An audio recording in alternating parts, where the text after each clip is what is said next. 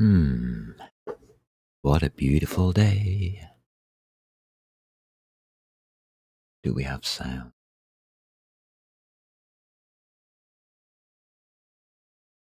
Testing, testing. 1, 2, 3, 4.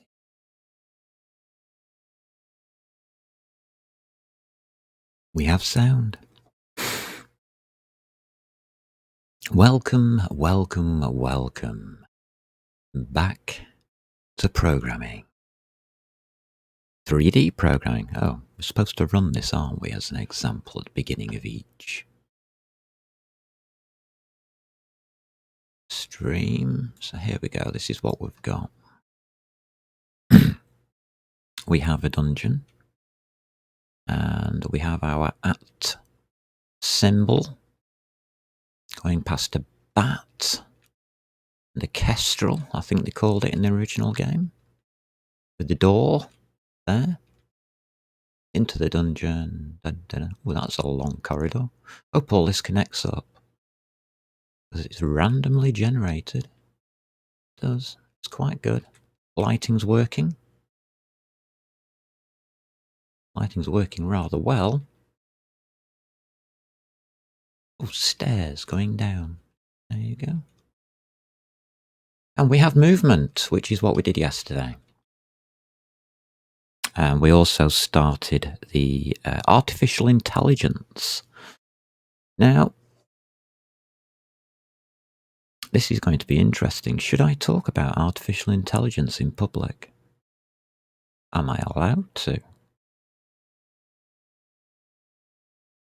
It's how I got interested in computers, was AI, but not the kind of AI we've just done for this. Proper AI, thinking AI. Can a computer think? The answer is yes. Can a computer not know the answer to a question? The answer is yes. Can the computer tell you it doesn't know the answer? The answer is yes. So why don't we have computer AI? Because the answer's in the making of a computer. And the mindset it puts a programmer in. The restrictions. If you take those restrictions away, and you design the computer to be thinking, it's easy to program. But nobody's bothered to do that. They might have thought about it once, but it's never been done. Well, not to my knowledge. I know that Southampton University in England does a very, very good job in AI, but all they're doing is really robotics. That's not a thinking computer, is it? Maybe I should program that live. I would have to redesign the CPU, but that's not a problem. We could do a driver called Thought, or Deep Thought, and if it doesn't know anything, it'll just say 42. That would be interesting. So no, I'm not going to talk about what I know about AI, unless people are interested. I don't see anything in chat, so I'll assume not. At this stage, unless somebody comes along and says, "Oi, I am interested," well, then yes, I will sit down and start an AI design. I haven't done that in a long time. Right, our AI is working. We've got movement. We do have the AI set up each turn already. We checked it. It's not stalling the processing of the game. It's doing about 150,000 calculations per turn, but that's not really much for the modern day computer, is it?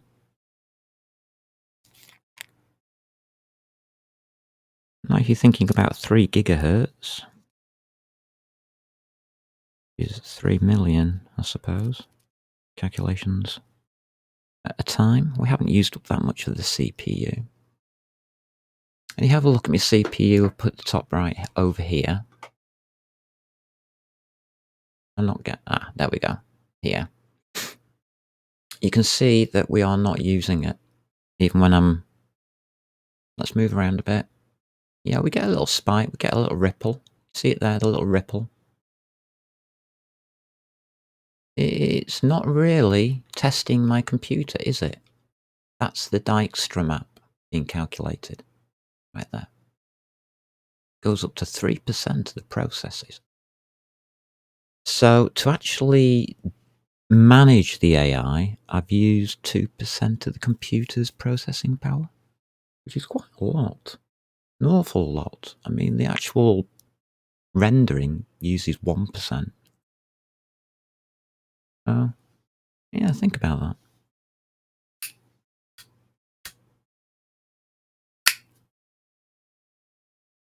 So now we've got to go and find our monsters. Where are they? Hey? I've just been looking at monster stats. There aren't any. Right, that's fine. That's a different thing. That's going to be loading the monsters from external whatever, hard drive, whatever. Don't know what they'll call it in the future. Monster AI. Amber Rogue.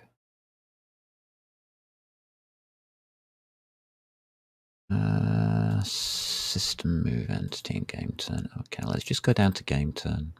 Is what we're doing at the moment. So far, we have our Dijkstra map being fully calculated properly. And non-stalling, which is good because the first time I did the Dijkstra map, it did stall the game out terribly. And I had to alter it so it didn't streamline it. This needs fuel.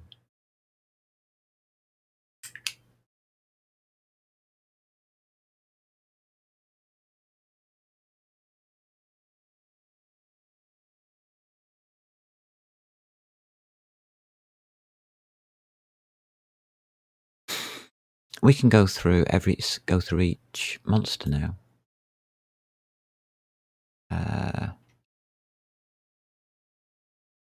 We need to loop through each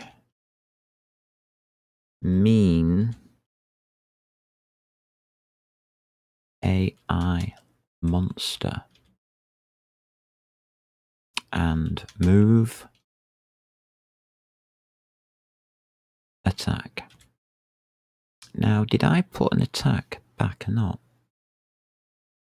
No. I didn't. Avoided that one, didn't I?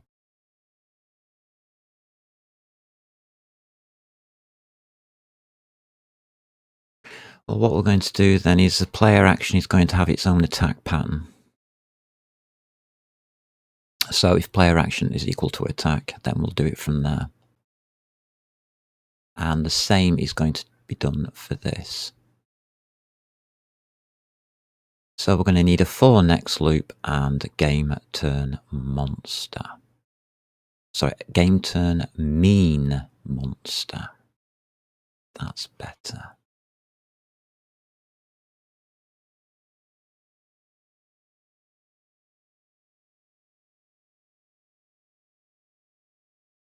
So we'll just add one of them.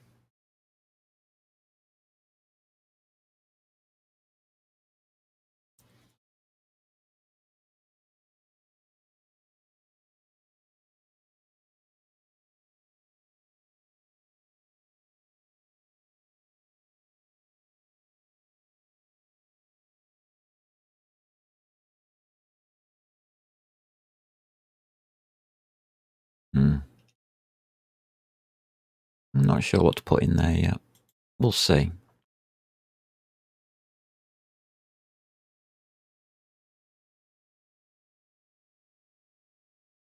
We will see. All right. We need to loop through each of the mean monsters, not the sleeping monsters, the mean monsters. Do we have that ability? I doubt it. I doubt it's in here, yeah. So we may have to write a support. Well, the dungeon monster stats to do this.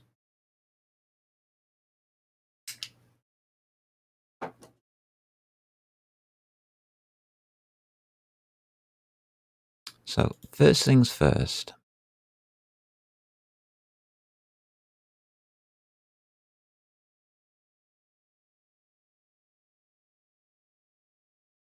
Let's see what we've got.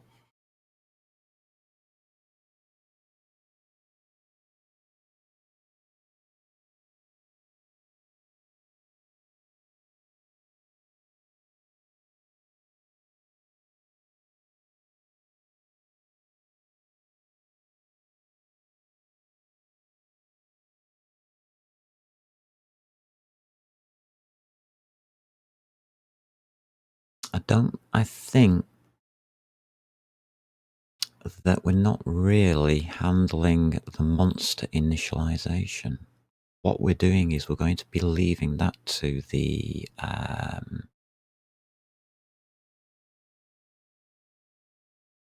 dungeon level. Entity initialize. Entity update.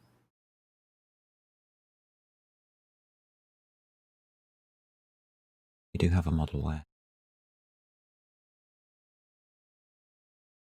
Initialize combat. Floor tile. Player. The GUI. Display boxes. Display boxes, that reminds me. What did I do for a display box?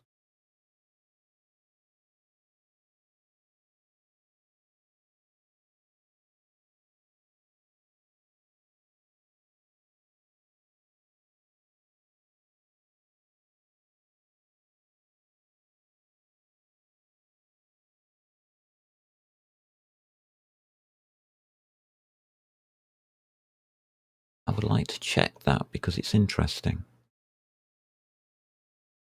I've had some thoughts about it. GUI create. So we're looking for our GUI. Graphical user interface, that might be it.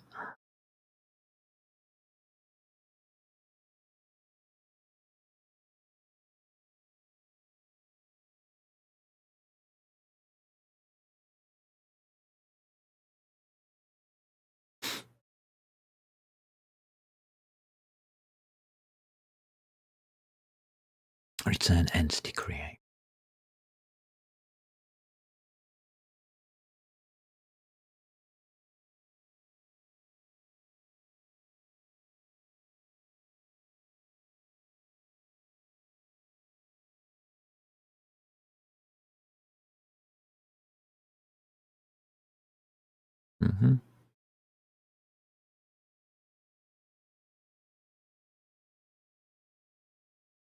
Okay.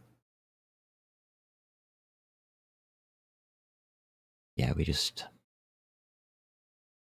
throw an entity at it. Yeah, that's correct. It isn't actually made. Let's have a look at our model warehouse.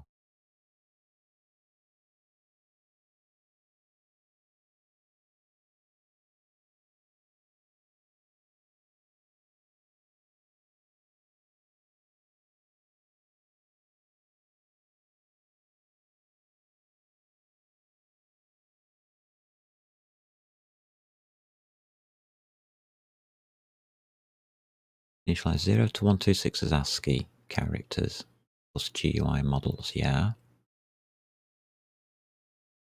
Okay. Model loader path, yeah.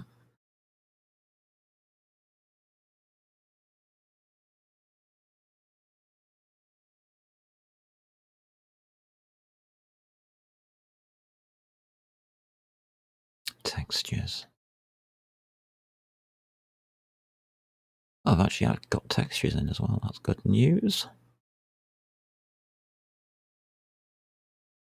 Okay, storage. The scene, the AI importer. Yeah, I remember all that lot. That's fun.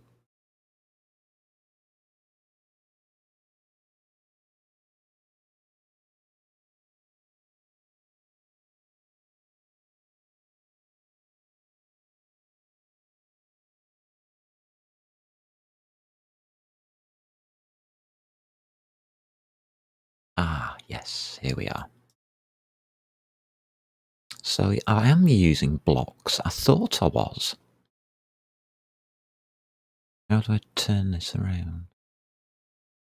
So what I've used is a block. Right. That makes sense now. I've made them see-through so that we're not seeing them properly on screen at the moment. Just like shadows. At the front of the screen. So I'm not distracted by it. Right, okay. I'm happy about everything there. I'm happy about where are the monsters. Okay.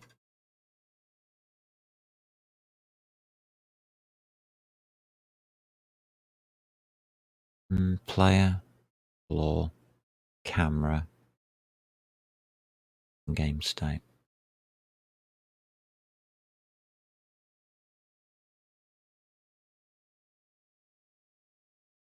The monsters for the level are generated by the dungeon. The model warehouse just contains all of the graphics. It's a container. It's just like a warehouse, and you look along the shelves and you've got all of the graphics. Or one item each of the graphics. So at this point here, dungeon level generation,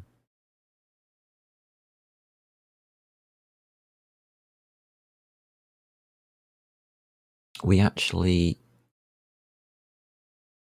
develop the dungeon level.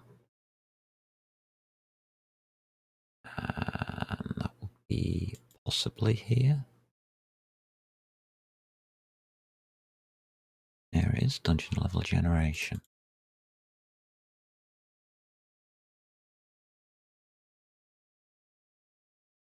So we reset the monster manual. Place the fixtures.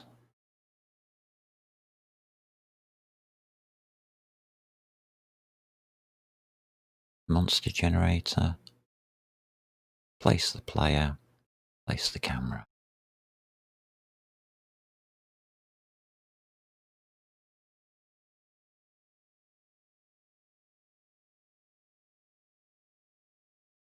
Right. Our map generator. Room creator. Corridor create. Of the corridor. Okay. Place fixtures. Monster generator. Here we go.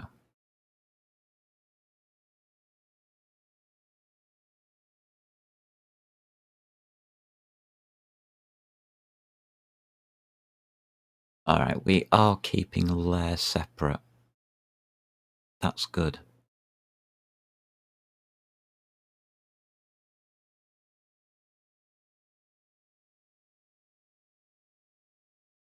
And we are doing wandering monsters as well. Add to wandering. Oh, thank God for that. It's in the monster manual. Oh, beautiful. If I look at the top of the monster manual, we'll see them. Wandering monsters, resident monsters.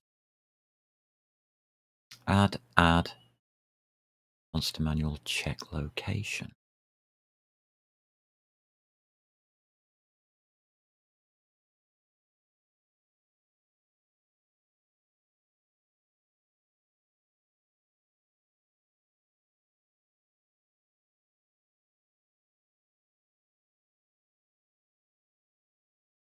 Now, the wandering monsters are the ones that we're interested in initially. We do need to remove from layer and add to wandering. We've got remove from wandering for when they die.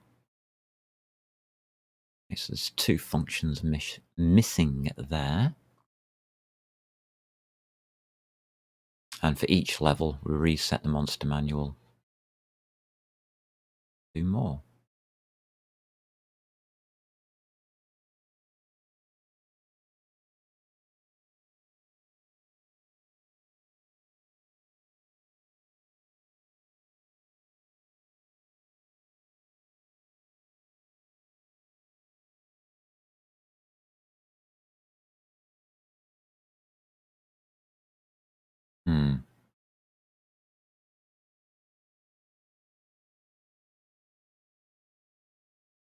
I'm not going to be doing the dungeon monster stats at this point. Good. It's not going to hold us up. We can test the system out just using this.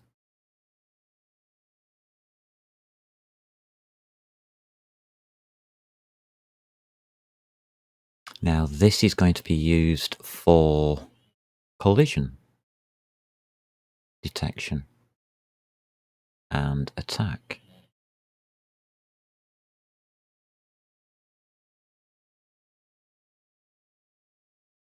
Int -1. Okay.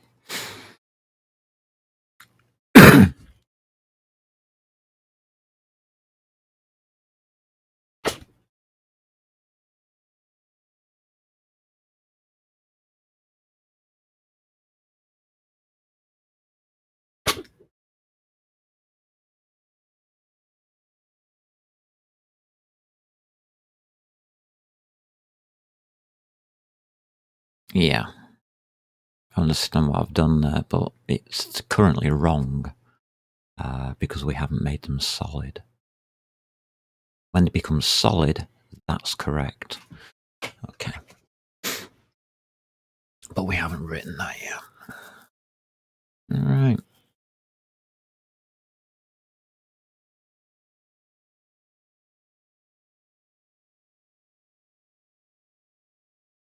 I've got two ways of doing this, haven't I?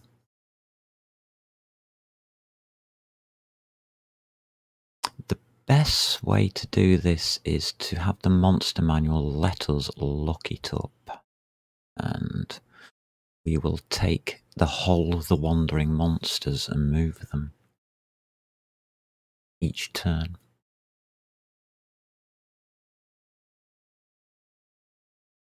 Mm-hmm.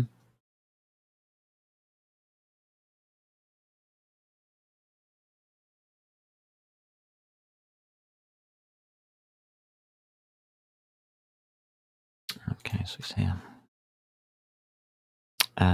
We are returning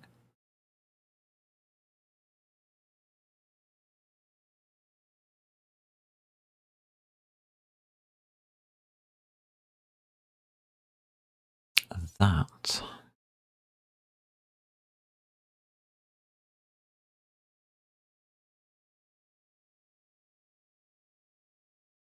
Which is an int.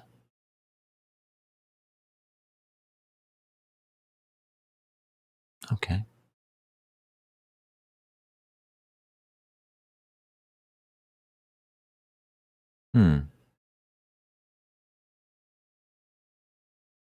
This is a monster manual, isn't it? Okay. Research notes.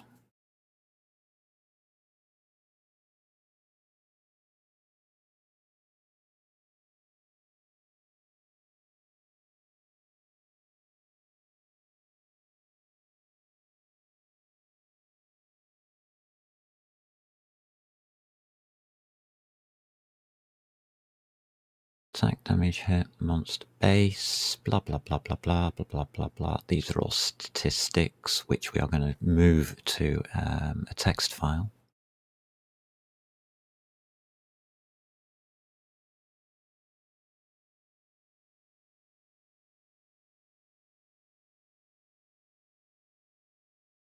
Load monster model. Analyze models. Yeah.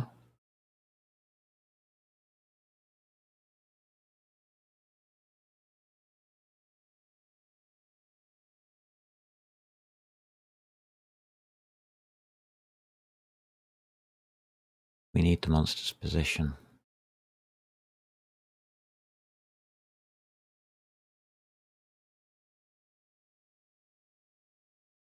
I think we did this in the main game loop.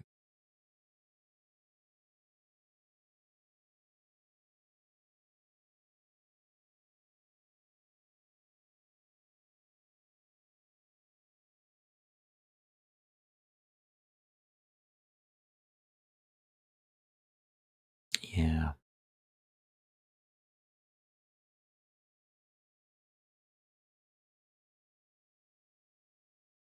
Yeah. Just object update.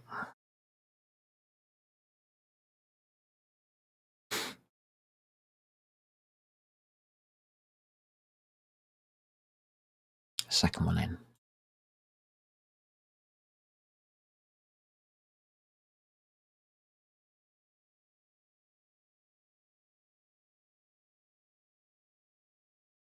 There's the map.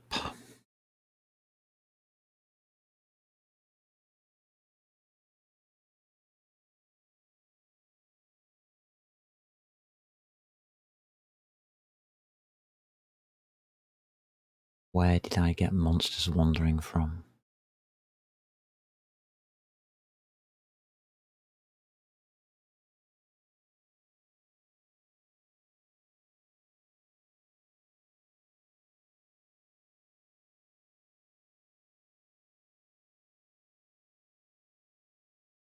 Okay. So this is the code here.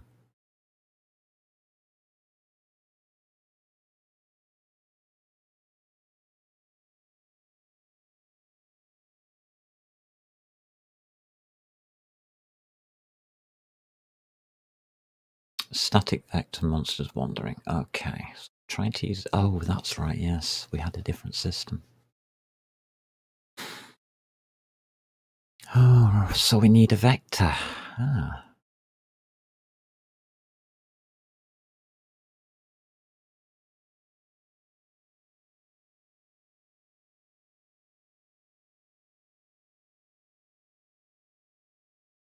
Okay.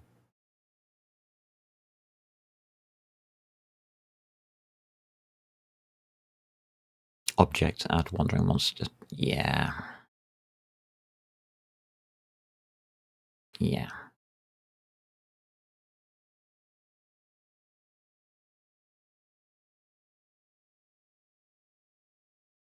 Look up wandering monster location.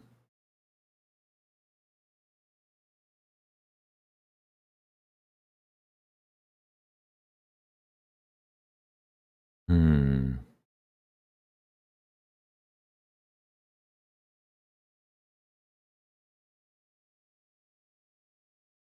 Okay.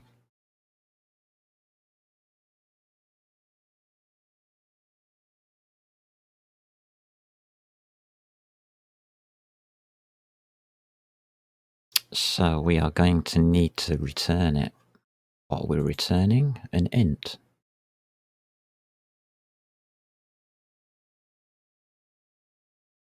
Map width map.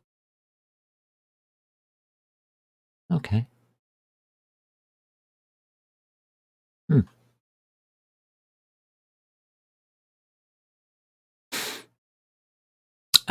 Monster manual.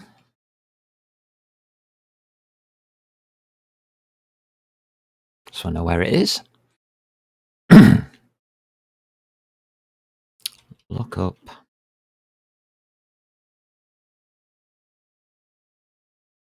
wandering.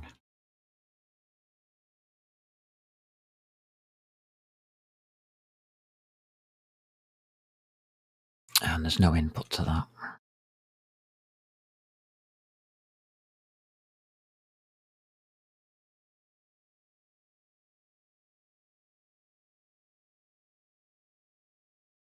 Yeah, that's right.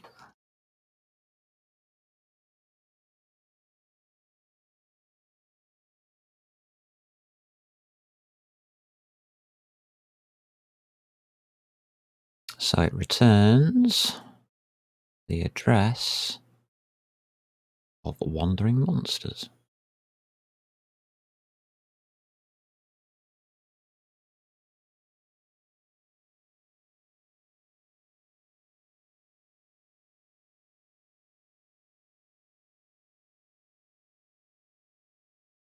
I don't think it's going to let us.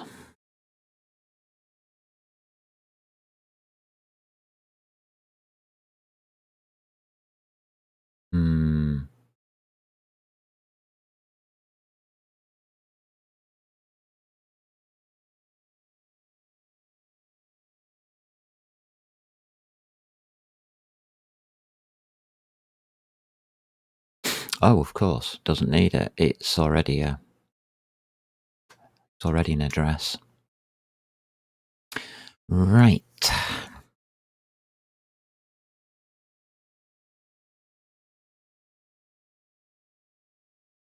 I'm not allowed to do that, am I?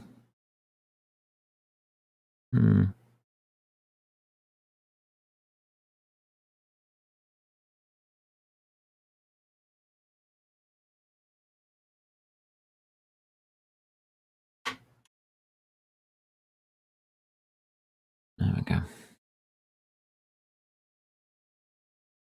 It's a pointer. We're returning the pointer to the wandering monsters. Yeah. All we need. They exist in here, so that's happy. Monster manual.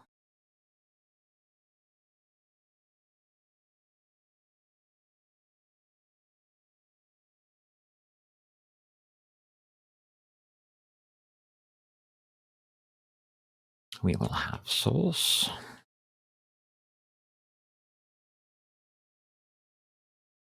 Game world.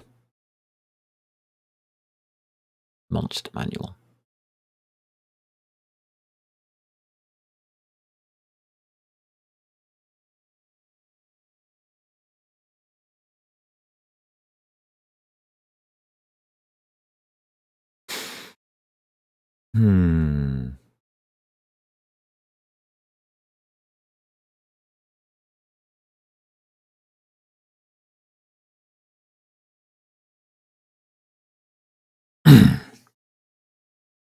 I'm going to have a pointer.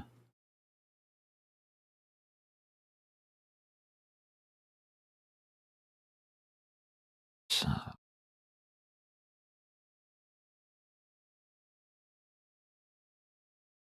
it's going to be int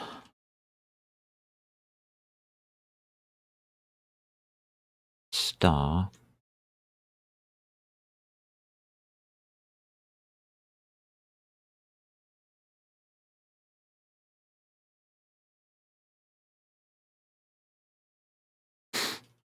mean monsters equals monster manual. Got wandering. That gives us that lot.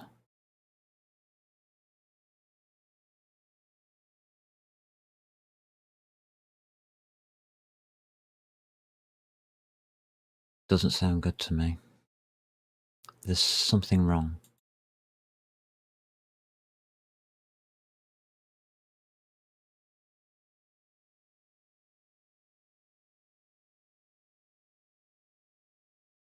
Oh, I see what I've done. Do it by location.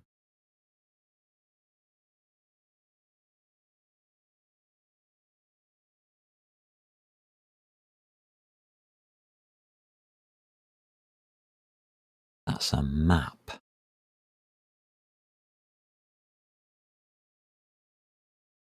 What's used? The monster ID. Oh, clever. So I can check any part of the map I want. Bad choice. Don't do. Bad choice.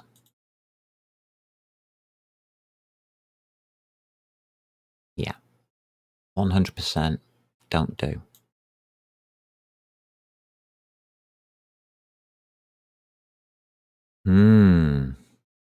Because we can use this.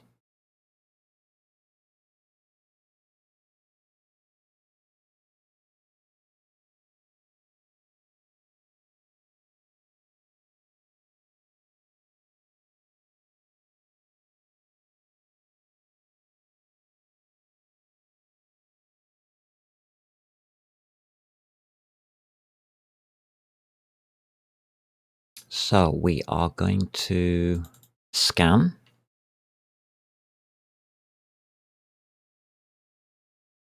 the map for each mean AI monster and move stroke attack.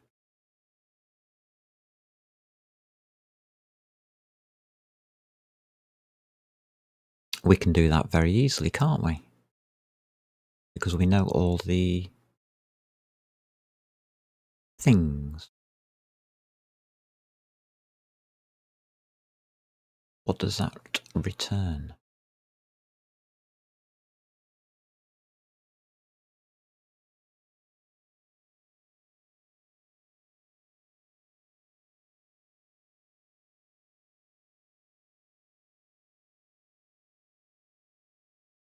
I don't want resident monsters. Yes, I do. It's any monsters. Okay.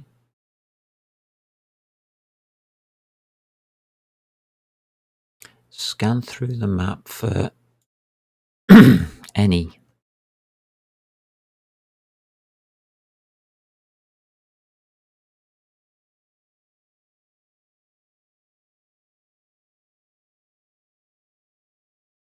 Check its AI type and resolve.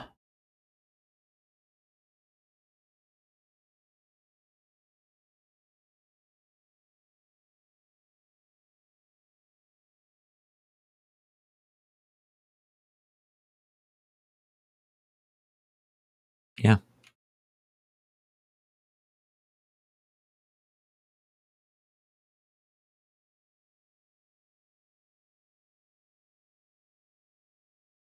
Okay.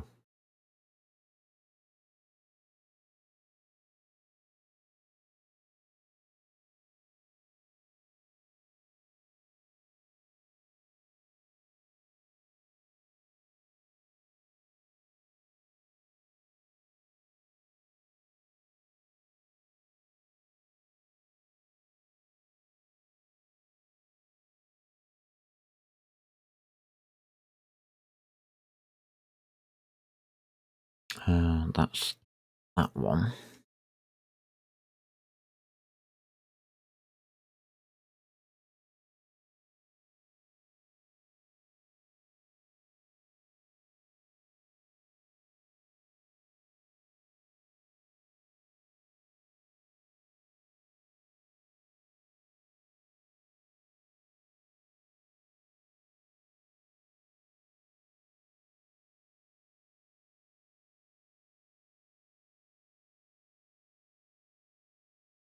Okay, that goes there.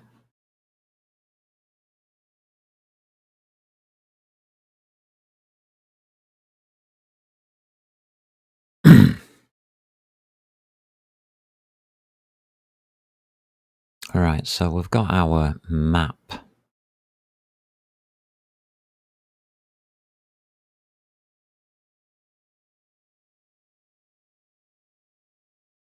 Mm-hmm.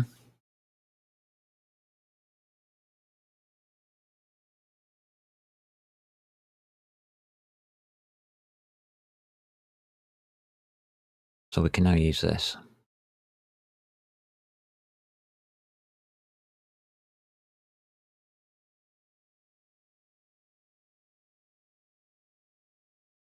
There.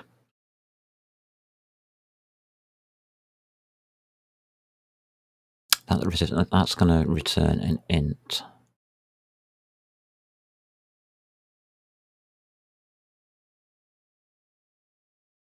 int monster ID equals whatever that check is at x comma z.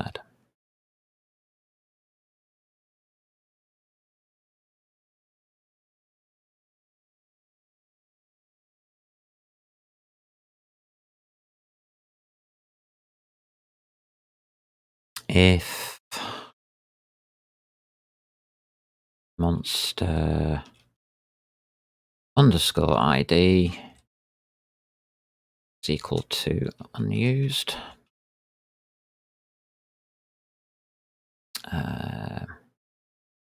continue. Take no action. Otherwise, we now need to check its AI type.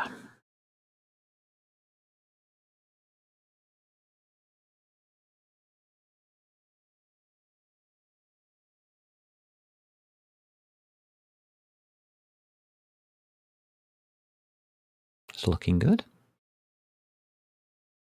Everything okay in there? Yeah.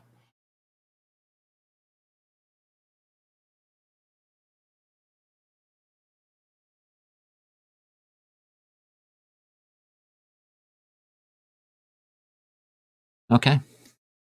So that's the kind of code that we're looking at. Very simple, very straightforward.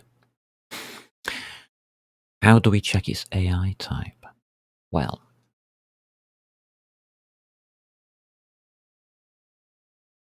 the question is, did we set an AI type? Shade in information, actions this turn, camera, game state, data entity, component. So we've got model position and text 3D. Great.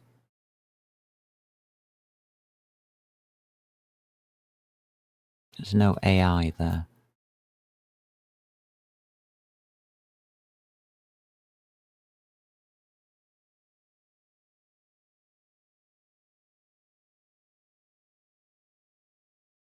No, we have no AI.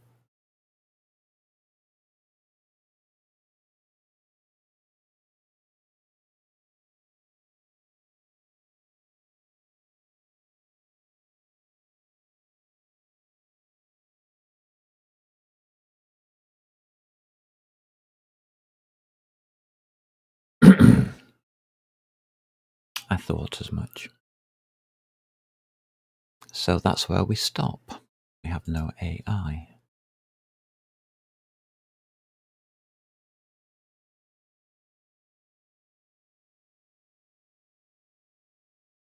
Okay. So I've written as much as we can. In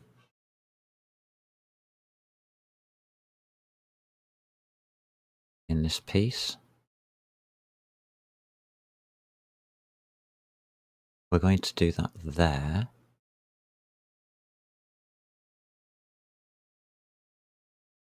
So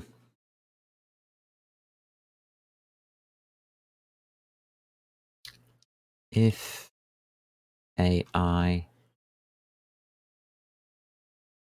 type equal to mean, I think it is. We don't have it.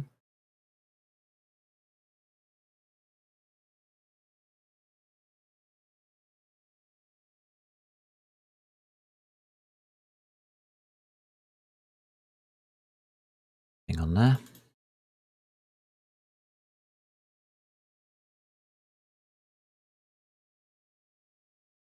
That one.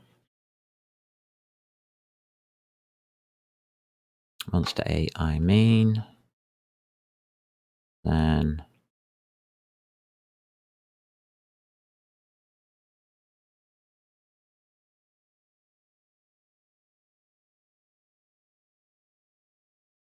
use that function. Okay.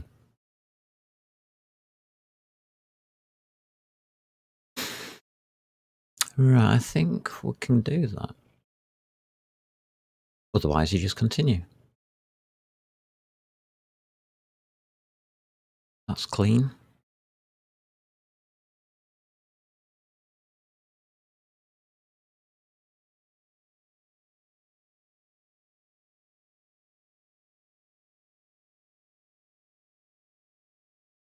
Right. I think I'm going to keep that open.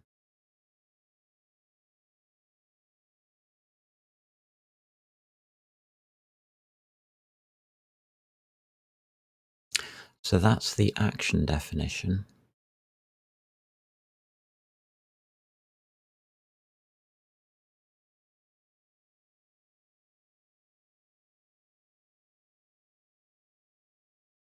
There we go.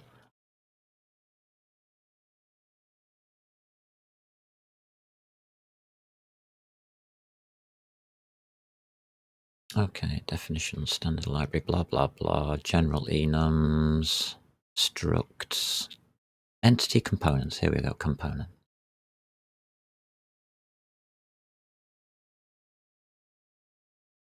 Pop it in here.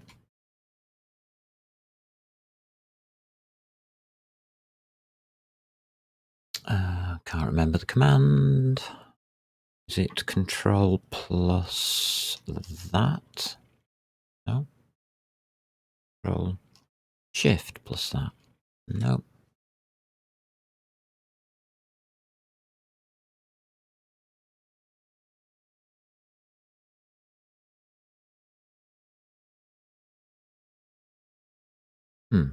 As it is here. Interesting.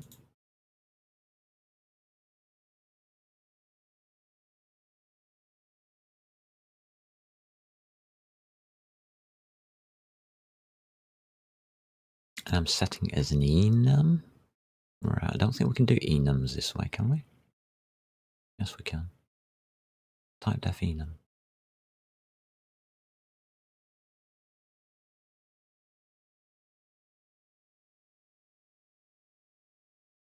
Okay, we now have a monster AI.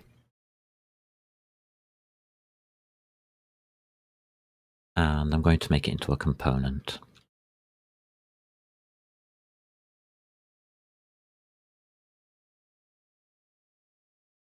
I think that's fair enough.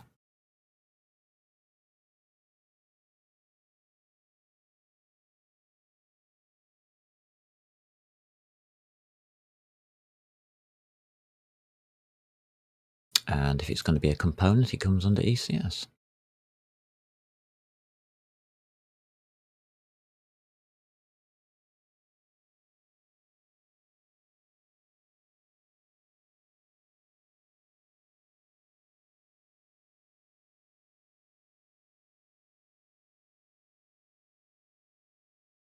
I'm just thinking that I've got two things here.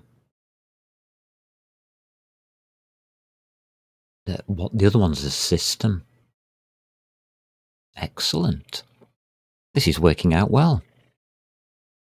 Yes, it is, Muppety Moo. Thank you. So this is the component part. Component. Monster.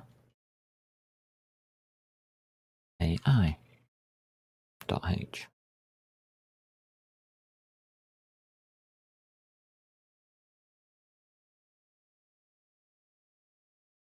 Add.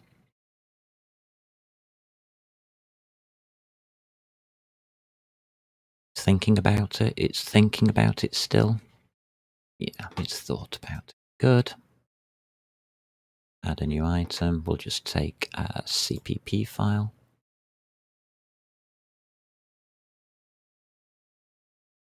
And put CPP file in.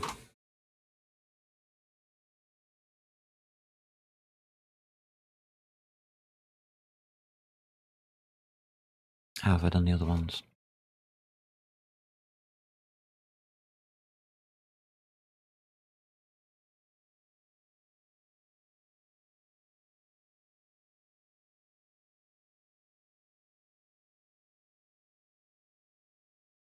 Source common.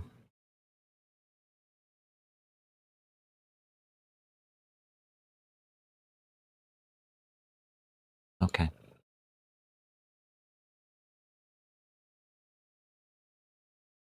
Okay.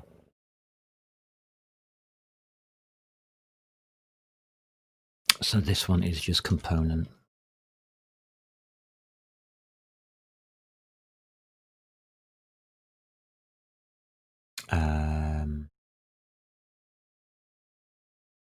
Doesn't look right, but it is.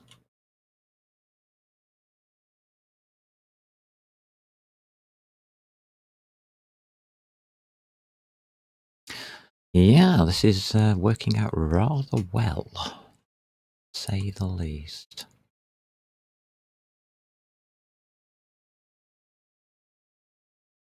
I think all components have the same thing, don't they? Yeah.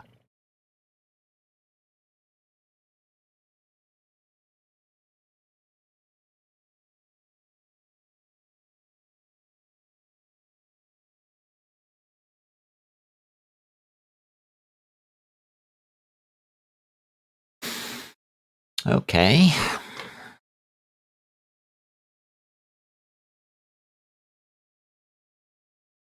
So component combat has initialize, add, delete, and lookup.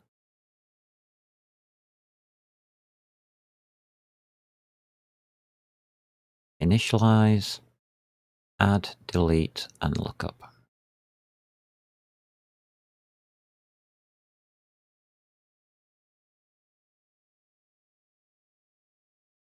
Okay.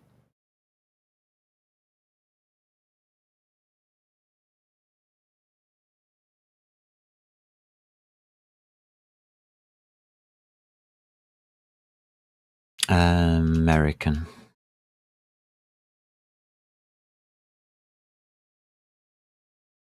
Add, delete, lookup.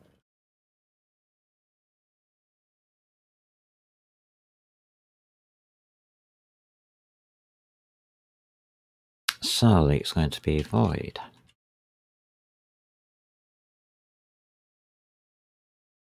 Component monster AI initialize. How have I spelled it? Yep, with a Z. Would do. Initialize.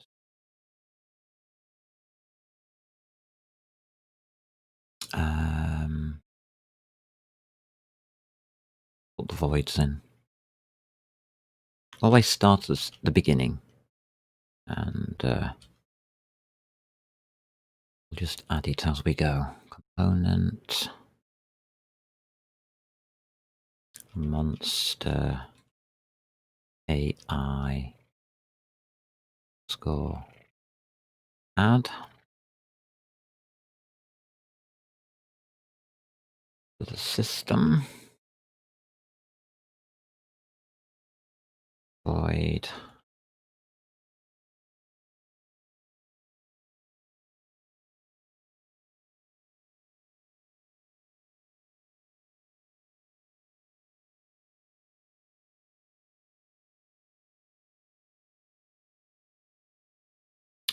void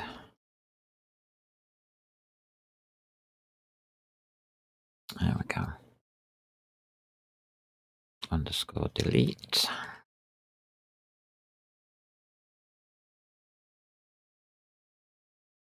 and lookup.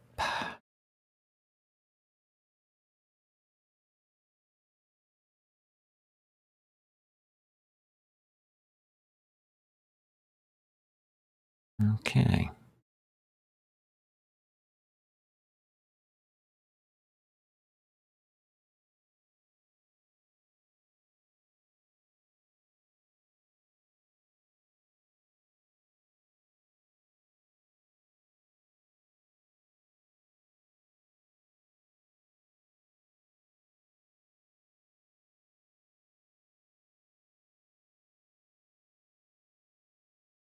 Ah, see how I've done that. All right. Fair enough. Makes sense. It's just the way the words are. Add.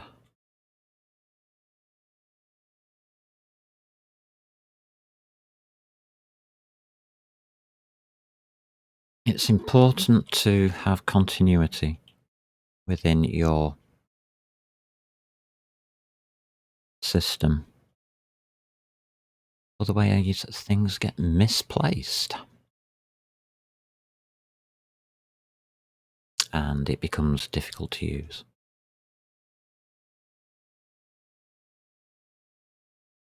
Lookup is an int, entity ID. I know that one. Delete is int entity ID. That's easy enough.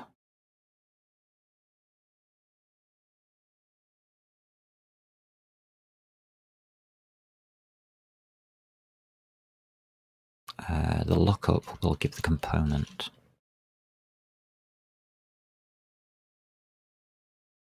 Underscore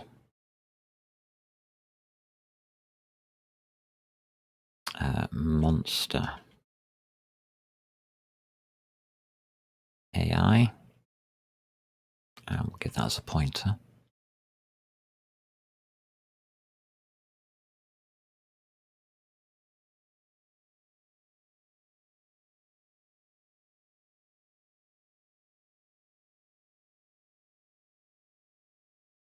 Why have we got return type on component add?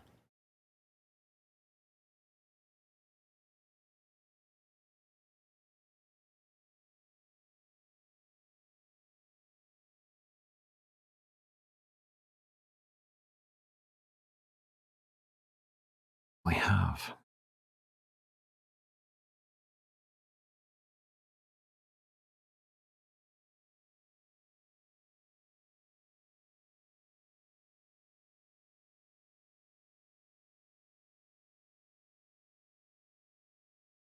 Okay.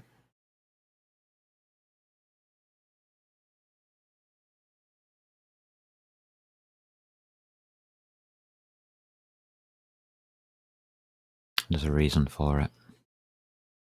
So we do it. That reason needs to be looked at. And that's just going to be int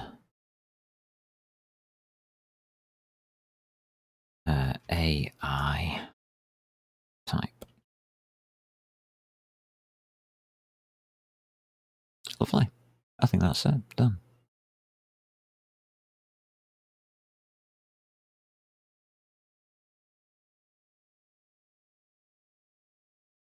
I would like to know why.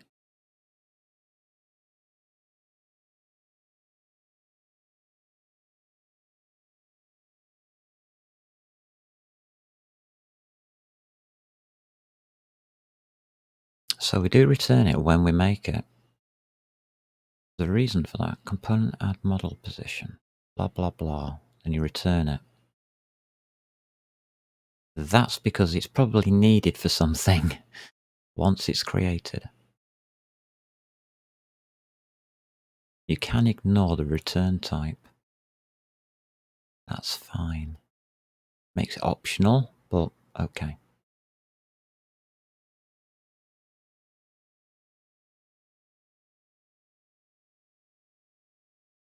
Alrighty.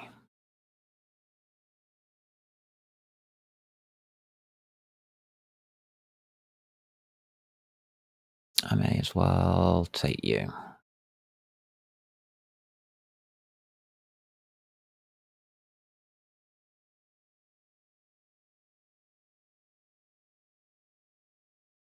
Yeah.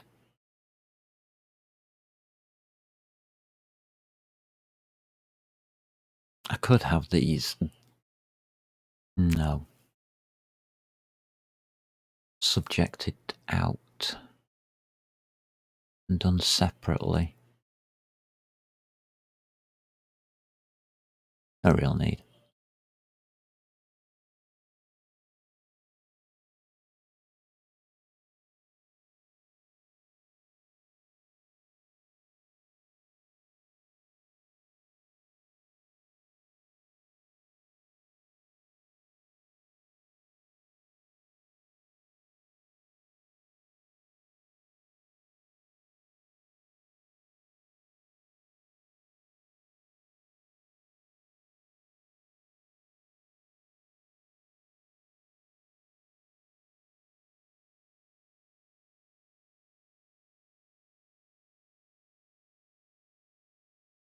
Very simple, really.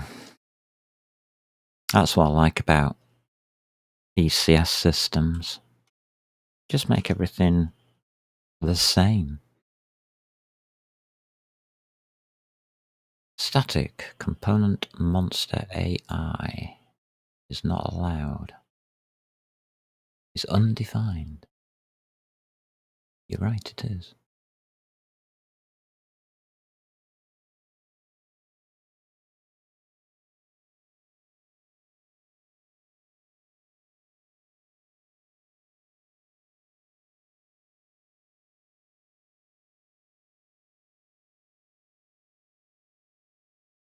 It's here.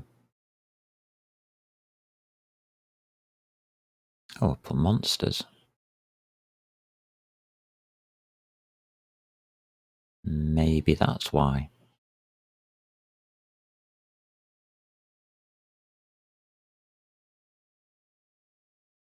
Thank you. I pluralized it. It's just basically the same as that.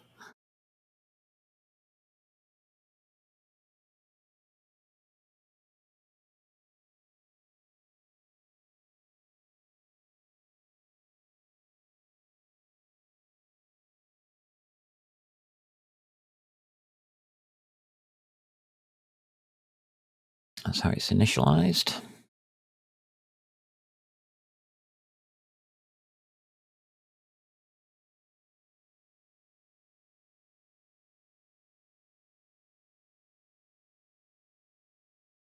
Ah, yes, I see what I've done wrong now. I've got my common wrong. That's the enum.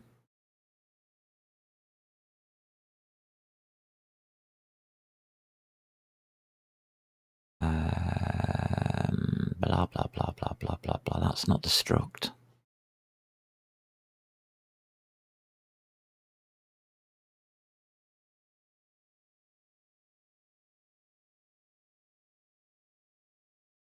My bad.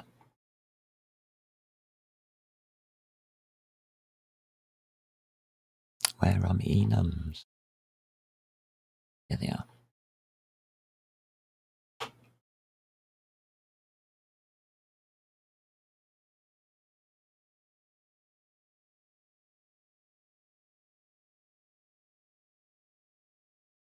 That's better.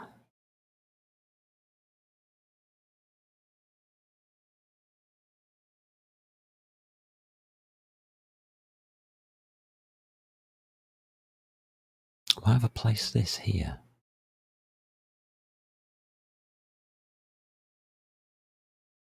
Oh, that's why.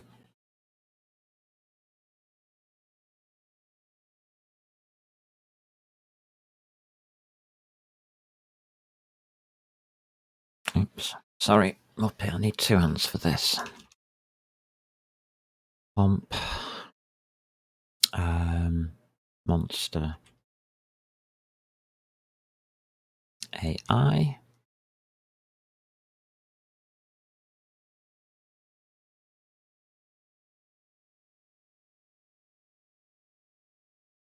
Yep. I could spell right.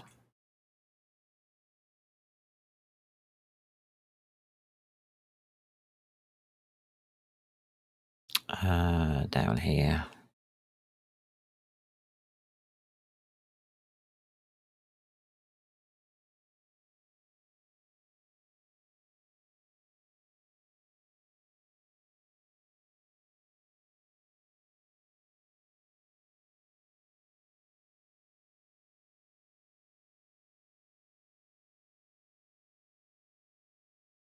All right.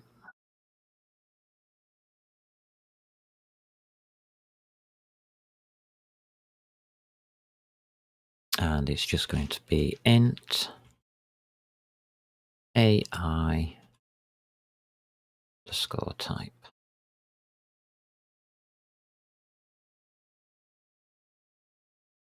That'll do.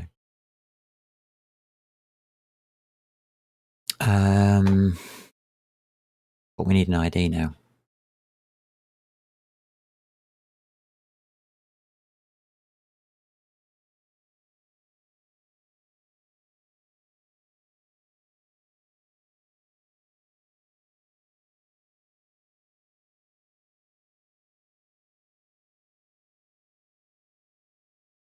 Which is int monster underscore ID, comma.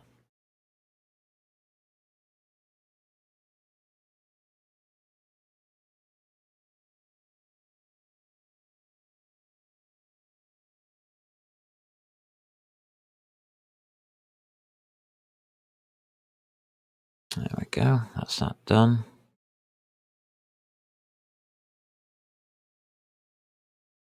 Yeah, I'll go with that. Why not?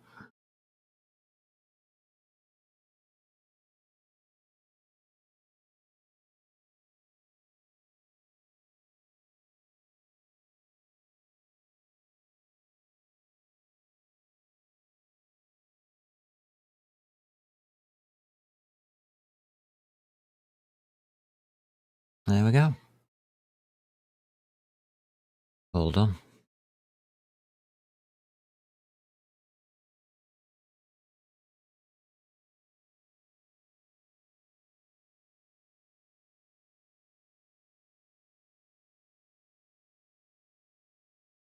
Yeah, that's right.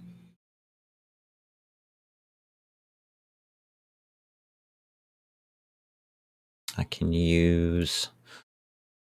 Oh, it doesn't really matter which one. That'll do.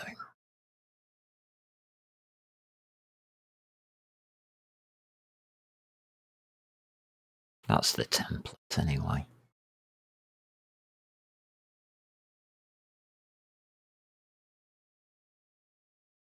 Right, okay.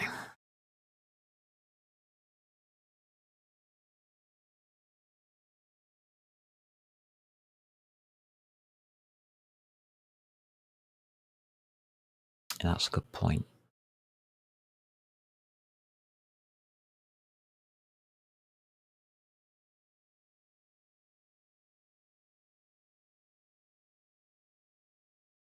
Keep things the same, please.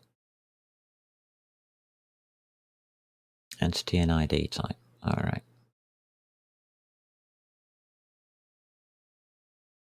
Oh, I haven't even done these because we're not using them yet. I remember now. We haven't even got to doing that component.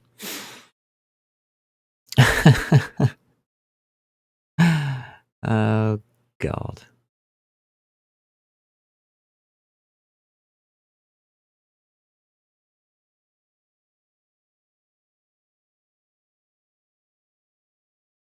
The only one we've actually completed. It's the only one we've been using so far. So,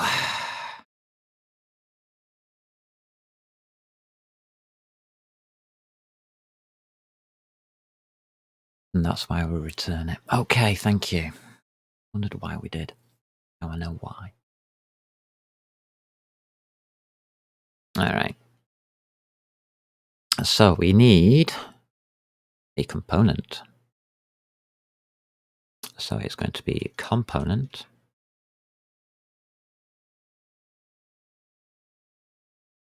underscore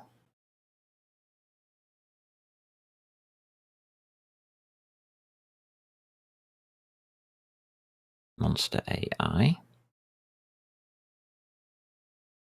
We just call it monster AI.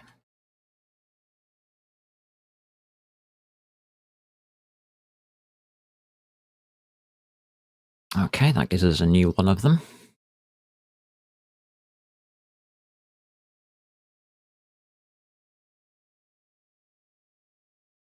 Why is it not coming up? What's wrong with IntelliSense? What's wrong with what I've done?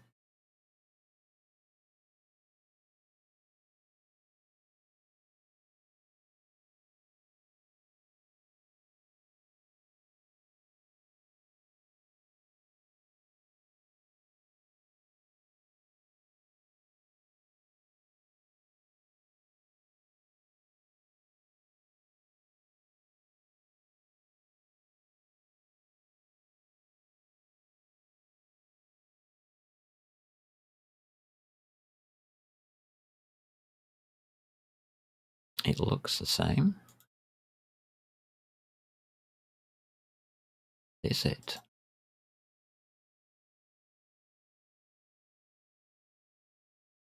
Capital. Okay. What's wrong with the dot dot dot? Local variable is not initialized. Well, we haven't got there yet.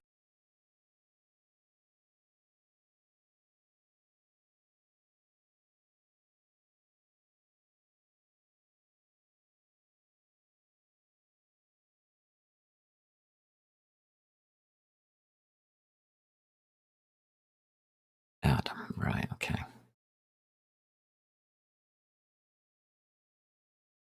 Do that.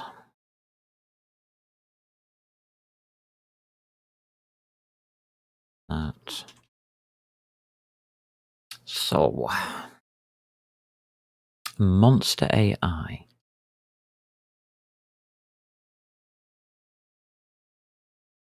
And it's going, is it a dot? Yes, it is.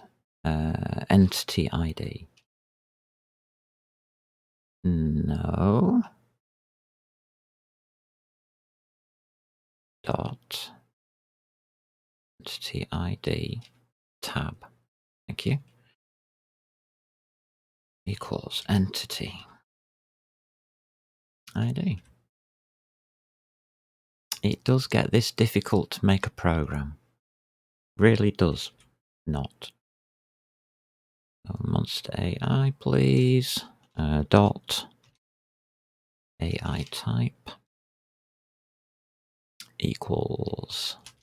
I'm guessing it's going to be AI type.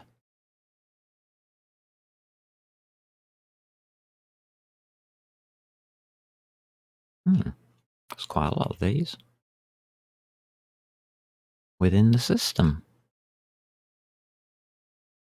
So yeah, we've done all that.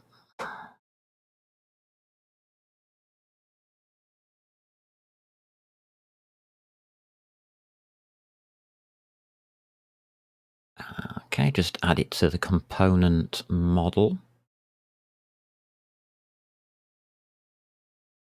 So that's you.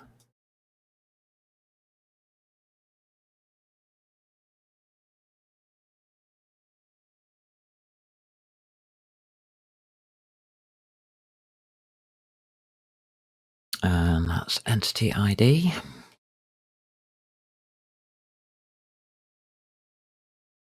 And this is the simplest ECS you can make, and believe it or not, it is the most effective. That just equals monster. There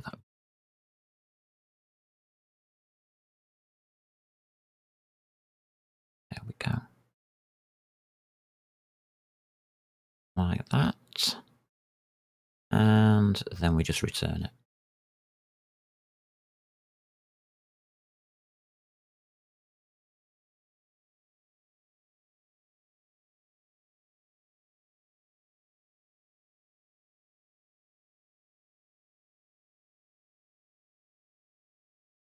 So shift and the address of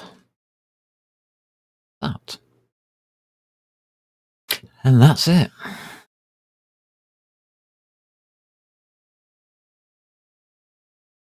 So now what we can do is that again.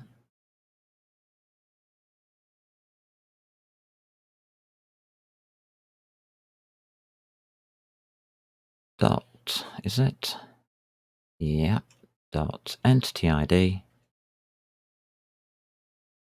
and we just set that to unused.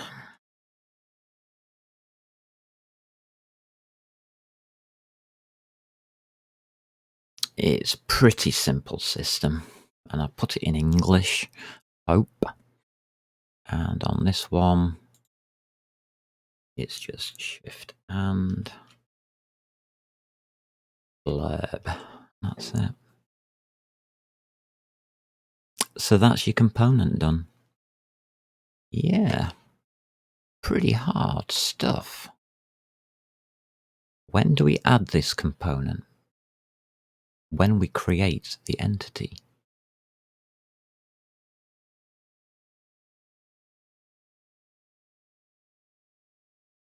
Good point. When do we create the entity? All right. So we've now got a component. We do have a system for it, but we've put it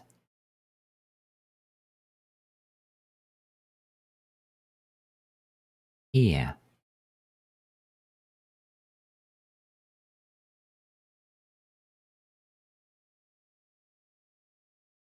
Do we move it and rename it? What does the system do?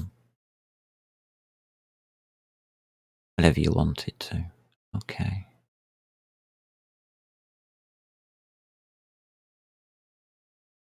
So that's all right. What does ours do?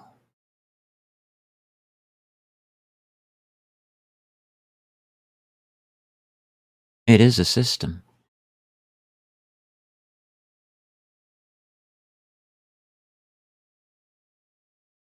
Hmm.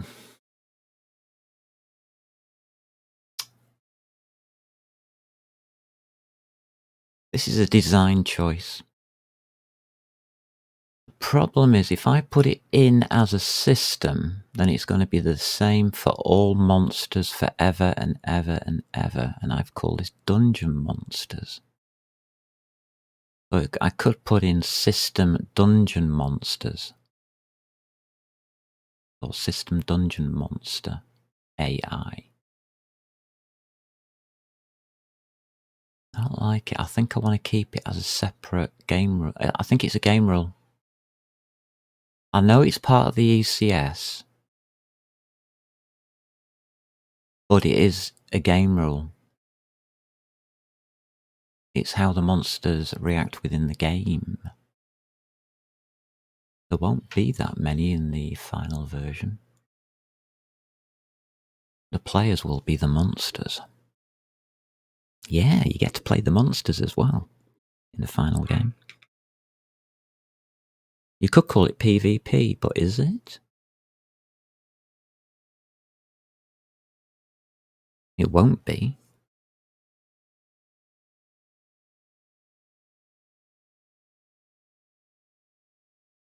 Will it? It's going to be a dynamic world, so it's whether they cooperate or not, isn't it? I'm trying to get through to people that hitting monsters with a sword is not the be-all and end-all of a game. There will be no experience points for killing something. There will be repercussions, probably, but no experience. Defeating an opponent is a different matter.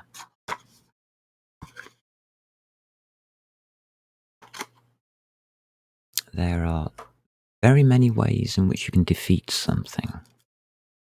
There is only one way in which to kill something. And that's when you get all of this min-max DPS cobblers going on, which we don't want.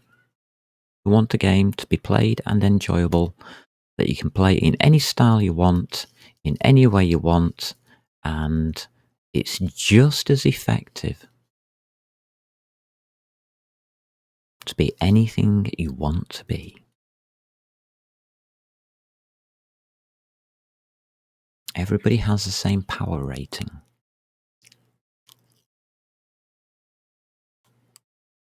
Well, that's not quite true.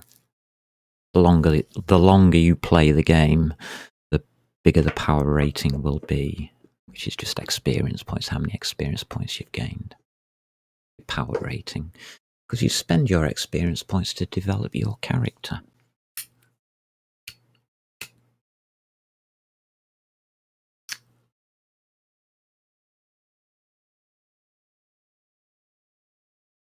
Alright, so no, I'm not going to change what I've done.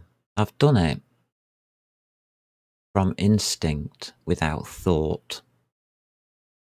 Therefore, it's probably more correct for the future. Alright. So we now have monsters can have an AI unit that can only be added when the monster is created.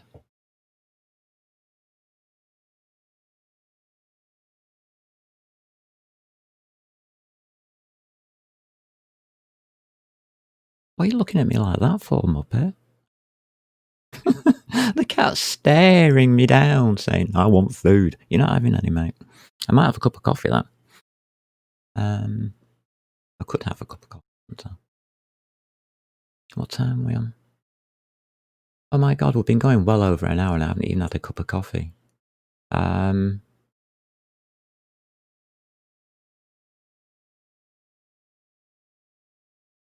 Yeah, we'll have a coffee break.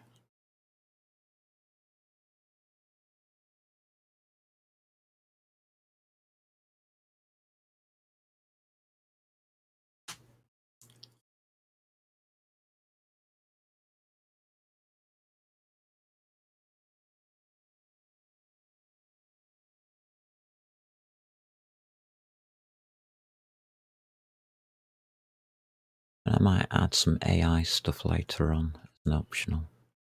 Let me see if I can remember where the component gets added. Because that's the important part next.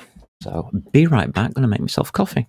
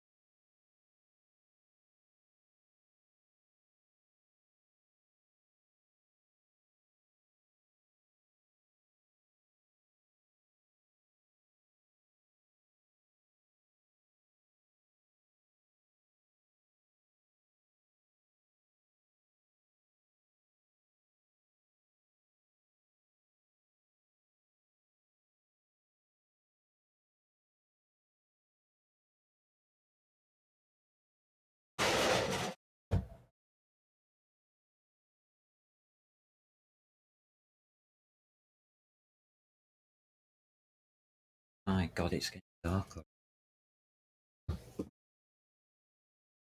We're at 2:30 in the afternoon in England, and it's getting dark.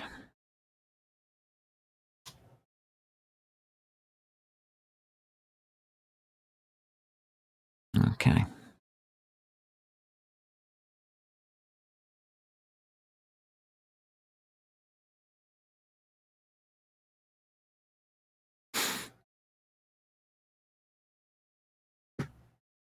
Okay, typos ain't a problem.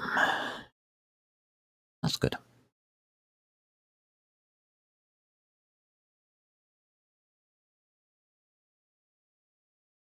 Right. Components have to be added to an entity when they are created. Now, all of our monsters are per level. So it is the dungeon level that we need.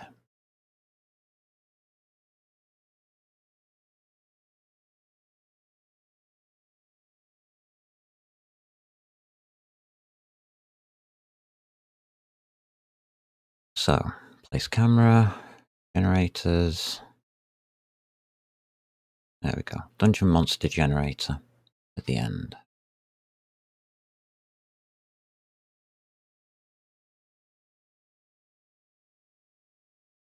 So we have wandering monsters, which are mean.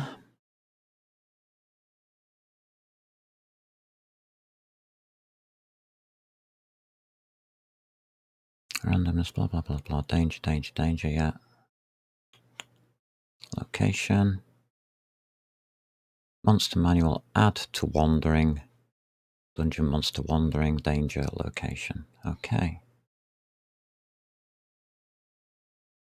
The monster manual, add to wandering.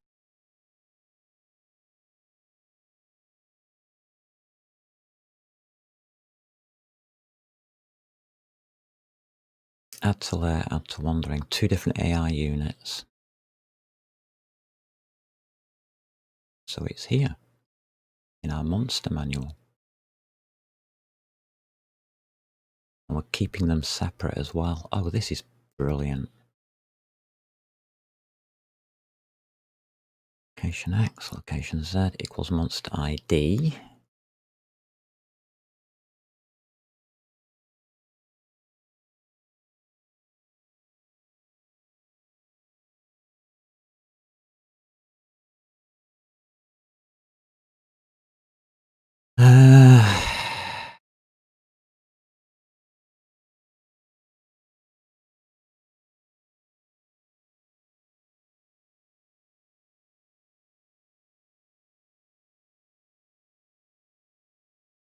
We've circumnavigated the ECS system.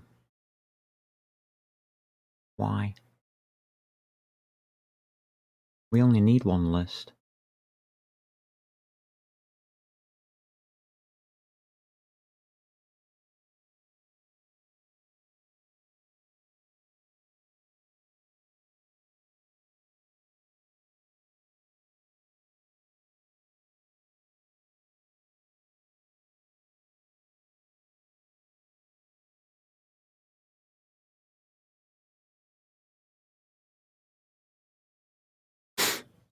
We'll just put an ID in.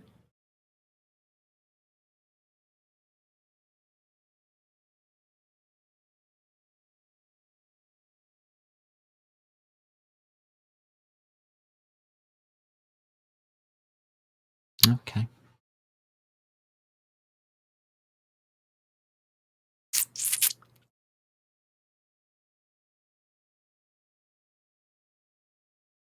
Let's have a look at our entity system then.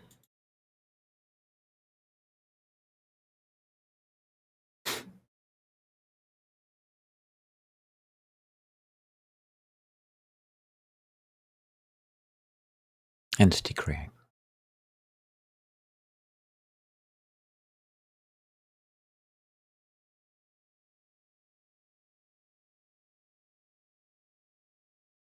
Unused, blah, blah, blah, render.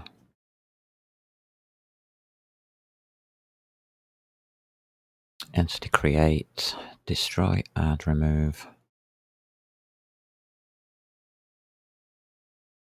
Right.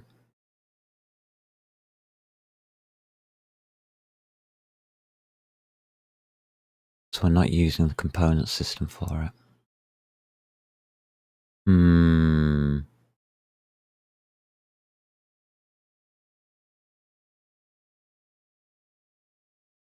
We should be doing, and it should be in the monster manual here.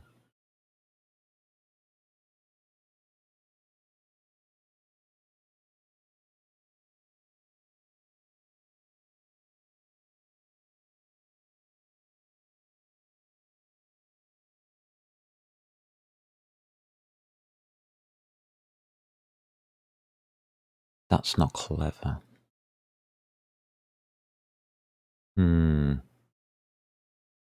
We haven't made it generic.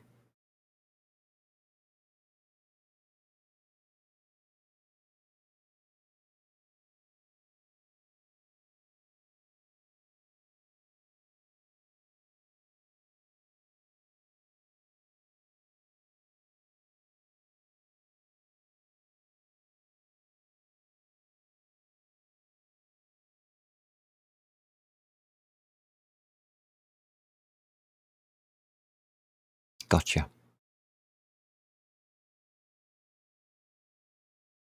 We should be doing this.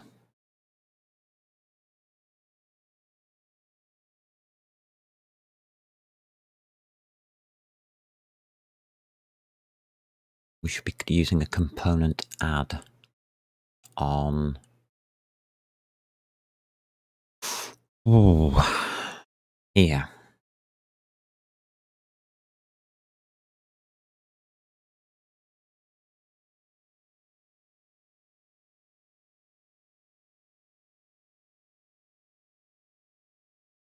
Component stores itself, doesn't it? That's correct. Oops. Yeah. Yeah, it does. Right. That's simple then. That's very, very simple. It belongs in the monster manual.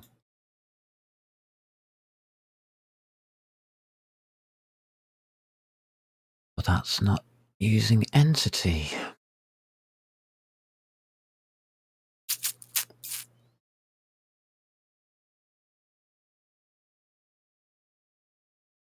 The components are being added here.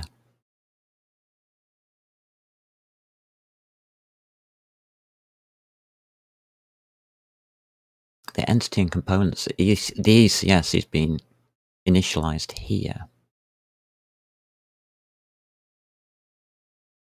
So that's where we're going to do it. We're going to keep it in the same place, and that's what I've got to be careful of. I don't want a spaghetti system. So it's source, ECS, and it's component monster AI.h. There you go. That's all we have to do is include it. Make sure we do have common. Yes, we do. Right, it goes in dungeon. We've found its location. Goes in here. So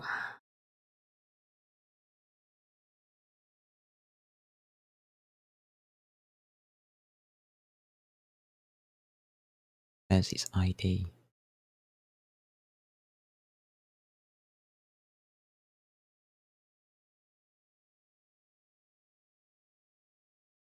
Dice roll, blah, blah, blah, blah. Yeah.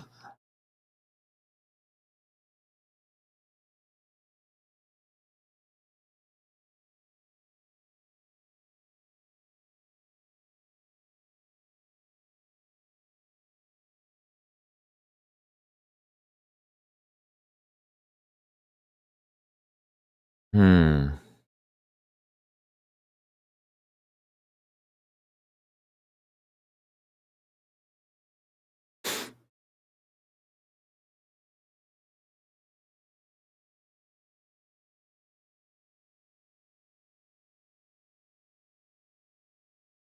But what's its ID?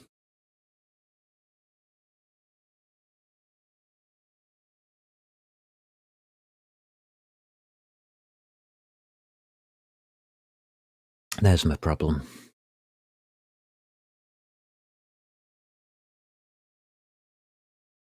And this is a void.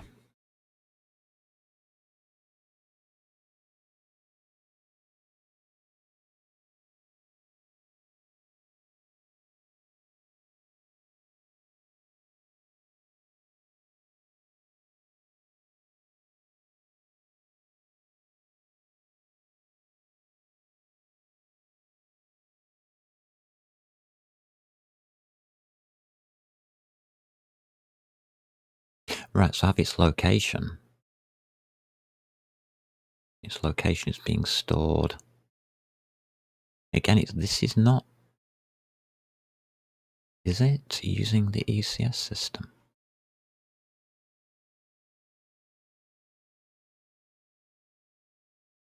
Component model position.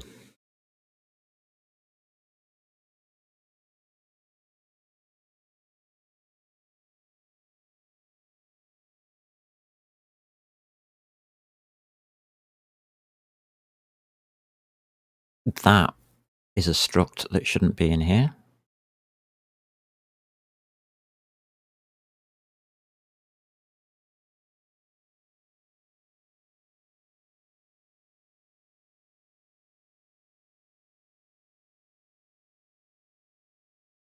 Those are the ASCII characters we're using for the monsters.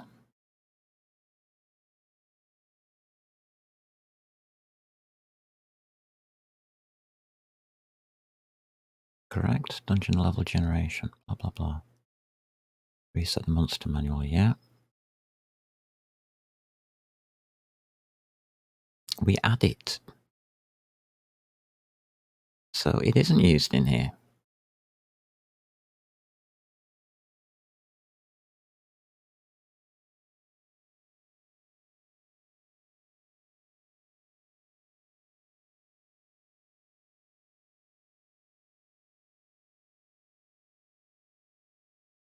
We're going to get duplicate IDs from this system. It's not correct. We are supposed to be creating an entity, not using the ASCII character.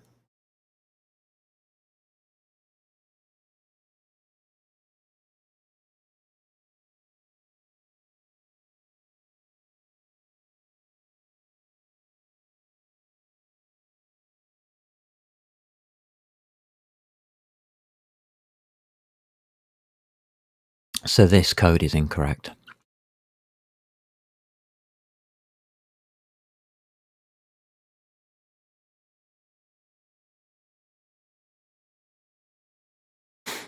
Yeah. Danger is the depth, by the way.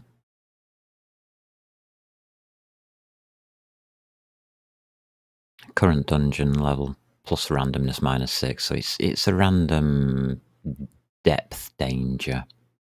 I think we go, yeah, 26 levels of dungeon.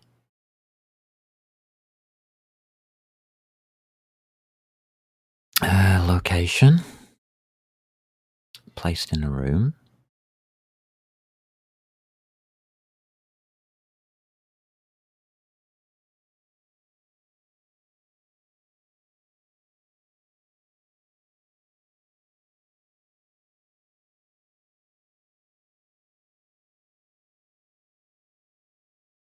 Alright, so that will give us an ASCII character.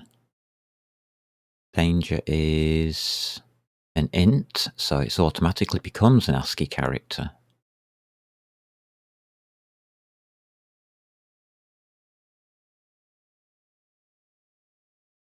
Yeah, static const char star.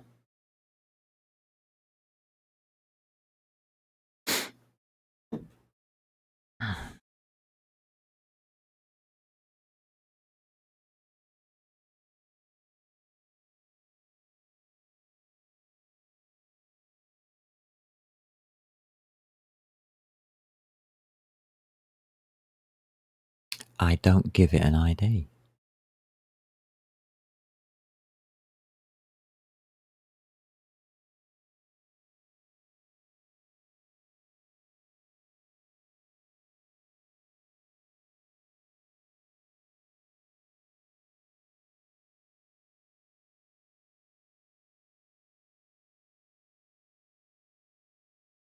At what point do we give it an entity?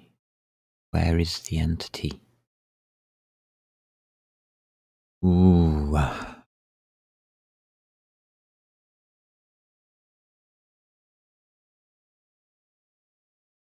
Just look at the top of this file again. Yeah, it's here.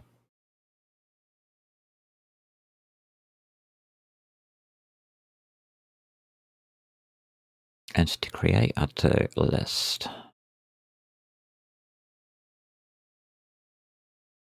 Add to rendering. Separate. Good. So what I'm looking for is, where's that used?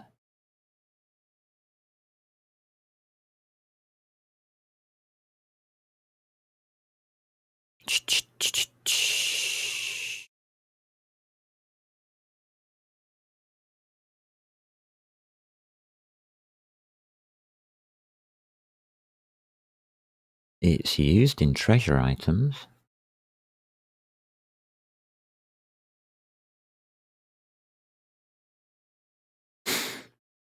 And it's used in the main loop. But it's not being used for monsters. How are we rendering the monsters?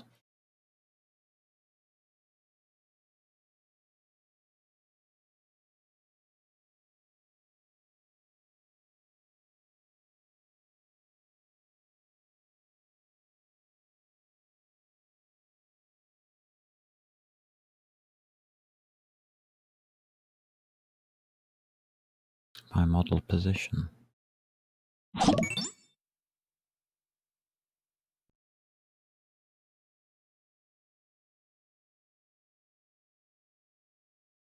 Render model, model position.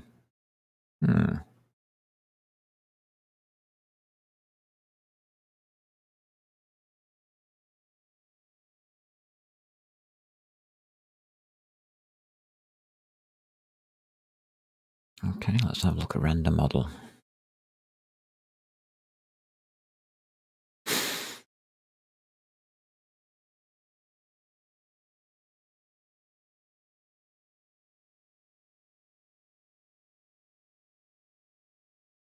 So we're taking a shade on a model position.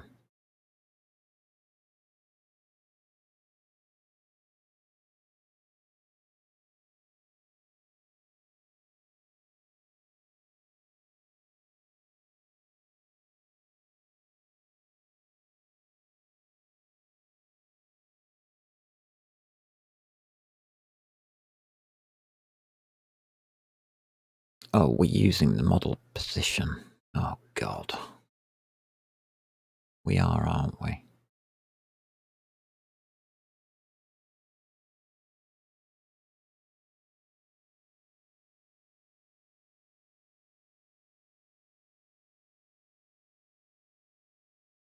There. That's how it knows what to render.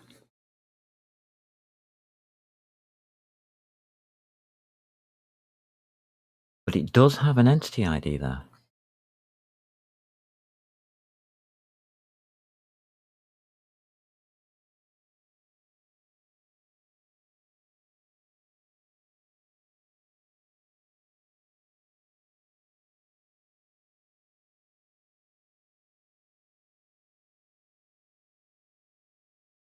I think I'm beginning to understand now.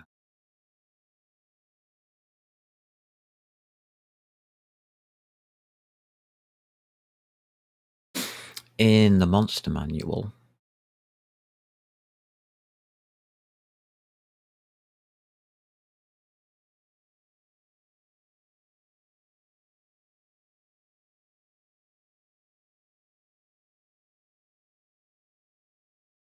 monster IDs will duplicate.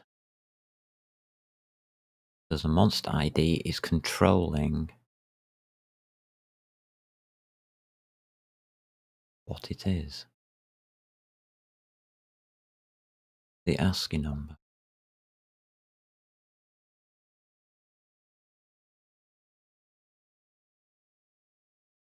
So I've actually not got a monster ID at all. I've got an ASCII number. That should be an entity ID.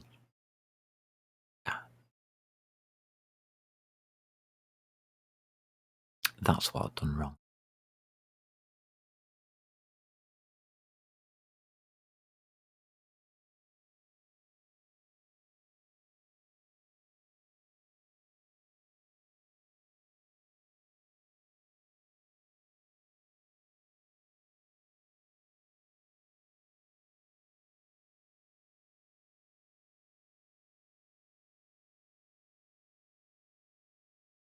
Yeah, I think I can prove it, can't I?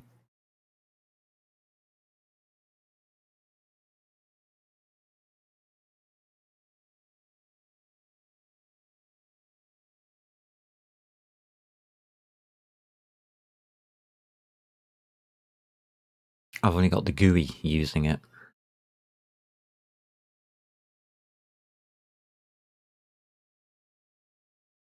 We never create them as an entity. All the monsters have not been created as an entity.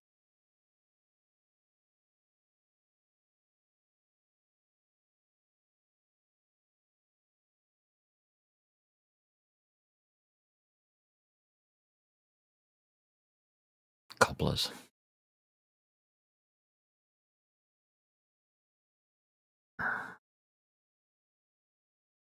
So our monster manual is just storing wandering monsters and resident monsters as a location and a number. A location and a monster ID.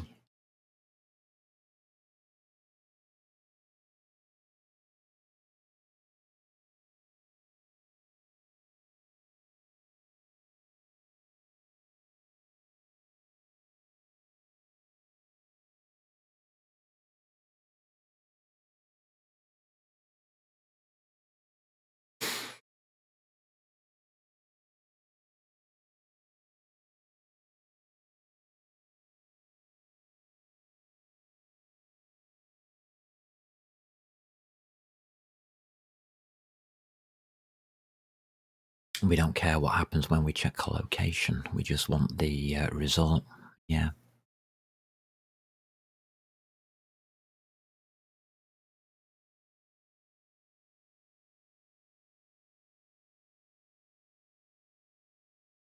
Hmm.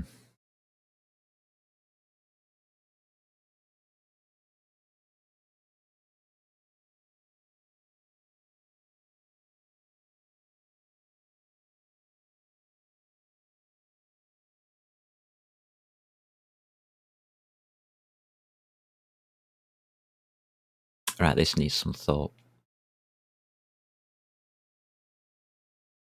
We can't do a doxygen, can we?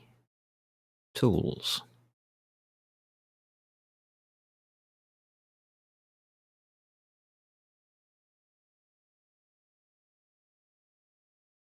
Options.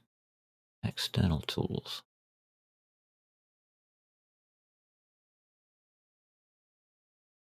Lovely. Extensions.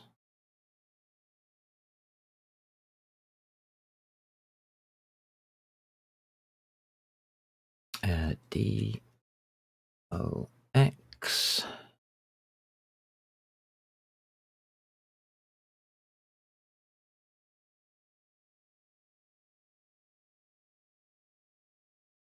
A Visual Studio extension to provide integrated use of the doxygen documentation generator.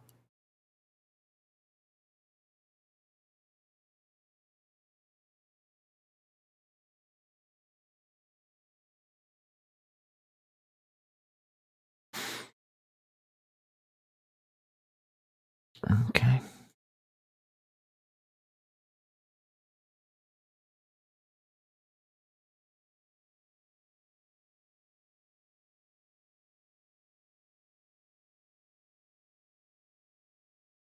Let's try it out. Let's see if it works. If it works, it makes my job easier.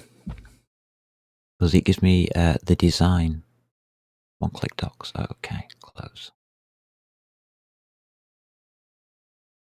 Dee-ba-dee-ba-dum-bum, dee-ba-dee-ba-dum.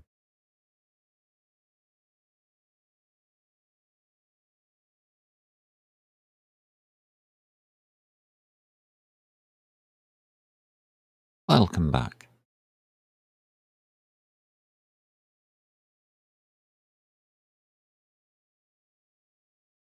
So we need to design an entity system for monsters. That's going to be interesting. All right, that's the main.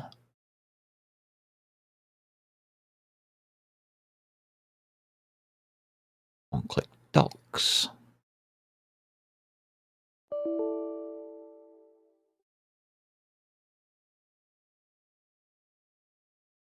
Okay. Huh?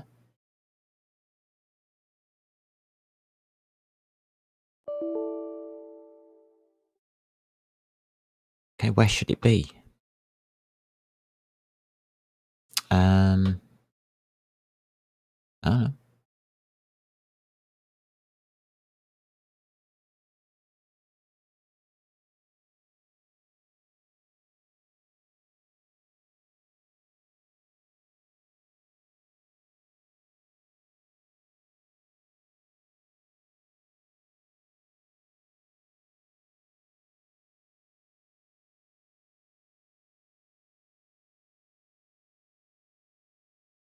Ah, it's got a settle wizard. Good.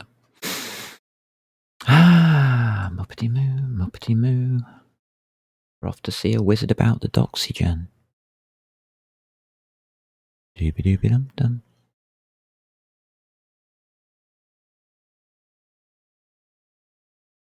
My problem now is, where the hell did I put this system? Ah, it doesn't matter. Doesn't matter. I don't care. It's Microsoft. It shouldn't work. It was blocked.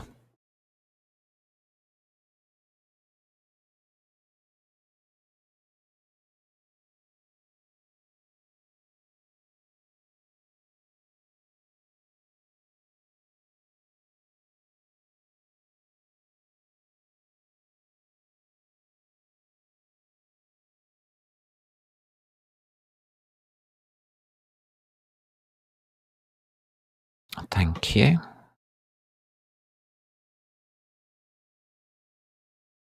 Cancel.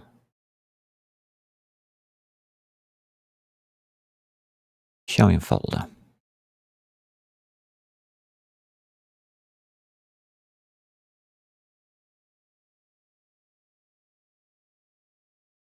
Get out of my face. What?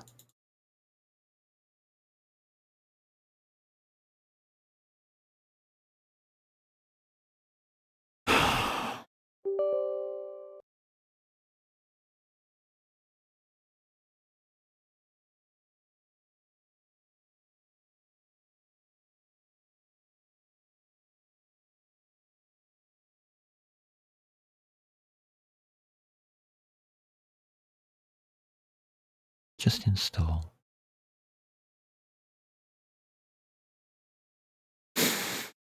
Next.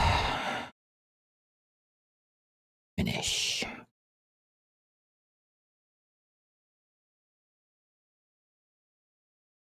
Tools.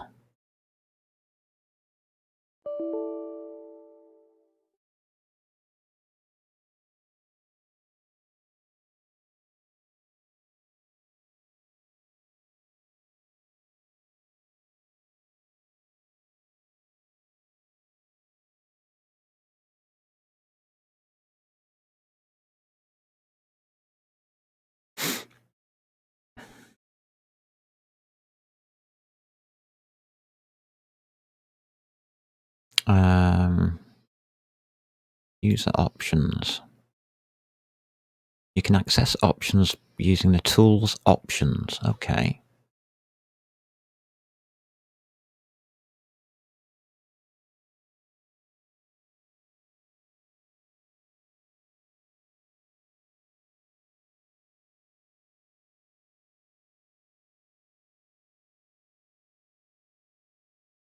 One-click docs.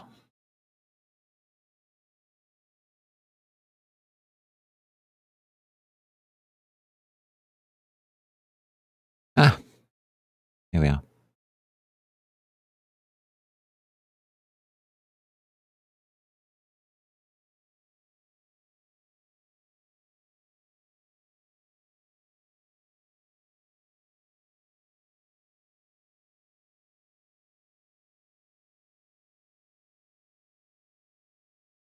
Location of doxygen.exe file. Location of doxy wizard.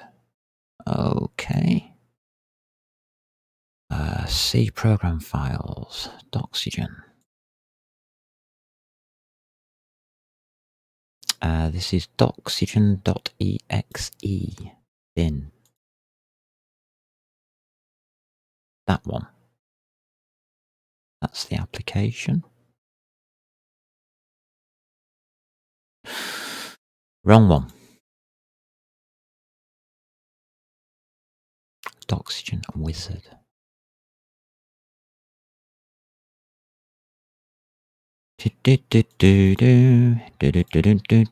Open. That's the XE.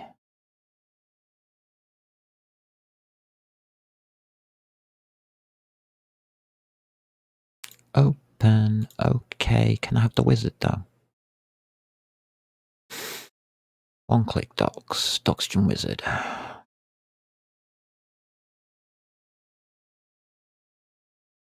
And did something happen? Or do I have to do something different?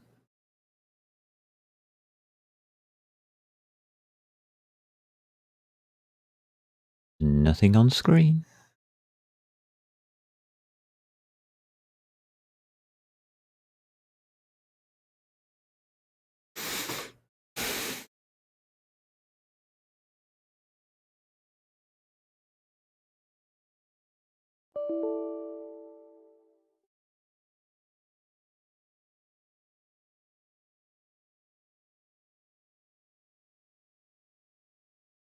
It's not here.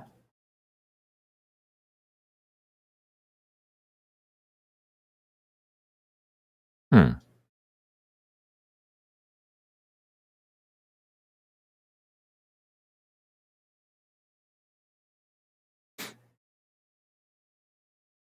Ah, Doxy. What?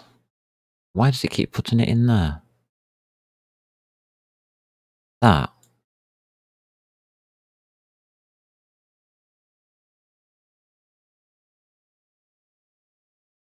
For God's sake.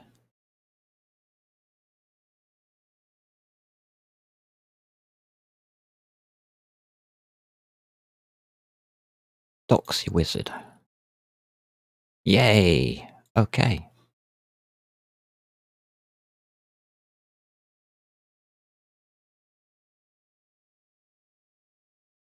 This looks very familiar. Amber Rogue. Yeah. A 3D representation of the original Rogue 1980. Okay. Version 1.0 alpha. So it knows what we're talking about. This is good.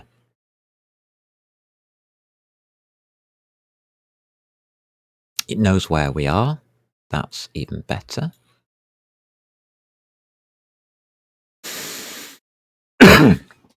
Specify the directory to scan for the source code. Well, that's Amber Rogue. No, it's not.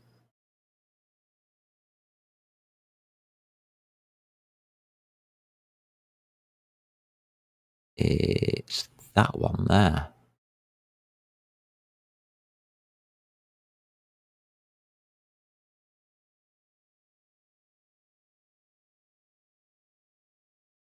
So that's wrong.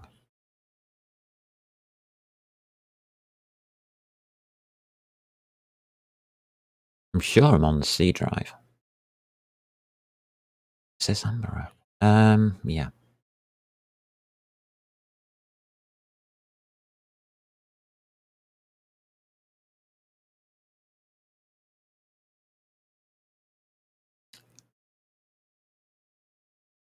Yeah, that's what I thought. Right, so that's where we are.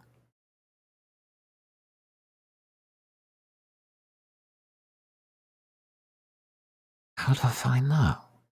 Put it under a name.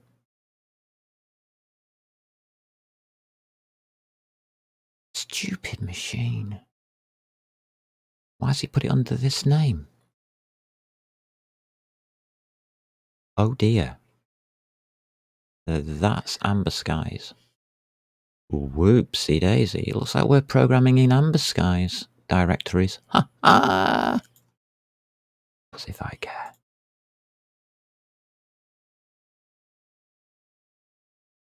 I'm supposed to be in my directories. This doesn't make sense.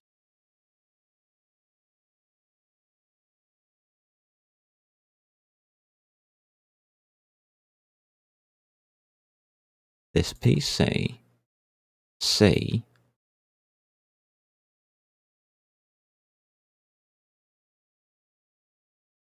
is DAOC,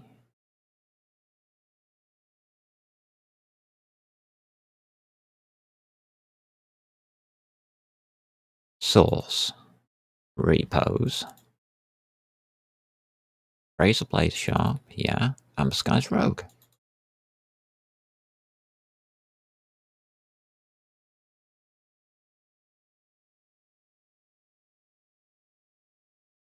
That's where we are. I hope.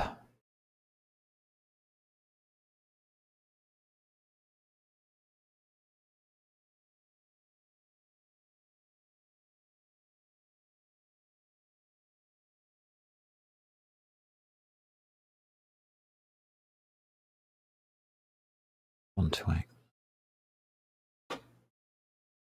Mm-hmm. 1 to 8.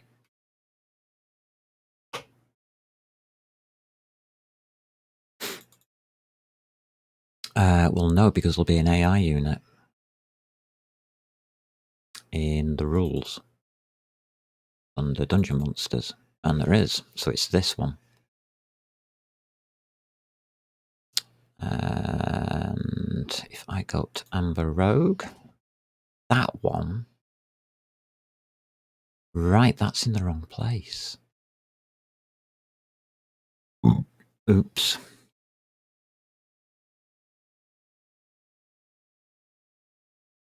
If I scan this, it's going to get the dependencies. I need to scan that one.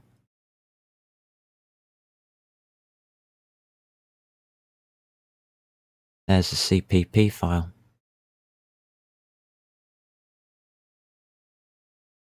That's the scan. Oxygen, thank you. Come here.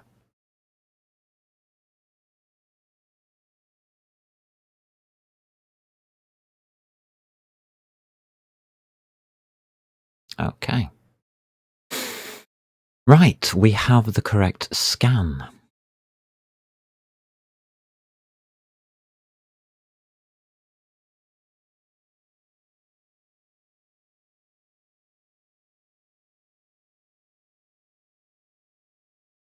It's in the correct place here, isn't it?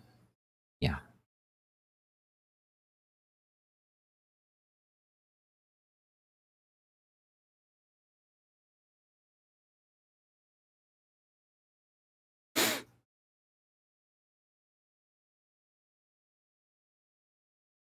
Okay, next.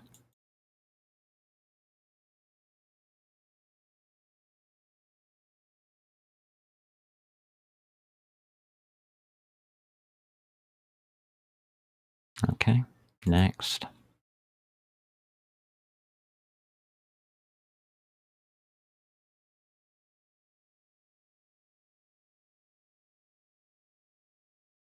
Use dot tool from GraphViz package. Hold on a minute.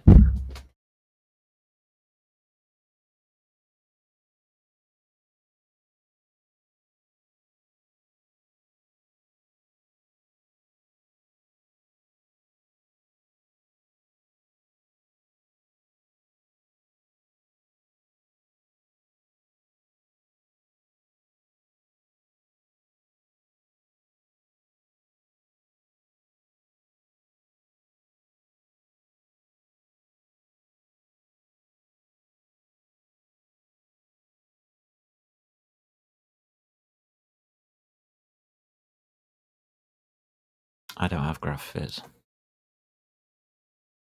Oh.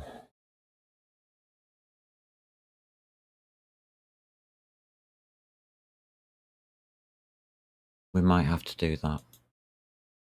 Okay, next.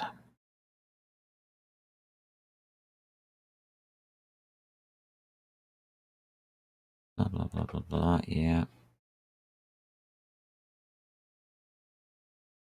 There, yeah.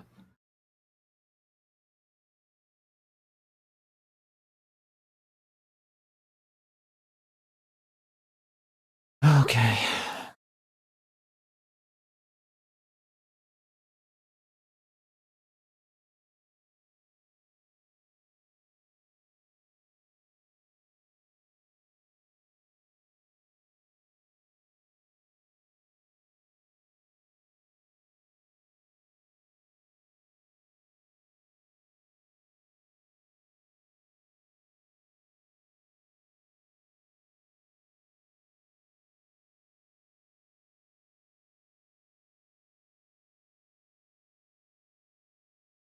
Okay, so I can only get a file list.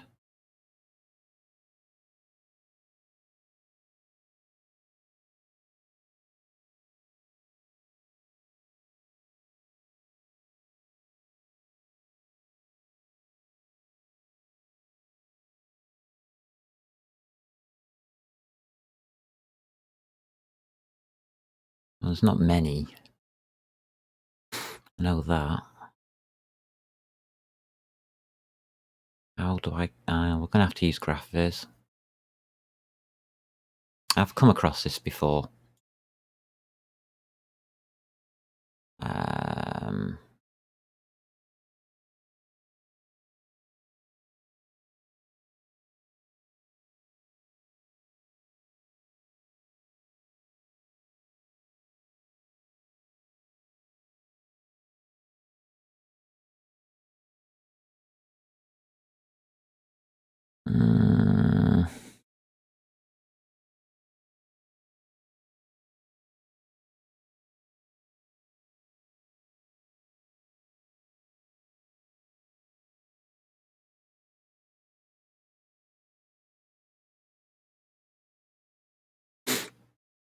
Okay.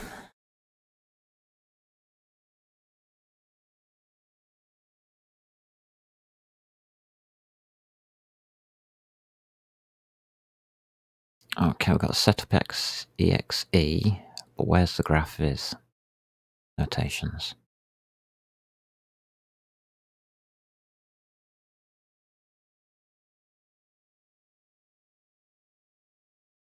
Great.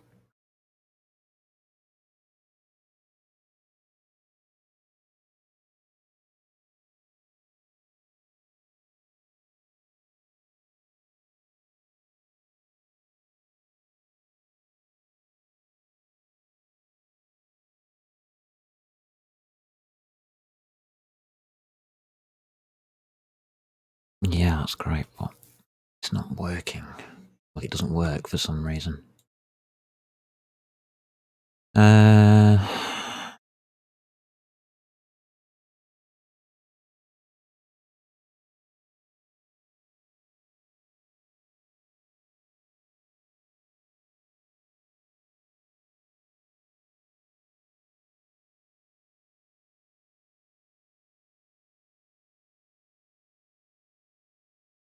GraphViz provides a collection of tools for manipulating graph structures and generating docs and uses it as well.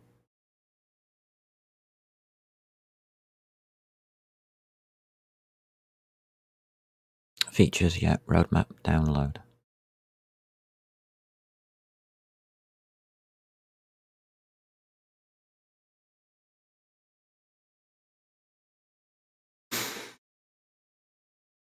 Linux, Windows.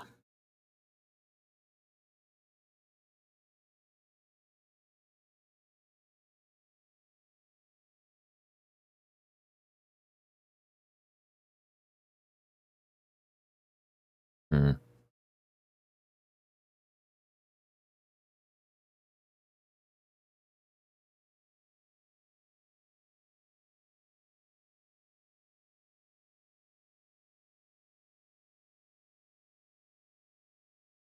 What?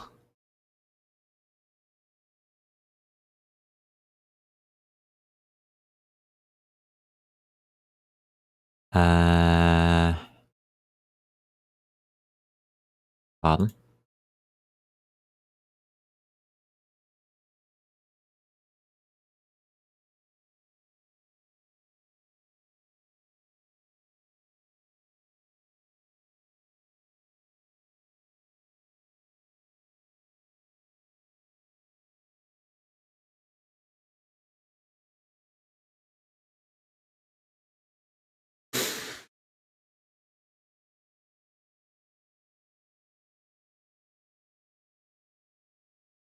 How do I do it?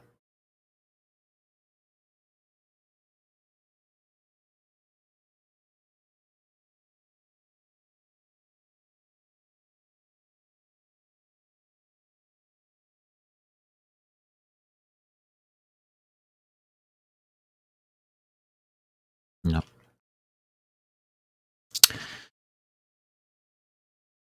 I knew there was a problem with doing it in Windows. A huge problem. It's so much easier to do this on Linux because that's all you do.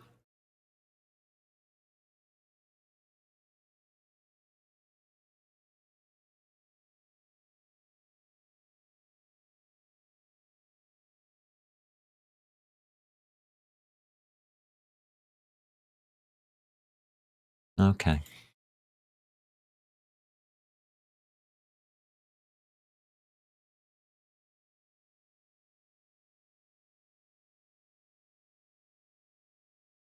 Win32com object. Oh, I don't want that. I'll take stable. I'll take stable. I'm not really bothered which one I use. MS build might do. Release. Win32, that'll do.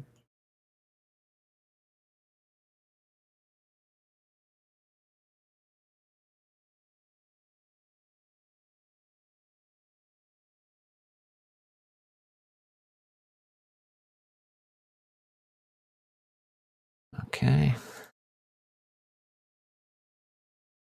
Go in folder. Put to one side.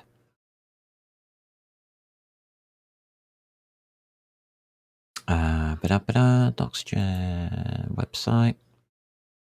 Documentation. Manual. Installation.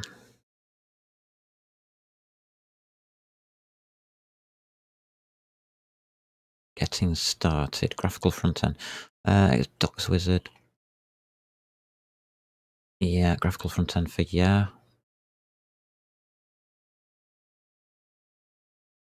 Okay. Lovely. .config file, thank you. Done that.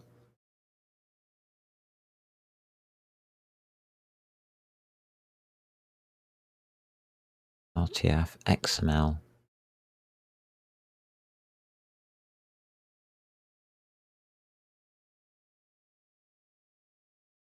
Okay.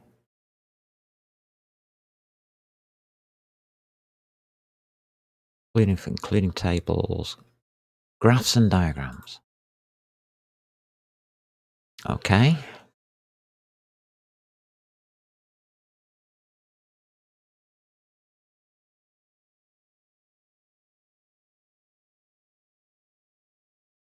Okay, yeah. Have dot. If I have it in path.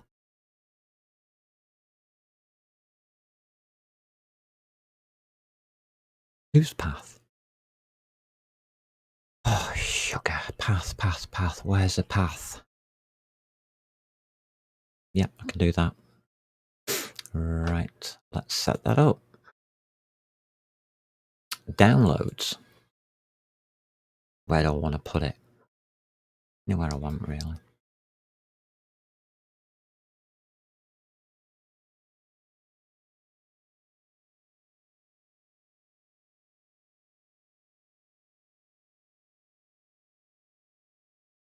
We'll put it in the C directory under program files.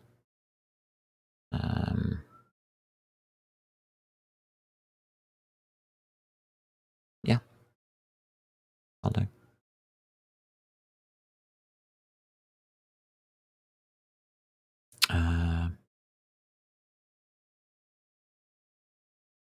We need to make it, do we? Probably.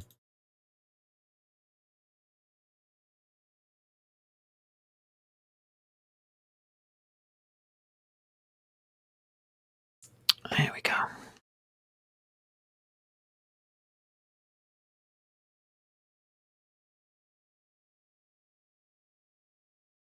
There you go. Extract, please. Continue.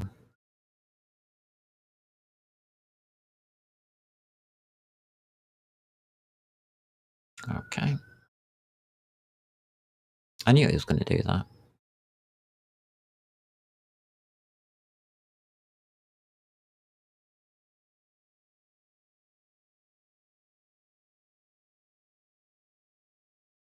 Dot file. Application. Right there.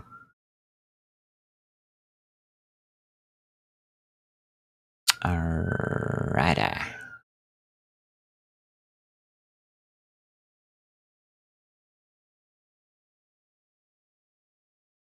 Program files. Graphics. Rename.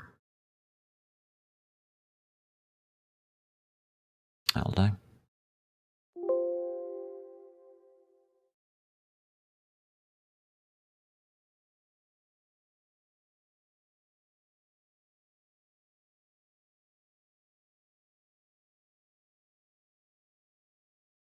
Zimp. Thank you. Right, we now have to put that in the path.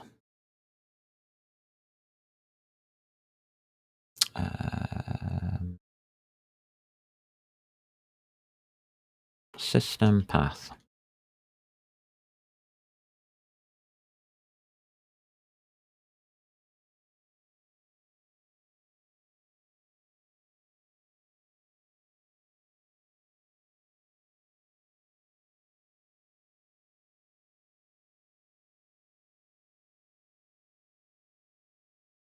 Click system.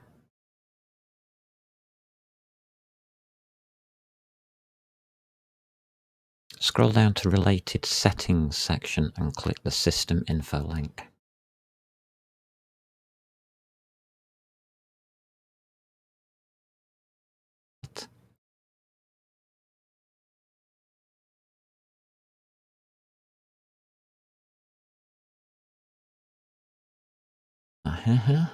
System info. Hey! Advanced system settings brings up that. Environment variables brings up that. System variables. Path.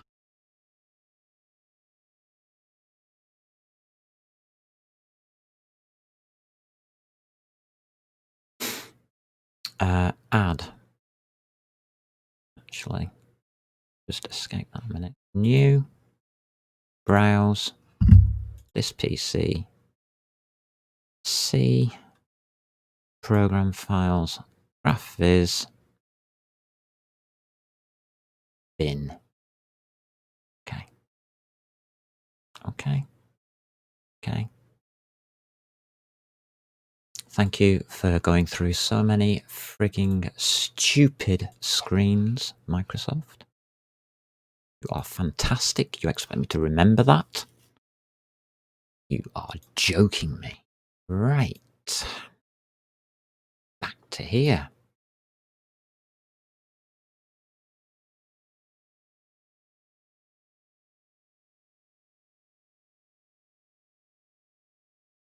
Open recent. Wizard. Diagrams. Graphis Pasic. Yeah. Next. Run oxygen. Fix it up.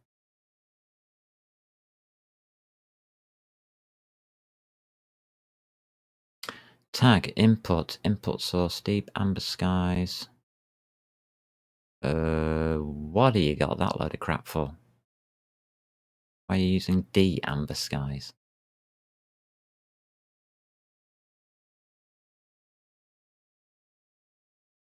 Output directory.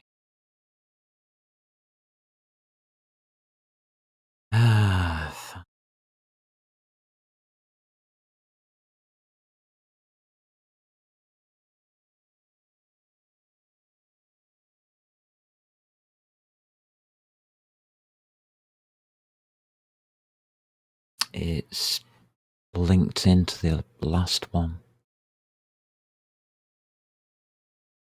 So I now have resources, latex, HTML, and docs. That's correct.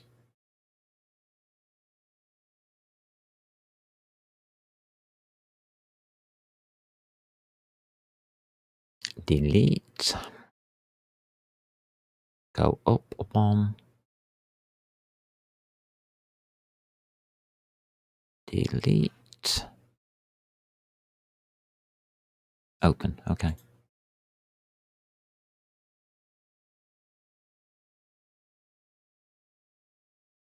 That's why. Discard. Who cares?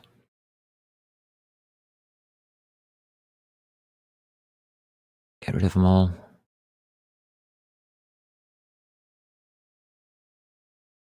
Okay. Okay. Thank you.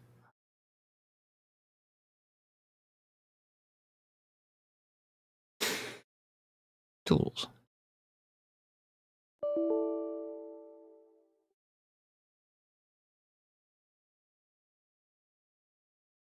Yeah, so just open it, twerp.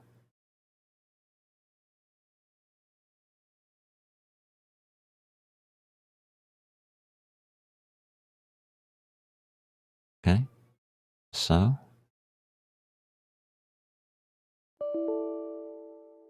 now you want a doxy file. Why? There isn't one.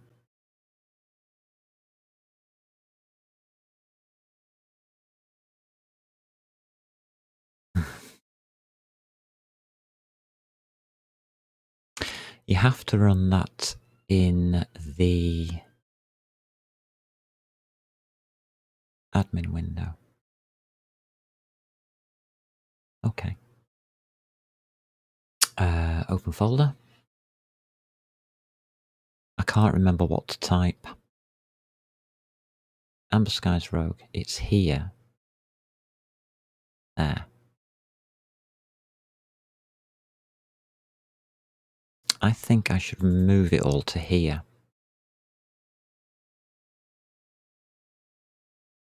Yeah. I'm going to do it from here.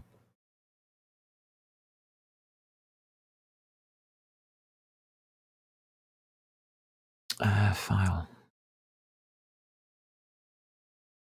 Admin. Yeah, cheers. What do I type?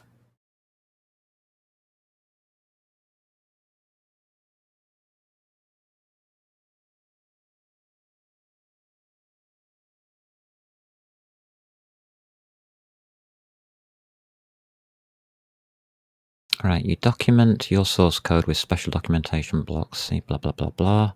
You generate a configuration file, see configuration, by calling document with -G option.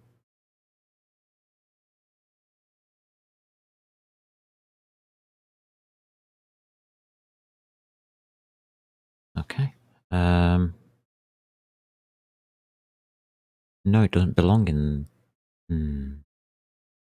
No, I don't like it in this place. It's not going to work, is it? So, doxygen minus G is not recognized.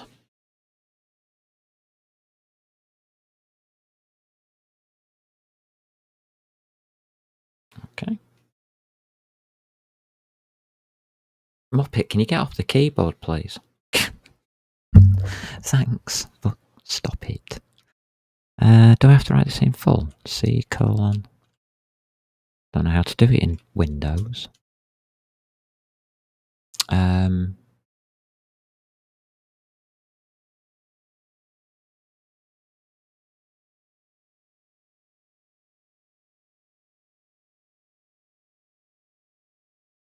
Sorted.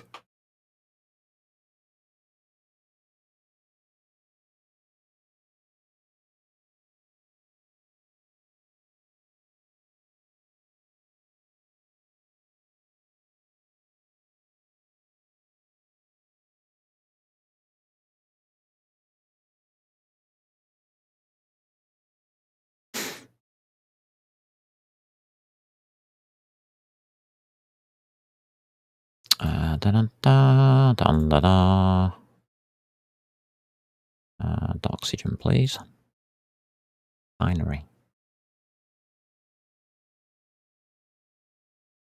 Okay. Okay. Okay.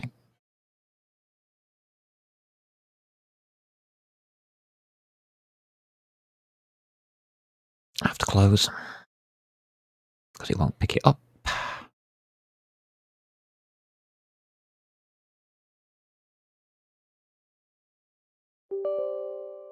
It's in the path now. I will just go up one level.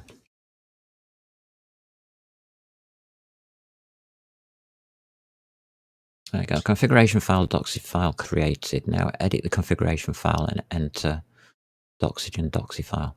Generate documentation for your project.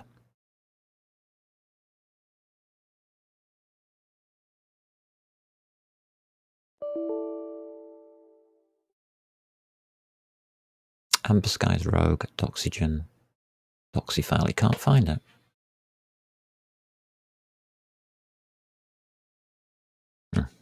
Great. The answer is, where's it put it?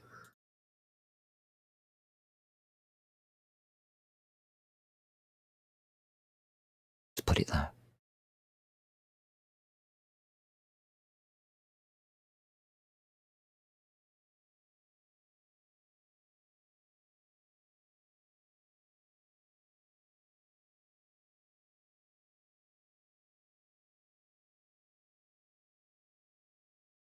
Can you find it now?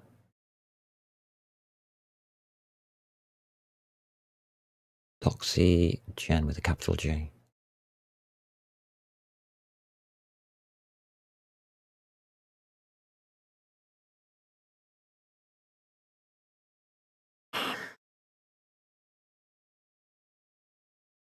Sorry, I'm used to Linux. Windows sometimes is okay with it, but not always.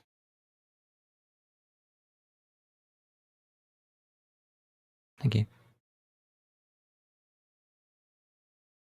Project name. Amber Rogue.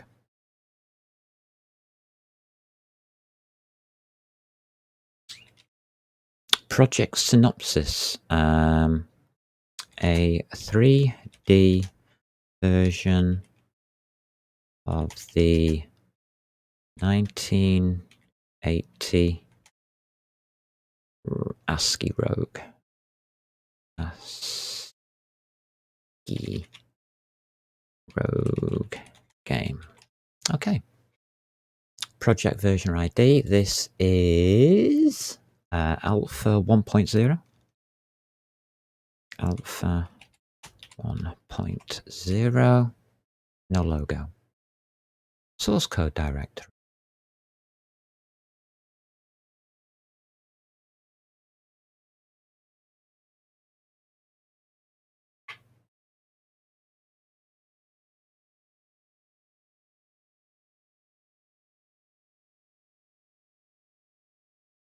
And it's just Amber Rogue.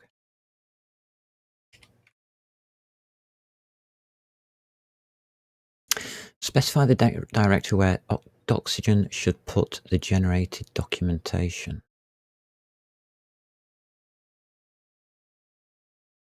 Now that's a good idea. I could just place it in there, couldn't I?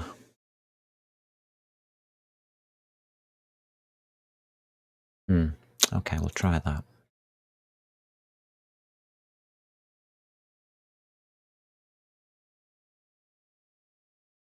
Documented entities only? No, all entities. Include cross-referenced source code in the output. Why not? C++, well, we should really do optimize for C, because most of it's written in C. Next. Plain HTML with navigation panel. Prepare, yeah, with navigation panel. Change the color. I usually have gold. Ish.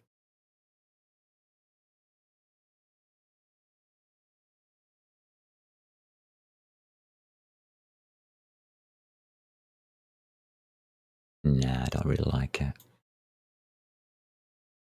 Latex as intermediate format.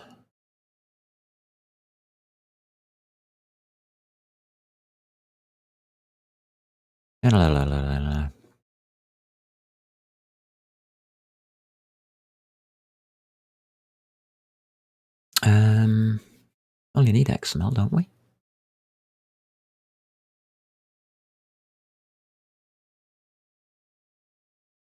I'll have man pages as well, I think. Next.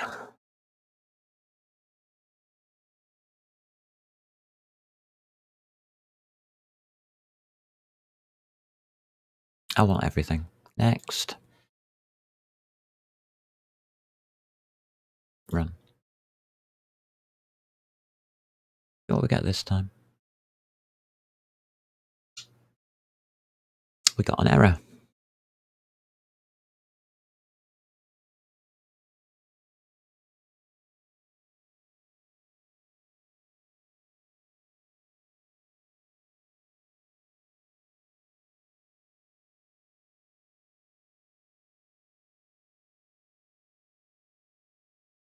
Try deleting the output directory and rerun doxygen.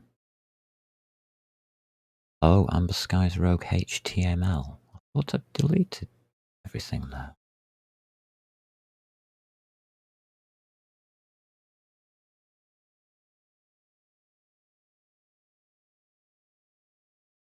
Okay. No, don't do that, you splonk. Delete the HTML, that's what it says to do.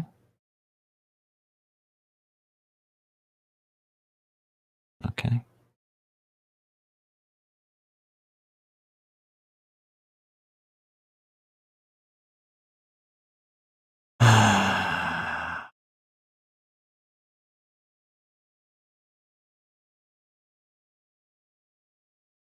Is this changing itself?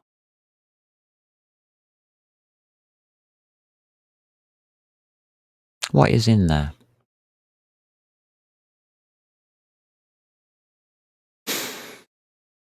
Right, there's the HTML. Amber Rogue 8CPP. Yeah, it's here. Inkle.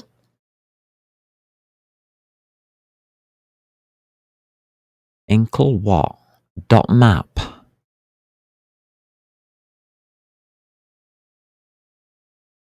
Is that a dot map?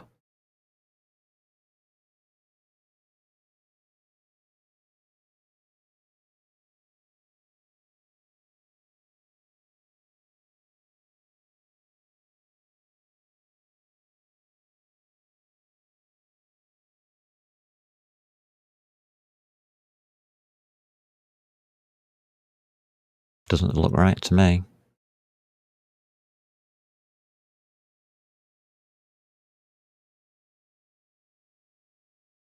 Is that supposed to be a dot map?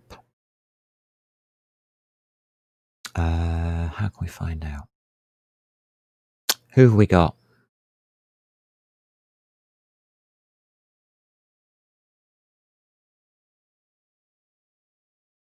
Hmm.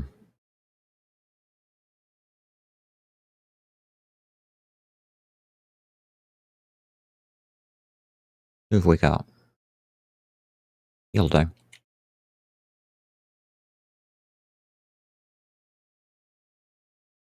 Inkle.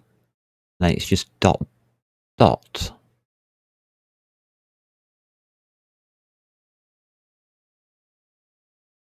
Ooh. What have you got in you? Latex PDF size.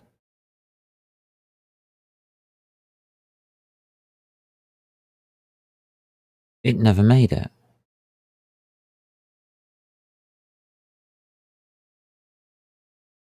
Alright, okay. Hmm.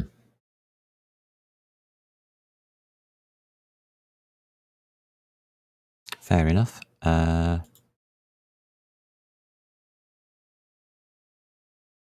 Why can't I see anything here?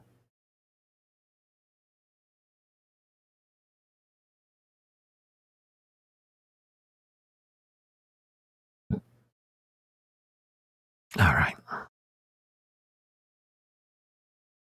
Oh, wait a minute. Do this a bit differently. Code, please. Code's the easiest one to use. Here we go.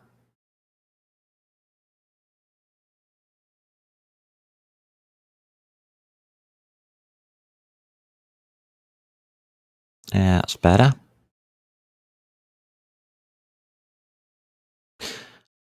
UTF-8, my project. Brief. Output directory, yeah. Language.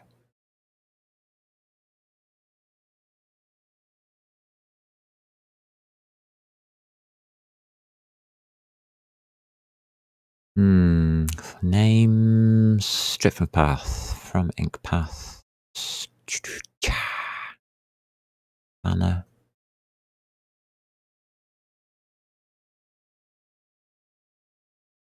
Oh, for fuck's sake. Where is it?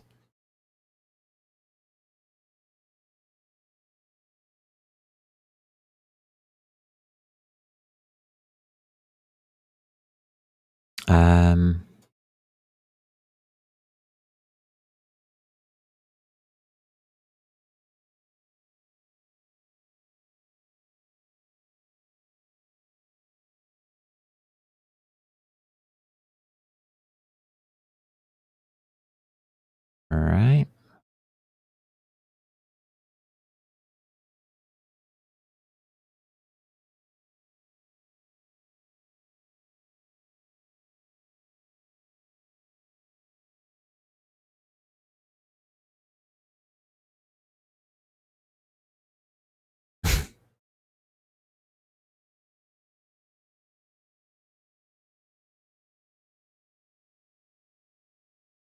I'm just wondering whether I'm there. Latex compile, yeah. We're getting HTML, yeah, that's okay.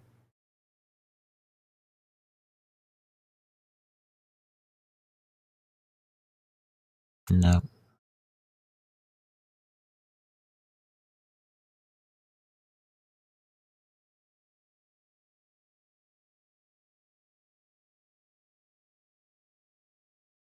If you have the dot tool in path, you can set have dot to yes in the configuration file.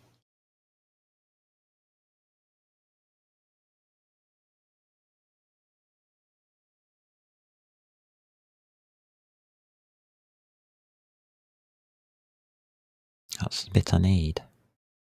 It's the only bit I need. It's the only bit that isn't working.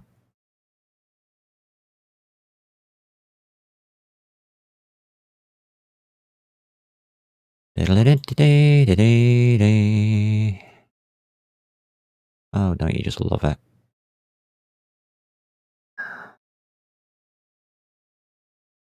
Is it right at the end?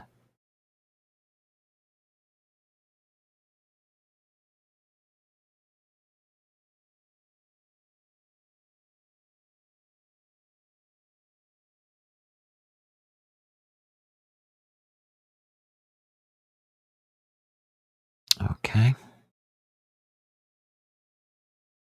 Dot image format PNG, correct.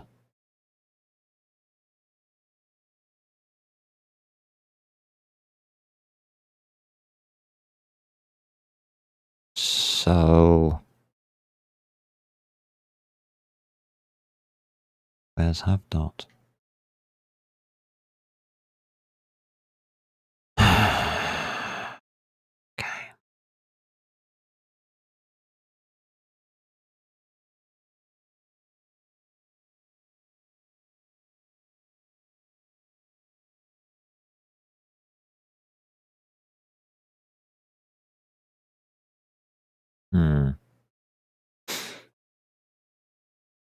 I don't know if any of you out there have ever tried this. The editor isn't on. Oh, sugar.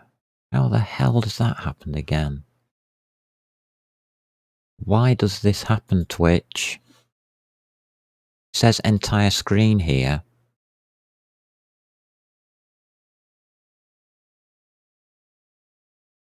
What the hell is going on with Twitch? It's the last time I'm using that Twitch Studio. It's bloody stupid that it keeps doing that. Every time I try and go on the internet or anything like that, it just switches the bloody screen off. Have dot. So fed up with it.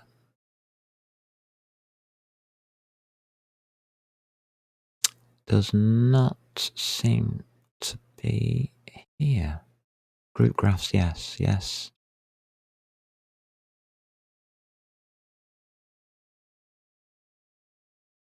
Dot num threads. Have dot.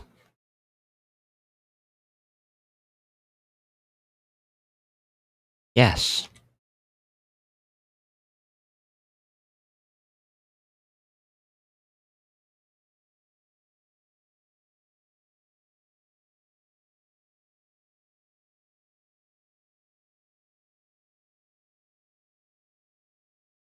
Thank you.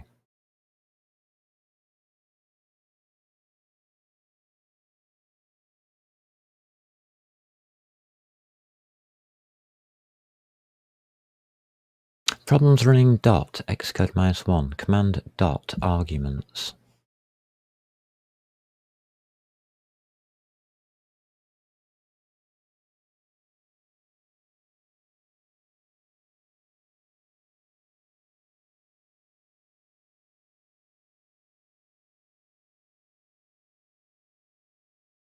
Well, I don't need PDF. Why are you running all of them?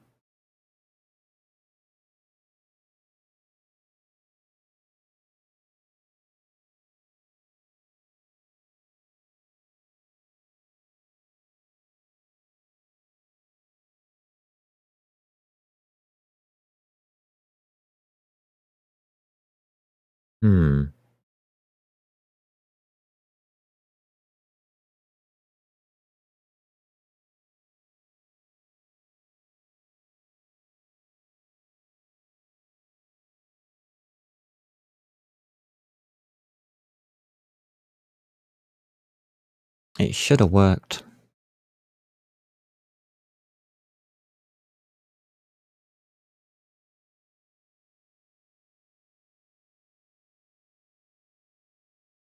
And there's nothing here.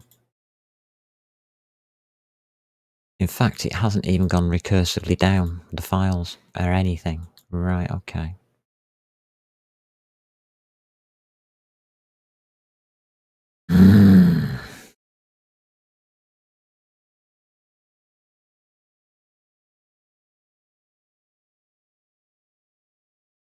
uh,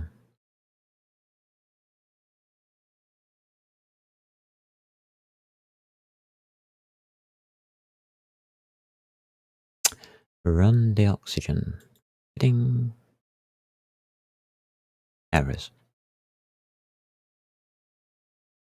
Okay.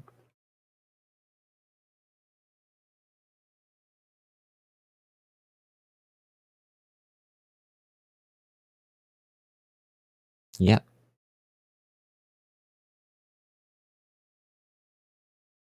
That's not ticked. That's possibly why we're not getting anything. Next. Okay, we'll optimize for C++. Next.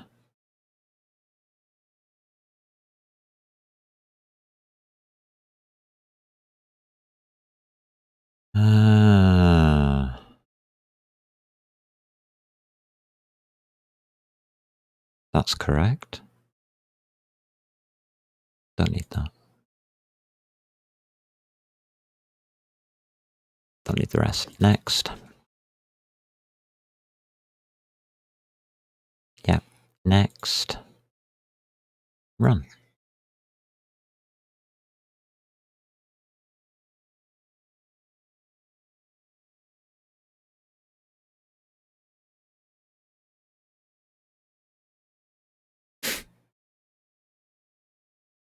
I am getting a little fed up with this.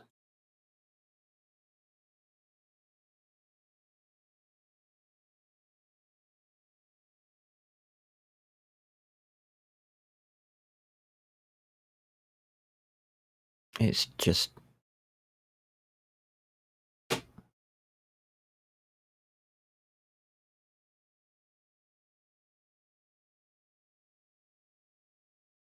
Yes, Poppy, I understand.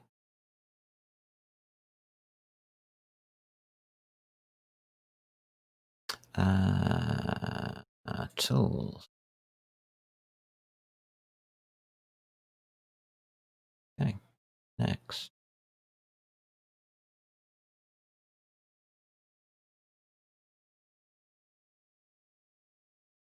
Forget that one.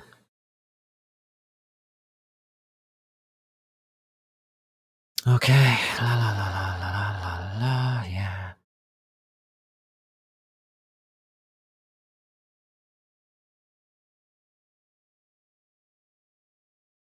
You work with just that.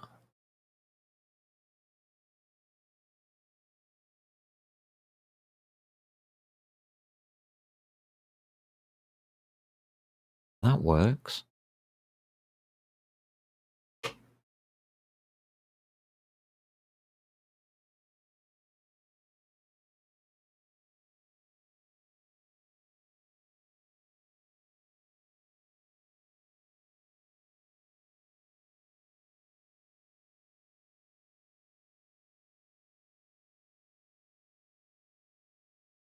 I mean, it all works. But...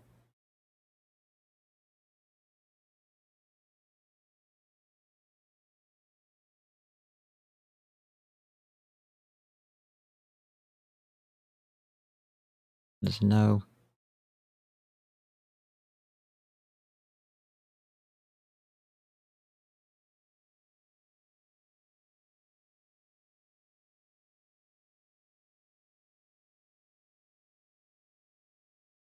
There's nothing.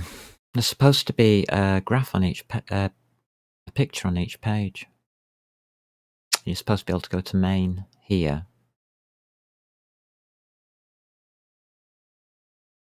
And see it. All of this should be in picture.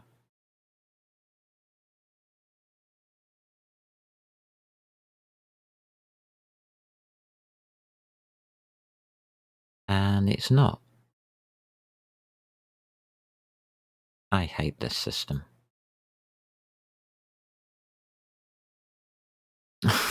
Just hate it. Sorry, I'm not Microsoft friendly. I'll have to ignore that.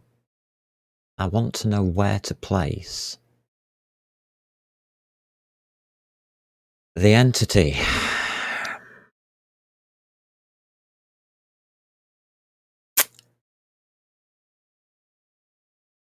Okay. When we create an entity, what are we creating? We are just creating a number. Create. Yeah, we're just creating a number. That's fine then.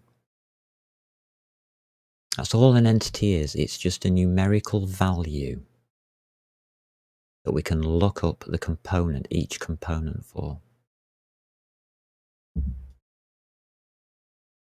And I apologise about the screen flicking off like that. It really does irk me. I will change my Twitch Studio over to... I'll just go straight back to the Radeon software, which comes with the graphics card. We'll use that. There's no fancy bits on it. I don't care. It does the same job. But thanks for putting that up in chat. It's pretty helpful. I wouldn't have noticed. Right, so now we have to work out where we can fit this in. And that's the UGA, because we haven't got the Doxygen. I can Linux it and Doxygen it from there. There's no point. Just shove it on Linux. I knew I should have done this on Linux in the first place. Anyway, enough about complaining. No, go to entity. Good point. Well, we're just going to have to try and trust Microsoft to do its job properly here. Entity create. Here we go. Find all references. It's only being used in GUI.cpp. Why don't I believe it? So we're only using the entities list in the graphical user interface, according to this.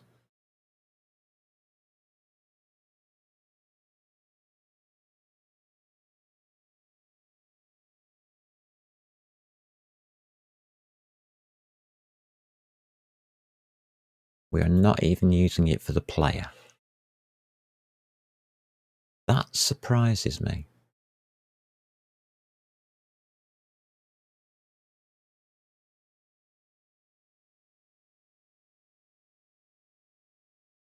Keep going down.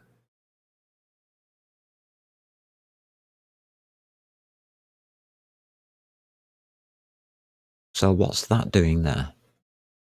That says entity create to me. So I cannot rely on Microsoft to give me the correct answer. Sugar. And that's why I wanted to do the Doxygen graphical output.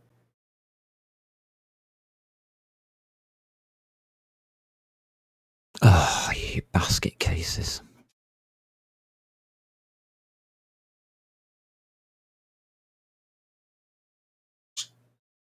So we need an entity create, a component add model position, and all the rest of it for monsters as well.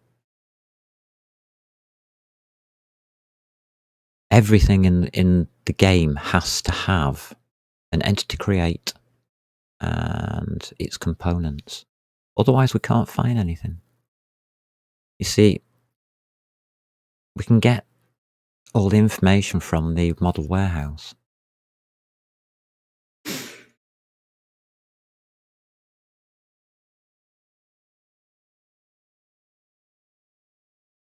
For the graphics.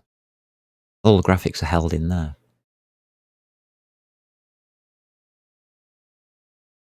That is annoying.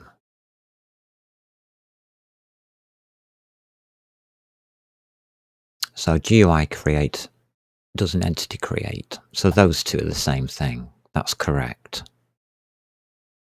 Add to the rendering, and of course the handles for the IDs. Yeah. Give it a position. Add some text. Yeah. and display boxes. So we haven't got ourselves an initialize monsters. Right. And it starts, so the problem starts here on that line. Okay.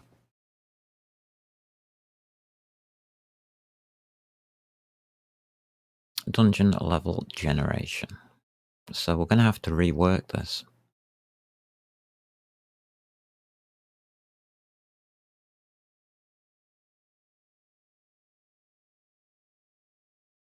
Dungeon level generation. It starts here.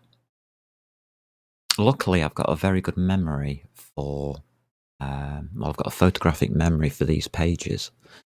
I don't know what's on the page, I just know where things are. So we're just going to have to rely on that. That's going to be ace, isn't it?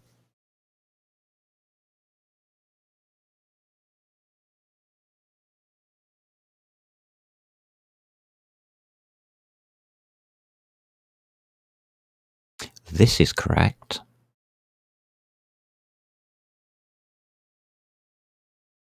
So reset the monster manual because that's where we're going to be storing the monsters.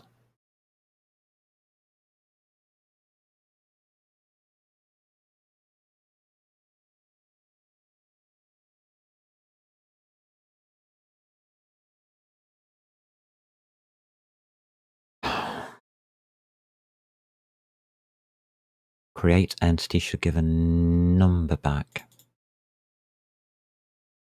No, it gives an entity back, which contains a number.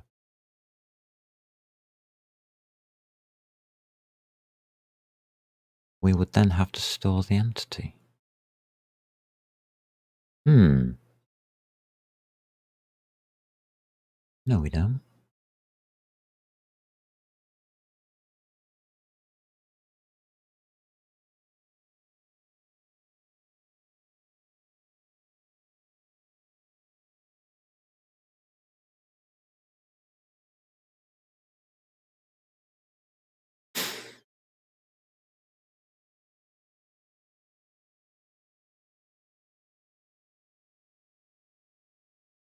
It's that bit there that we've got to get find.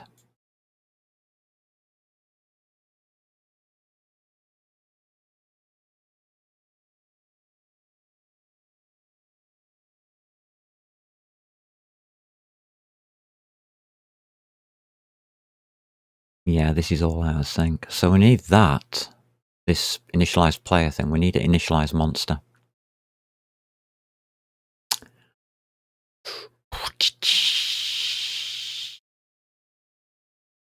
And that will have to be done at the dungeon generation level. That's fine.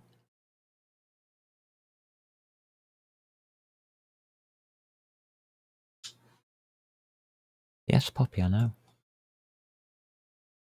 And this looks as though it's going to be tomorrow because Poppy's starting to really complain now about, I want some food. It has to be done after that line.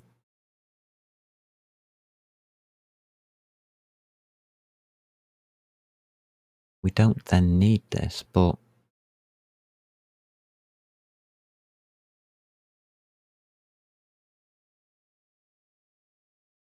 we should have this.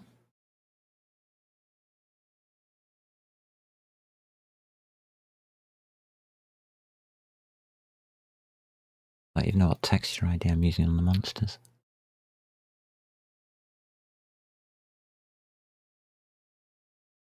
I think it's 1. Yeah. Oh no, the message board is 1, it'll be 0 then.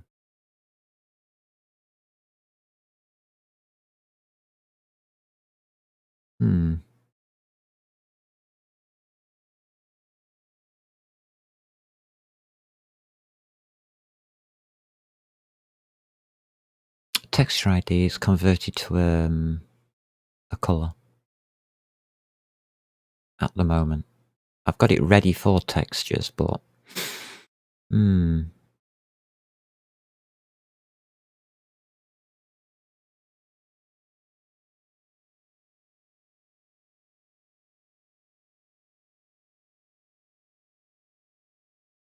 Model warehouse request handle. Gives back a GLU int. Model ID. That goes in there.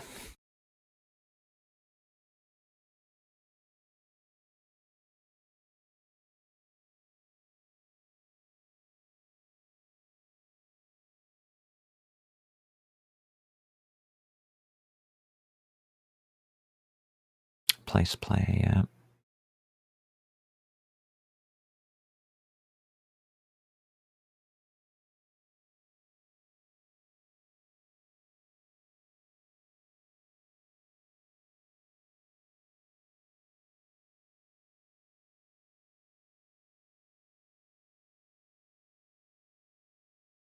Okay.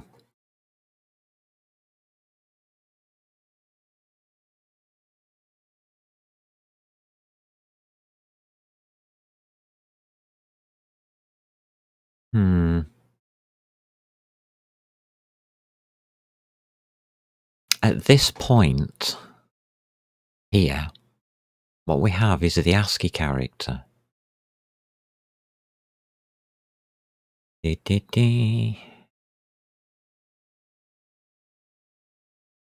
So this is where problem lies.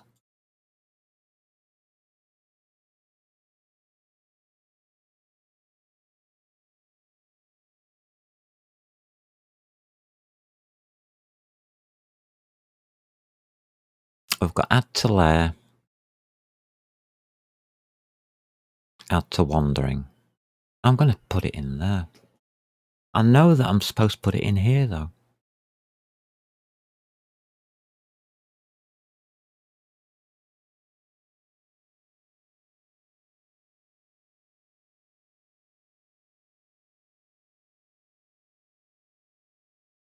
That's the awful bit. And that's why I'm hesitating. I know I'm supposed to put it in here because I left myself the message here. I'm not using any of those.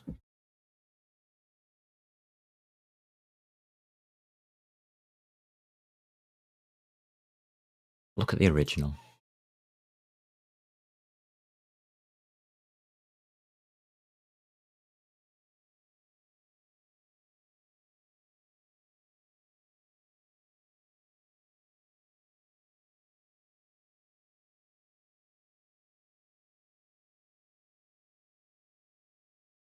Dungeon place monster. Right, the original C. It's alright, I wrote this as well, so don't worry. This is the first version. Yeah, I'm doing the same thing here.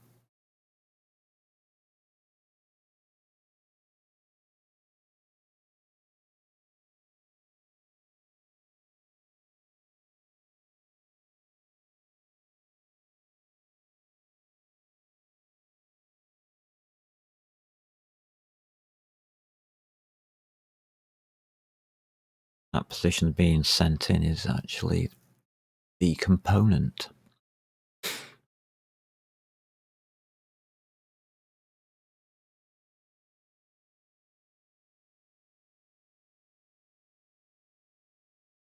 Yeah, I know what we have to do now. I'm damn sure that if I do that,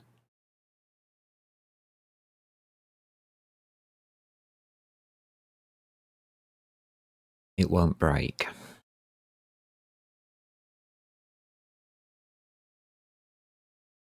And it doesn't break. Right, I know what I'm doing now.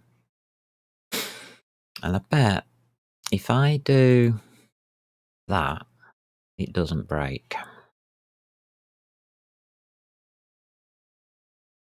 Because it's not being used. IntelliSense takes a while, so click around. Give it chance. And of course, if I do the next one, I know that's being used, I know that's being used, I know that's being used.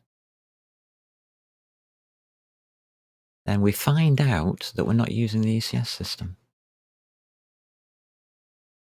Isn't that interesting? I love this game. You can actually build it to make sure. Double check. There you go. We're not using it.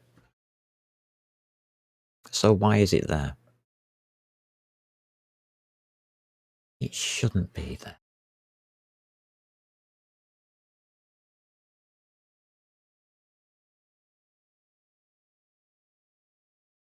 That's the answer.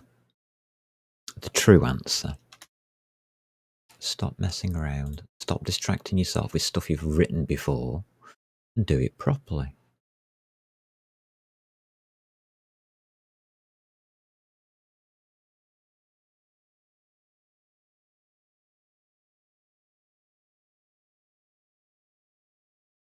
Those are the three things we need.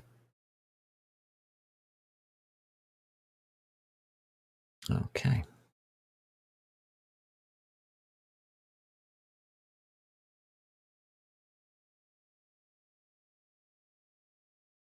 Let's find out what we get.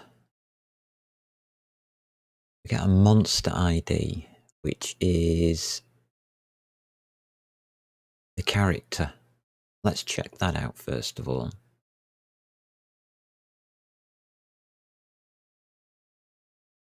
So let's deal with the monster manual. Let's make a monster manual correct. So it should have a couple of printouts on that, which are on the dungeon side. Run. Should be some printfs. Right, everything's working, nothing's changed. Monster added to lair. Room number 72 is the number of the character. Like 64 is a player. That's the number that we're passing through. The monster ID.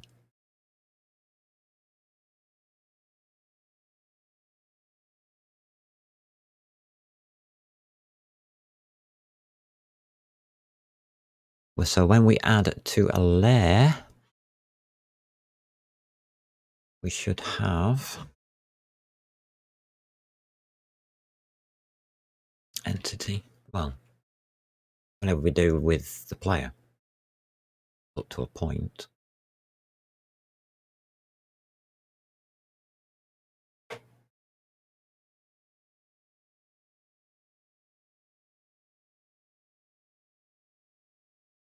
That.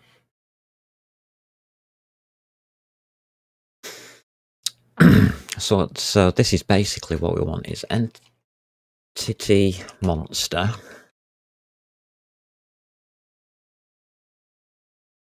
equals entity create. This is going to make our rendering easier later.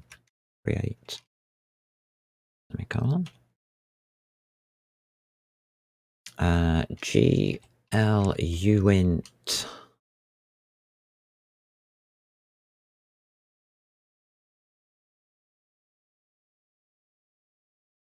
I don't need to do that. We've already got it. That's a GLUint. Or should be. Not putting it in. Why is entity not allowed?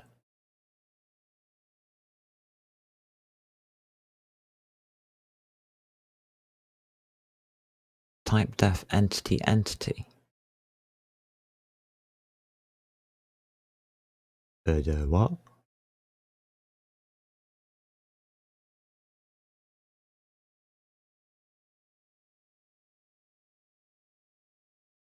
Am I going nuts?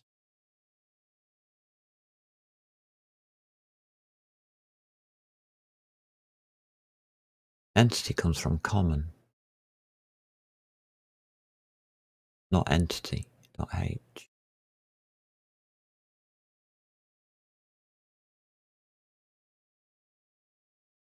But why is it doing that?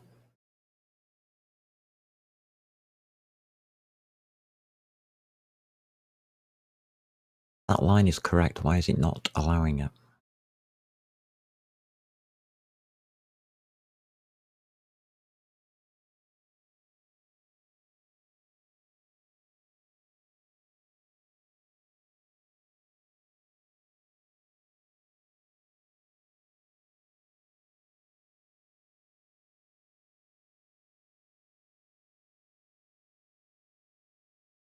Hmm.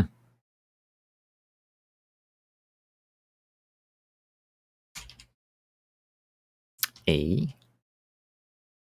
N T entity. Yeah.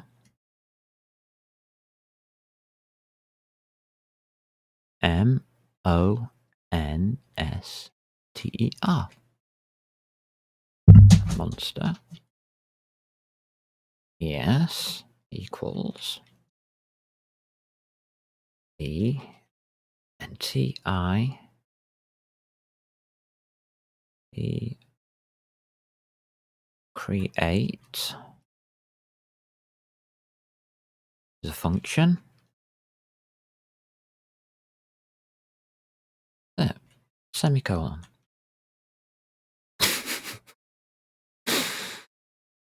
Microsoft, you're so silly. I have no idea why it wouldn't accept it the first time.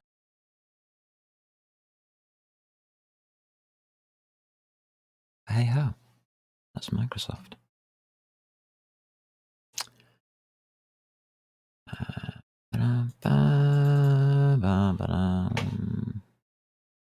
Why me? Why today?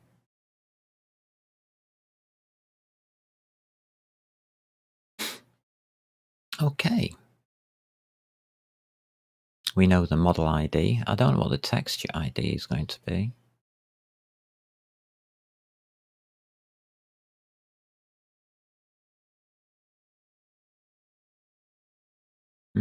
Okay. So GLUint. I'll do it in full. It doesn't. It can be abbreviated all over the place. I know. Equals monster ID.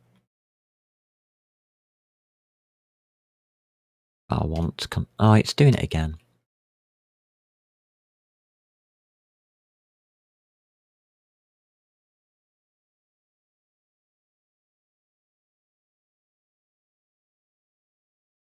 There's no point in doing it then. This is not accepting C++ at the moment, or anything. Int texture ID.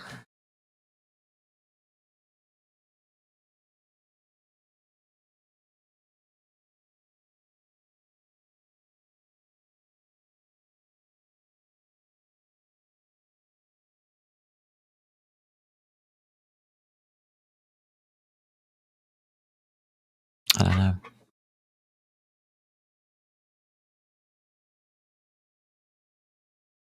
Why won't it accept variable names?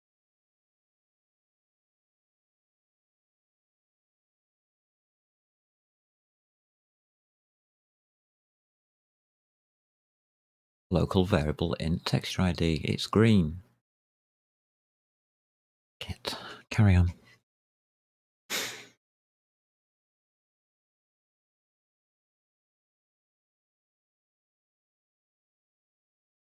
Entity add to rendering. Ooh.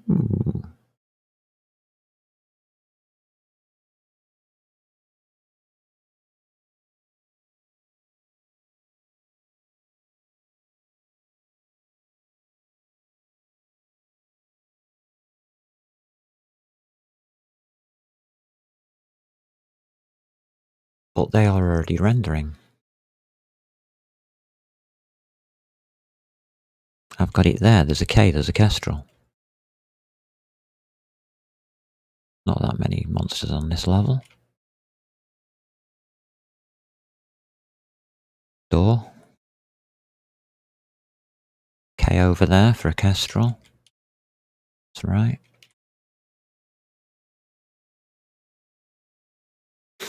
Hmm.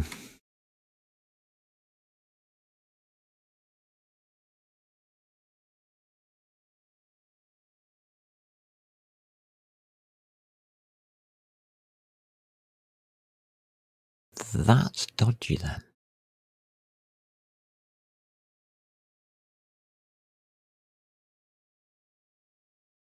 My rendering is dodgy.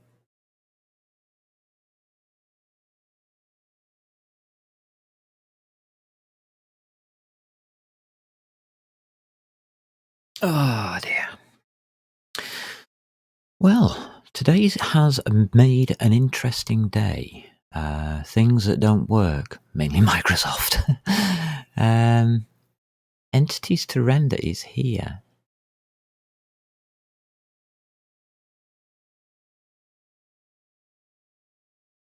We render the map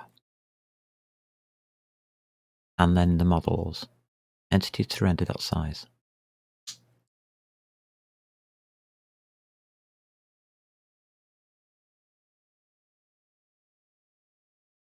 Right, we pull out the model position, which has all the information for rendering in it, which really it shouldn't. There should be a component render.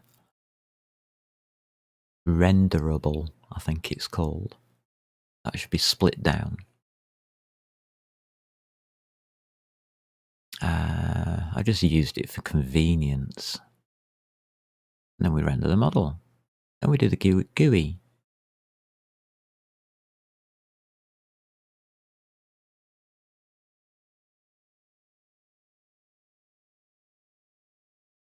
Interesting.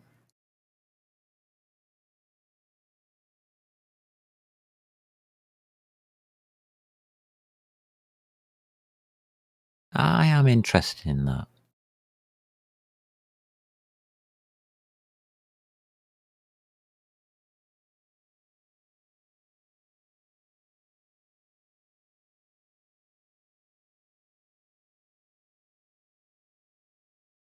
What is going on here?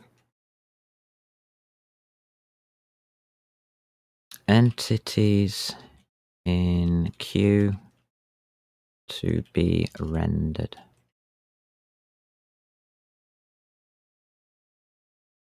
Equals %d \n. Comma.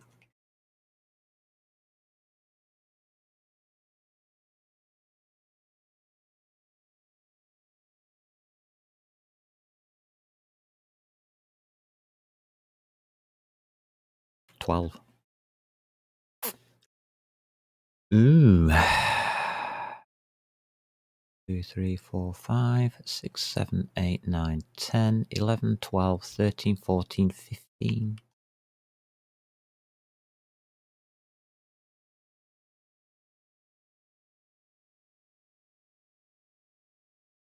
How the hell is it getting them on screen? Or is it? I've never checked this before.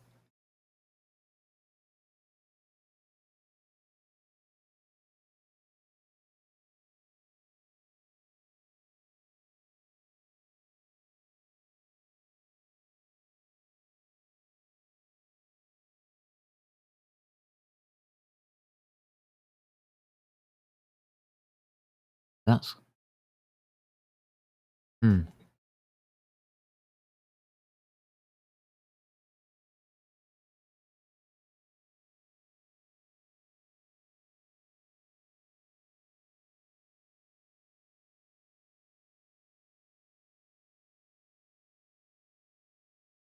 Text.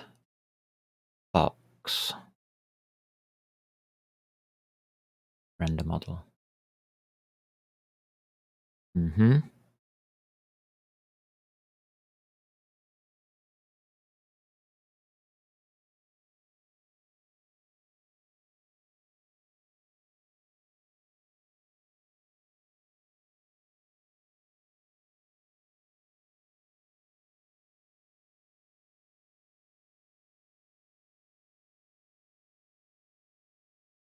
Ah, there's a size mismatch there.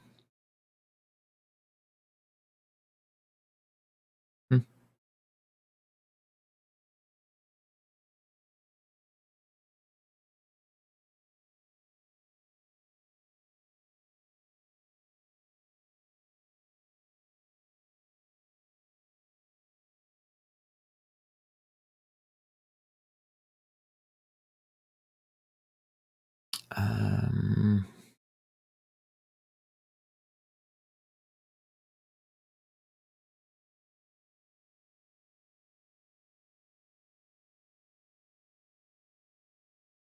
tons.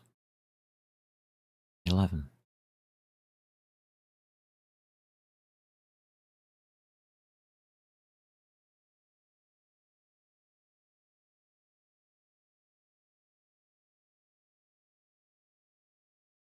Only 7 of these. Alright, okay, one step forwards. It stays at 11.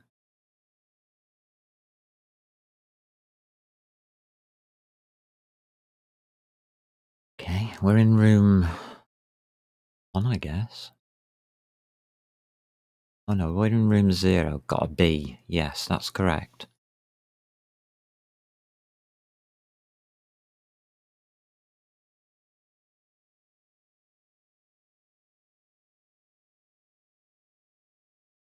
These aren't being rendered in the render queue.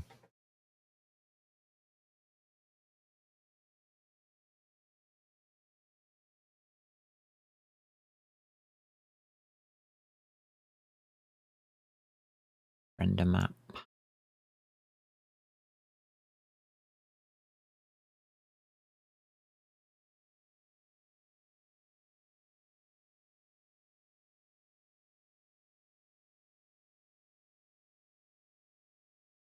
Map fixture. Fixture position. Monster. There you go. Monster position. It's being rendered as part of the map. It's in the wrong place.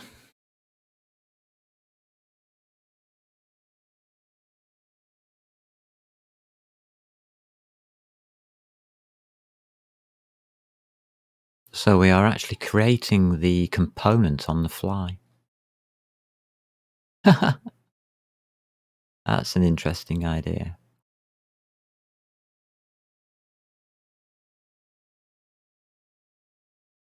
That's a mad fix, and yes, we've found it. That is a test piece of code for testing.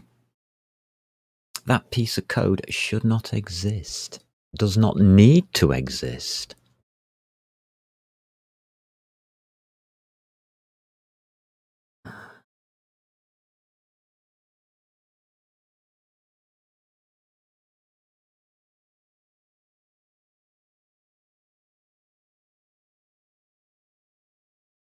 It's texture ID too. Model ID equals monster as previously stated. Yeah.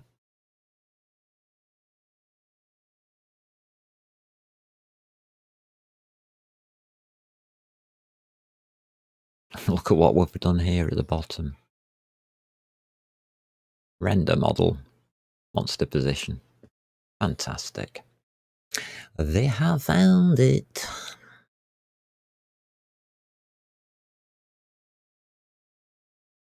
Which shader do we use?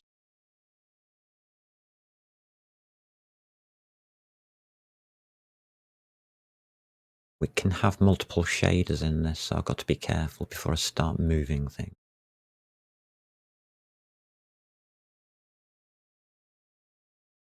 You're just using a shader 0. Shader 0 is on a render model. Shader 0 is on a render map. Same shader. Fantastic, I found all the data. It's here. All of this should be in the monster manual.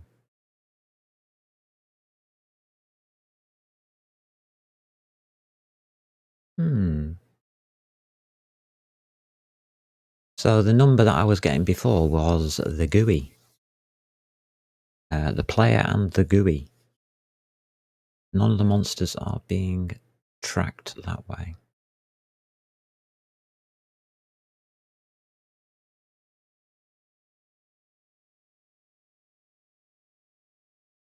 So there's your map fixtures as well. Map fixtures I don't care about.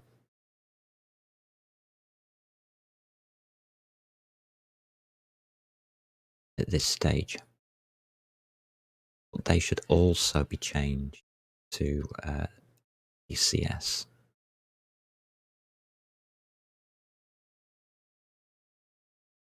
So that's our current code for monsters. Interesting. Now we have no monsters.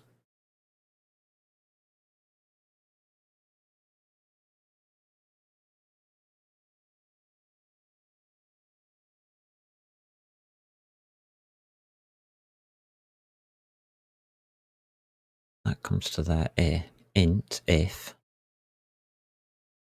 1, 2. Damn it.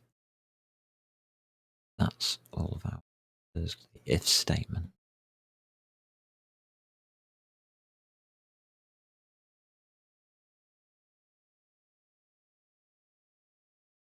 Right, now it's correct.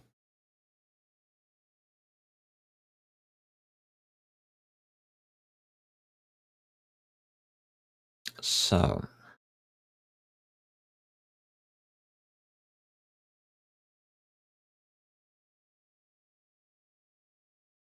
that's what we had.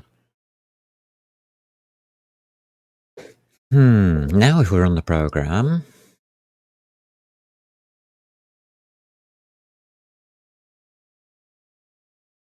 all the monsters are generated, but they're not showing. Just doors. No fixtures. Where's the fixture? Ah, yes, there are fixtures. Okay. There we go. There's food there. There's food on that square there. Can't see it properly, but that's because the lighting isn't finished. Right. Found the code. Found the test code that shouldn't be there.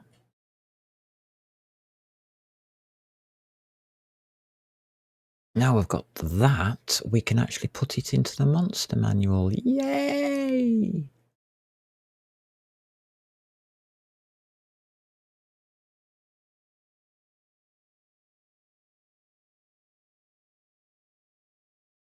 That gives us all the information. So if we put all this information into the ECS, theoretically they should all magically appear back on screen again. In the correct places. Do we trust our ECS? Of course, the damn well do. That's exactly what it's going to be doing. And then we have to transfer over the items as well. We have to get rid of all of the stupid bits that are in the rendering and transfer them over to ECS now. Otherwise, the final rendering will be slow. Very, very slow. We won't be doing batch rendering.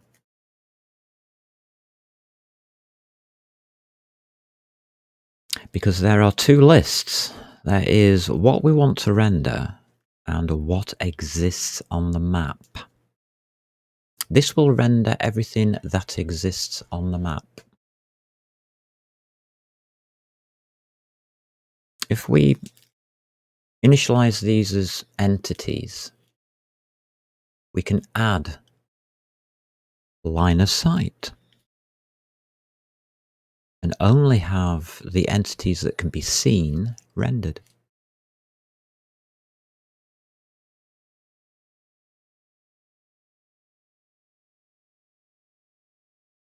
As it was before, it just all gets dumped onto the screen to test the renderer. That was testing the rendering speed. I tried to push it up over 100. I did actually push it over 100 milliseconds at one point, or reducing it back to normality of about 15 milliseconds.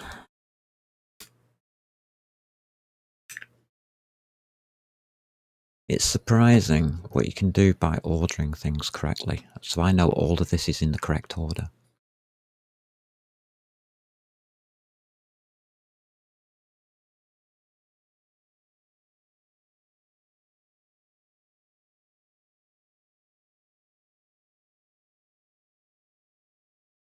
I think that gives it away.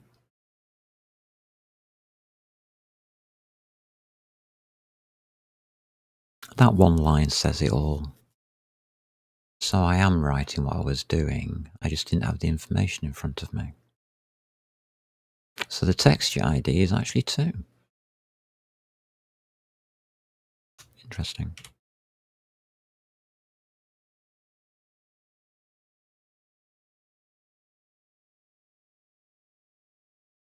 So we could do this straight.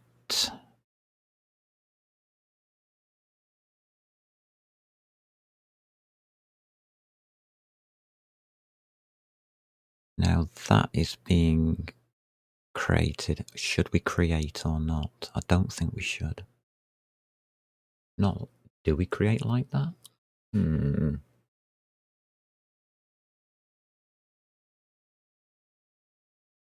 No, we don't, because I want it storing, and the component can store itself. We don't need to store it here.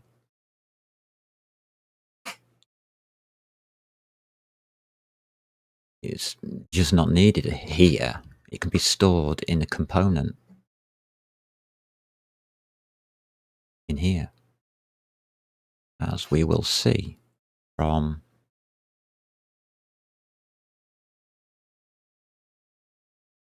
here. Add model position. And then we'll have component add monster AI.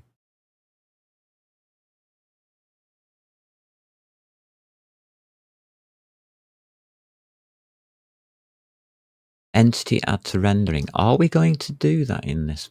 No, we don't add it here. We don't actually render them. We will do it as a test, just to make sure everything gets rendered. And then we take the line out quickly, because everything shouldn't be rendered, as we already know.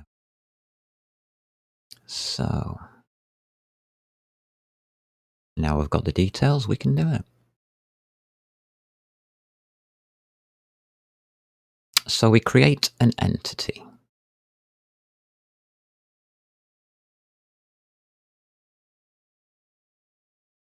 Okay.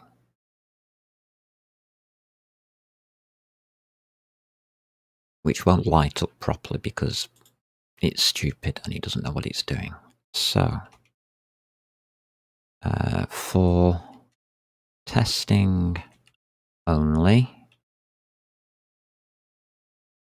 we add to renderer,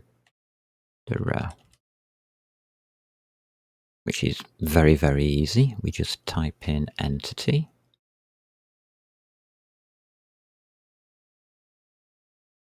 Add to rendering. And whatever it's given us. Entity ID, which is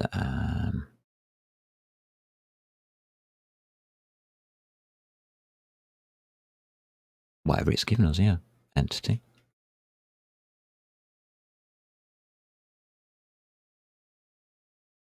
Sorry. Monster. And this is where it all cocks up because, oh, it has given it us. Thank you. So it does know that we're doing it correctly. It's just not colouring it in.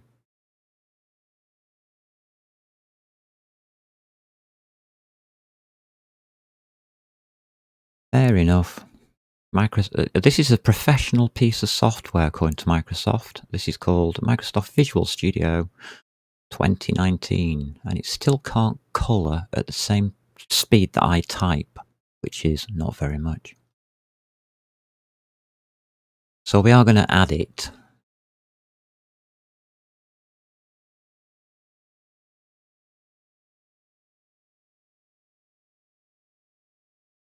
There's your test. Finished. Okay.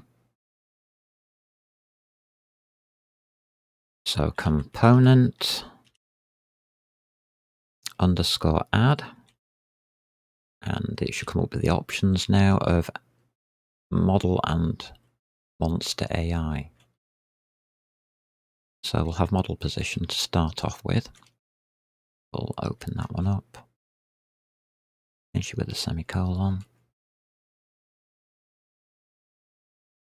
And we are going to add into it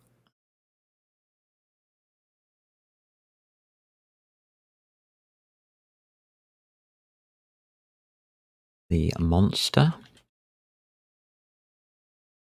Remember, we don't give the IDs out, the entity system does that. So it's given us that piece of information. So have that, comma. So that's entity ID. Now it wants the model ID, which we have as monster ID there.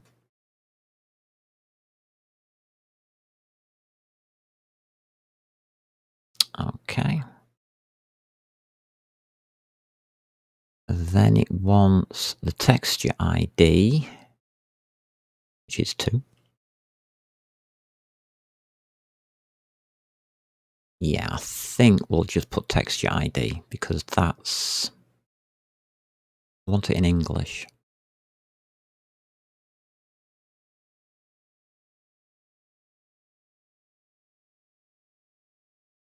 So that is now texture ID.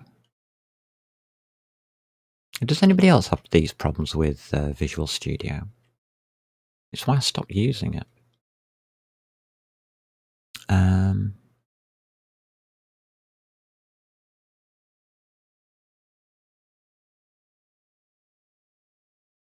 Then it wants the VAO ID.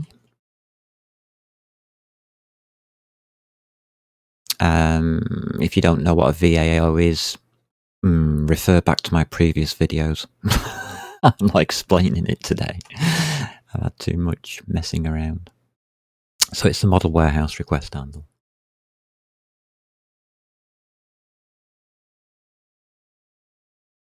The monster ID. Do we have the model warehouse here?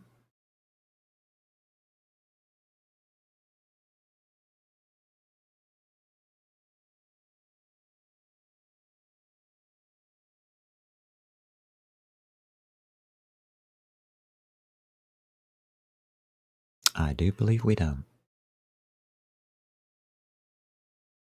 Let's pop it in, shall we?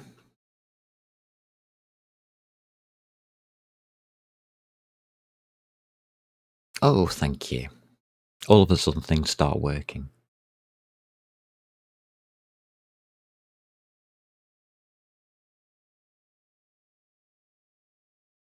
Really silly.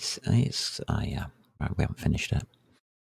Model warehouse request the handle. Is your VAO ID.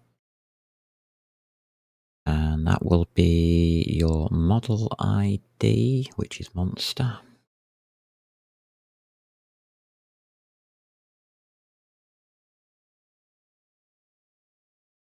ID, thank you. And now you just want the number of indices within that model. Do that. Model warehouse, request index. And again, it's just monster ID. Pretty simple stuff. Nothing really going on here that's we haven't done before, obviously. I can see on the right-hand side we've done it before.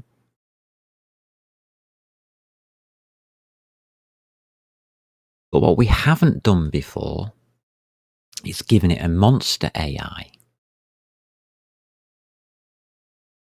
And we do have monster AI available to us. So component.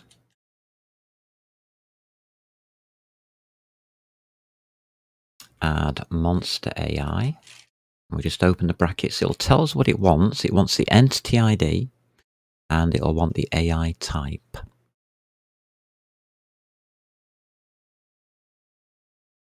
So the entity ID is monster dot entity ID as always, comma, and this is where it gets interesting.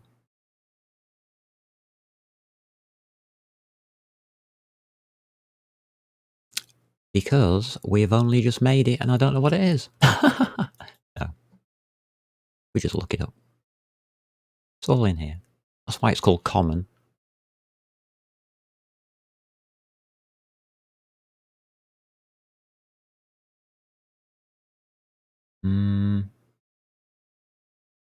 I'll have that one. It's not mean. Why is it not mean? Because if you look at where we're typing this, we're typing it in resident monsters, not in wandering monsters. So that's that added. That's it.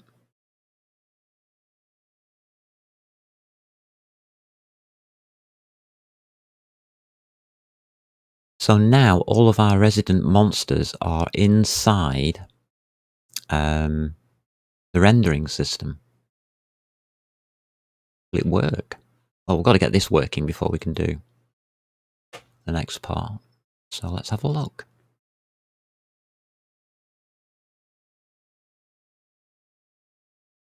Do we have any resident monsters? Yes, we do. We have one in this room. Can we see it? No, we can't. We have the question mark.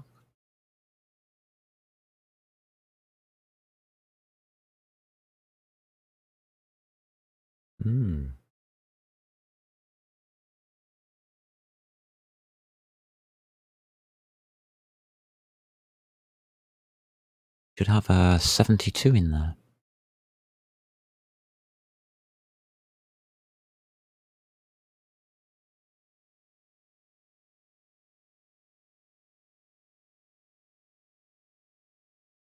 Which is why I've got this.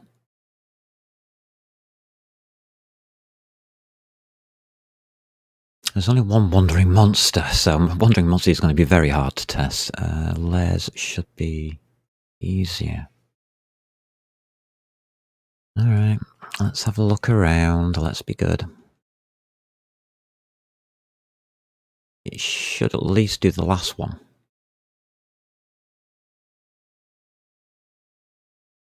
What I'm hoping hasn't happened is that we destroyed the entity.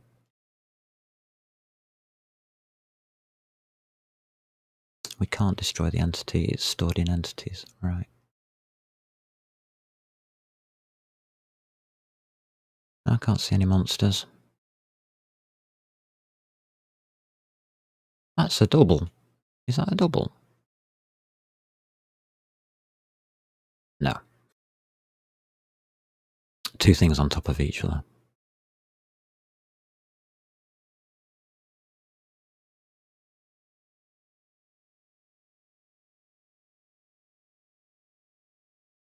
Nah, I think it's pretty obvious and it's not picking them up.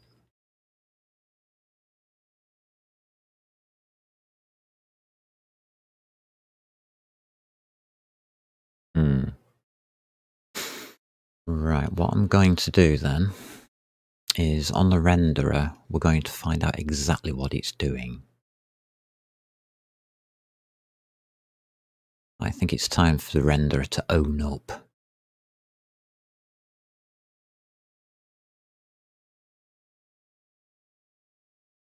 One to entity size, okay.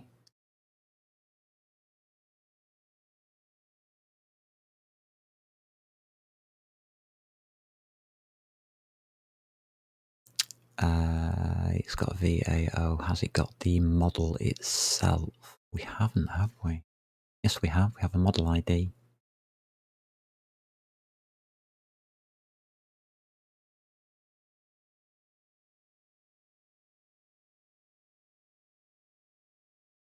So in here, I'm just going to do a printf. So it tells us exactly what it's doing. The printf will go something like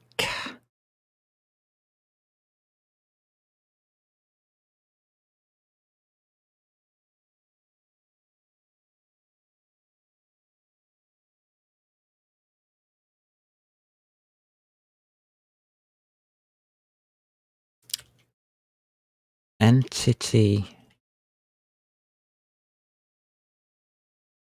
%d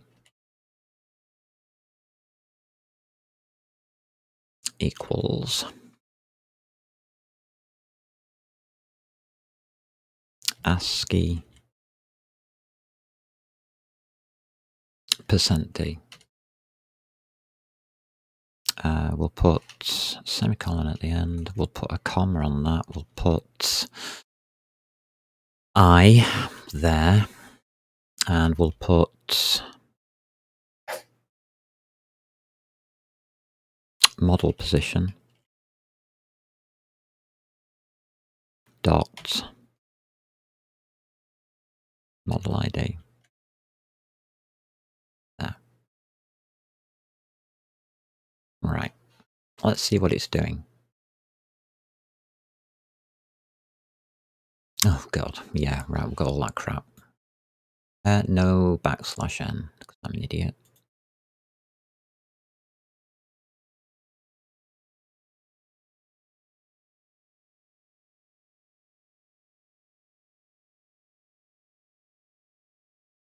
Okay. Here goes, we're going to move once. Ding.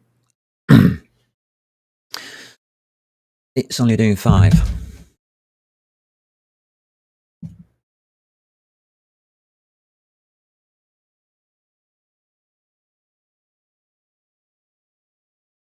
$73, $75, and $66.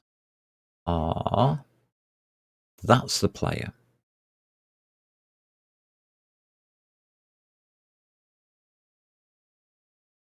What the hell's a 58? Anybody know what 58 is? There's your 73, there's your 75, and there's your 66.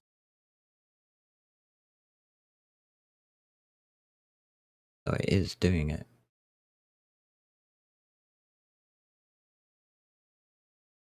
It is picking them up.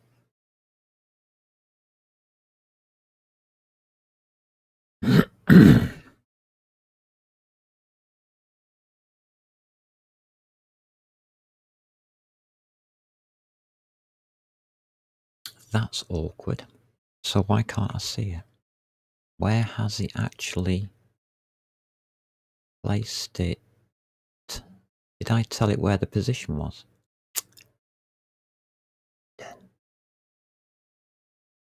Dum da dum dum duh. The rendering is rendering properly, but it's placing everything at 0, 0, 0. I wonder why that is. So here,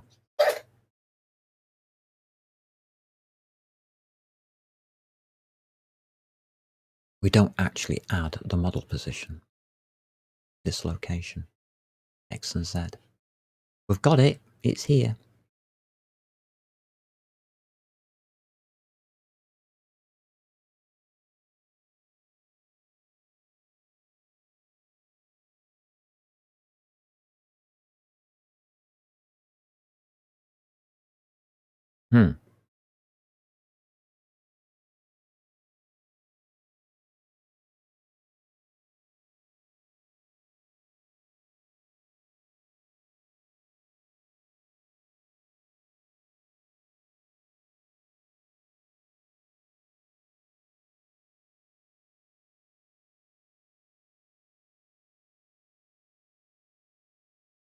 Okay.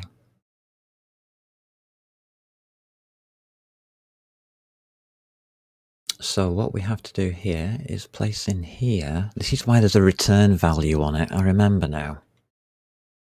Component. Let's try this again.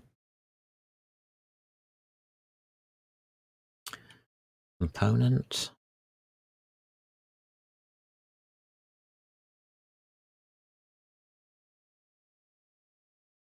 And this is model position. There it is. It's a star. It's a pointer that I need. It's alright, the pointer gets wiped out at that little curly brace there, so we've got nothing to worry about. We don't need to do memory management or anything. We'll call it something.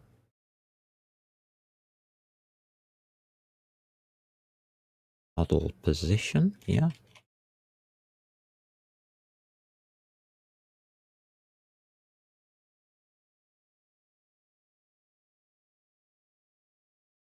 And that's just an equal sign. That's it. That works.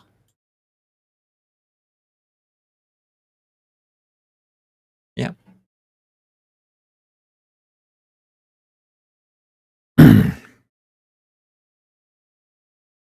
We take our model position and we have to place it, because that's what I haven't done. So it's an arrow, and its position does help. Tab equals GLM vec3.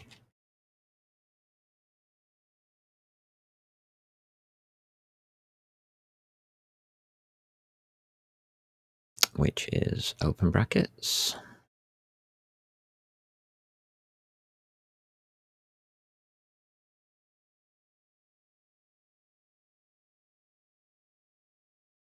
Location.x.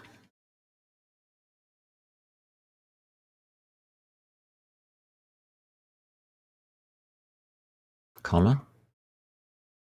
You're wondering why I just couldn't type equals that location. It can't equal that location. Because if you do, the model will sink halfway through the floor. To be honest with you. So that's 0.5. 0.5 F. And the other one is location.z. I hope it is anyway. Yes, it is. Good.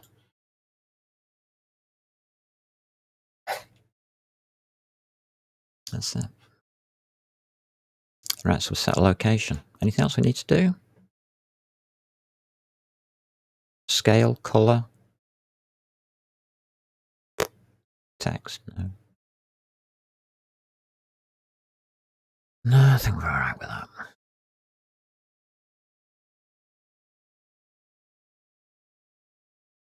The reason why these don't have to do this positioning thing is because they get positioned after by the system. Their position is altered by the system. We do have an initial camera position for some reason, but that gets altered straight away. I only put that in for a default, and I don't know why I did it. But hey ho, I did. It's so I could alter the default in case it didn't work, I think. Testing. Now it should pick up on the position. Do I have to return this anywhere? No. Let it die. It's already altered the memory location. All that is doing is altering a memory location. It's a nice trick. What you're doing is you are taking the memory location from the component that stores all the information. You alter those memory locations, and this variable itself, model position, is irrelevant. It can die here. It won't die in there because it's still held in there. Very cute way of memory managing. You don't need to do memory management. Only the component has to do the memory management. The actual usage of it can be used through pointers like this. Very cute. And that is why I think C is better than C++ in a lot of ways, because it makes you think this way. Let's see if anything appears.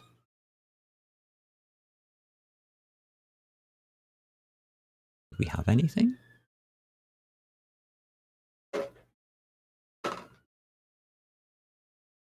75, 72, 75. All have been added on 9, 10, and 11 in room 2, 4, and 7. So they're not in this room. This is 0. We've got to go hunting for them. Oh, I do see something. It's the wrong colour. The same colour as the door.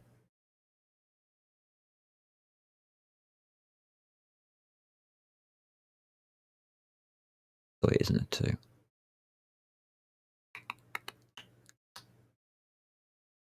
It's there. You're wondering? It is the same colour as a door. So the entity system's working, as we can see. But it's not red.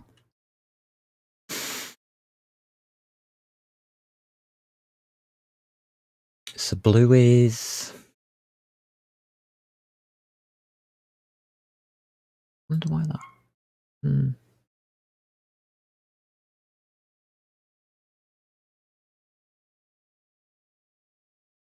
So let's get the colour right. Rendering. Thank you. I need to know the textures.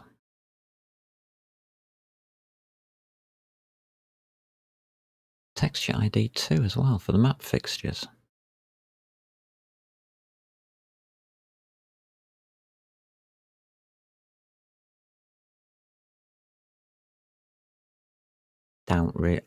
Wait a minute. Model colour. We haven't put the model colour in. Texture 2 doesn't exist. We put it the other way around. Or is it that correct?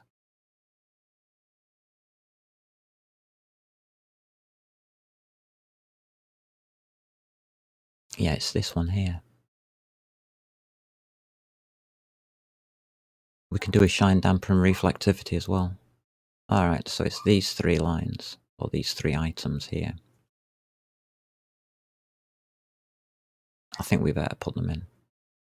So position model colour is red.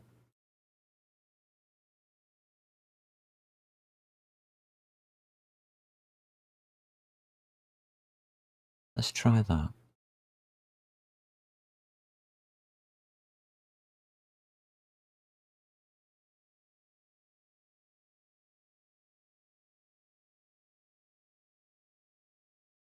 Model position.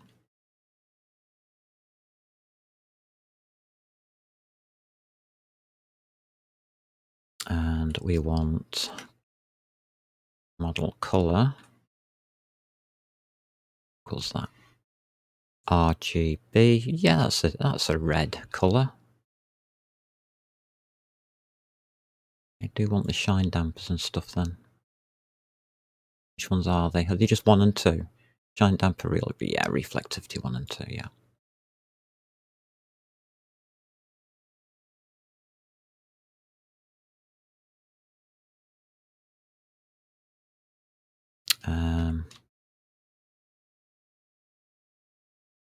Shine damper equals 1.0f.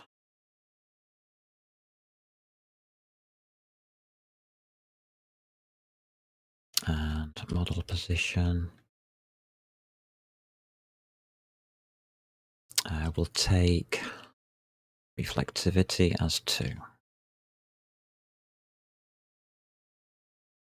Give it a chance. Those might be default values, but I don't want to take the chance on that.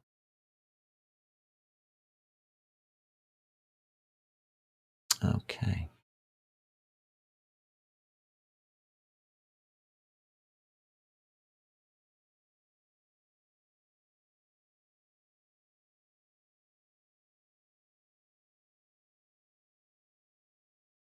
Added to layer 73, 76, 73, 72, 83, 66, 83. Yeah. Wanderers get thrown out.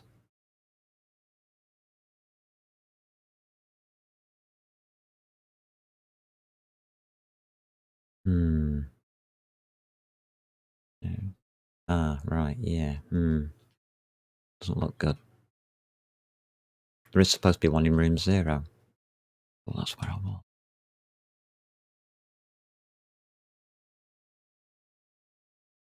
Oh, wait a minute, yeah, there it is, red. Of course. It's an L. Something strange about that. Leprechaun. Got something red over there. Yes, thank you. Very lovely of you.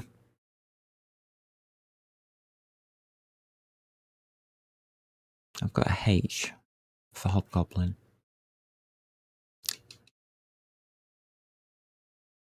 It's working.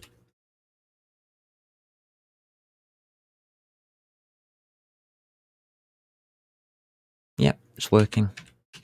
That's all we need to do. I think that's lovely. Oh, there's a snake. Well, great stuff. Yeah, that's working. No probs. I'm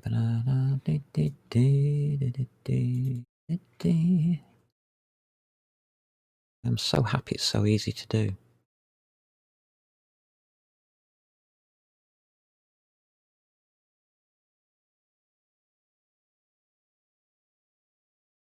Right. That's that done. What we were really trying to do, though, was to add in the mean monsters. Well, I think you can see what's happening here, can't you?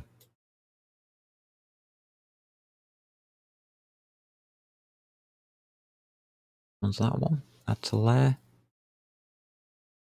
Actually, we can take it from here, can't we? Texture ID 2 is, by the way, wood.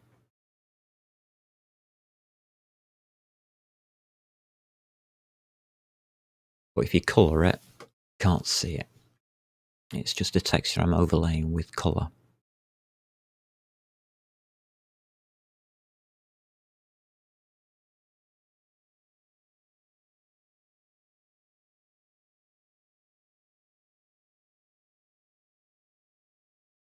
Just do that. Add them to the renderer. Monster AI is not normal anymore.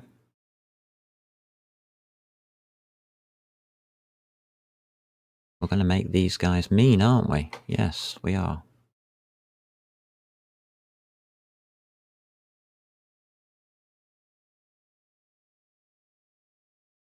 Grr. There you go. They're mean now. So we now, anything that's a wandering monster can now move.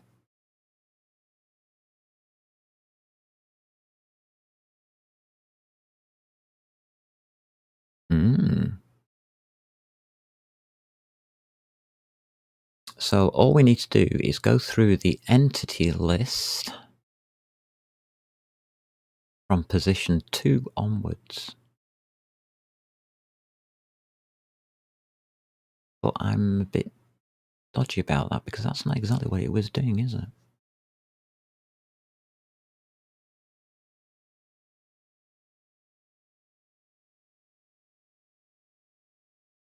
Oh, the GUI gets in the way.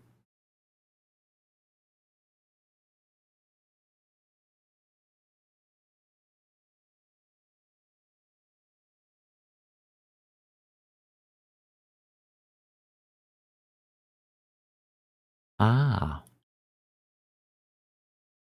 Well, I never. That doesn't make sense. Are we rendering the GUI twice?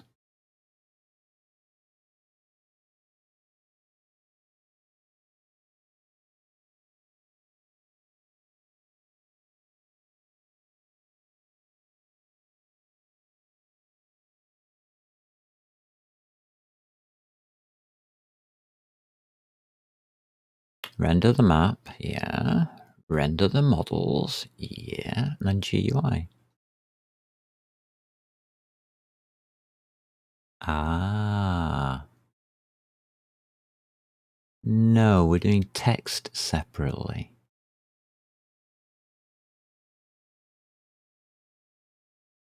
Okay. Right, 0 is the floor, 1 is the @ symbol. We then have 2, 3, 4, 5, 6, 7, 8. So 9 onwards. So that's 9, 10, 11, 12, 13, 14. 9 onwards.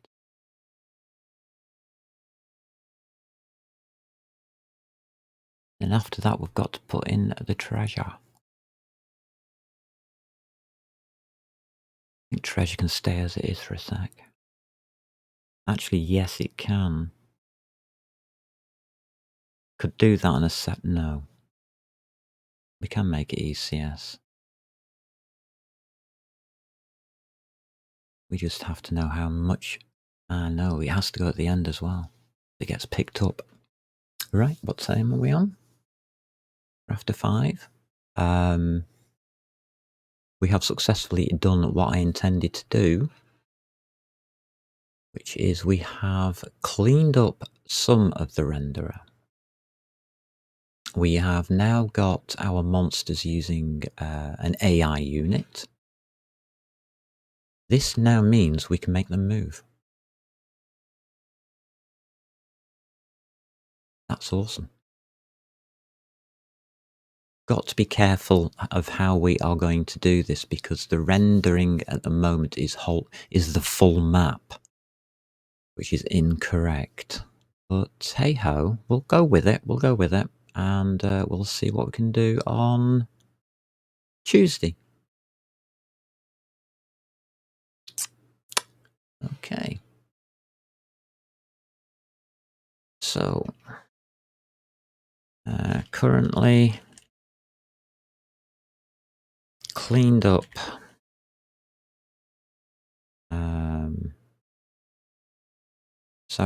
Cleaned up and turned monsters into entities.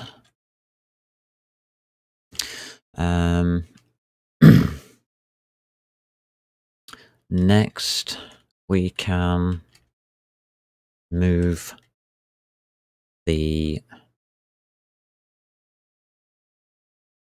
wandering monsters set to the mean AI. That's tomorrow.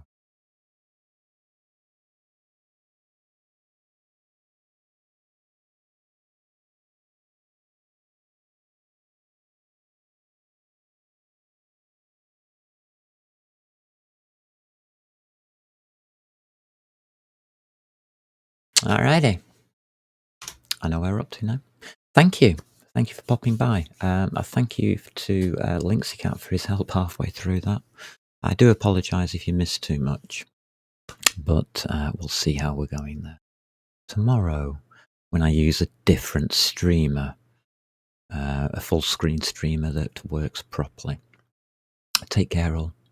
Thank you for popping by. Thank you to Linksycat for the help, and take care.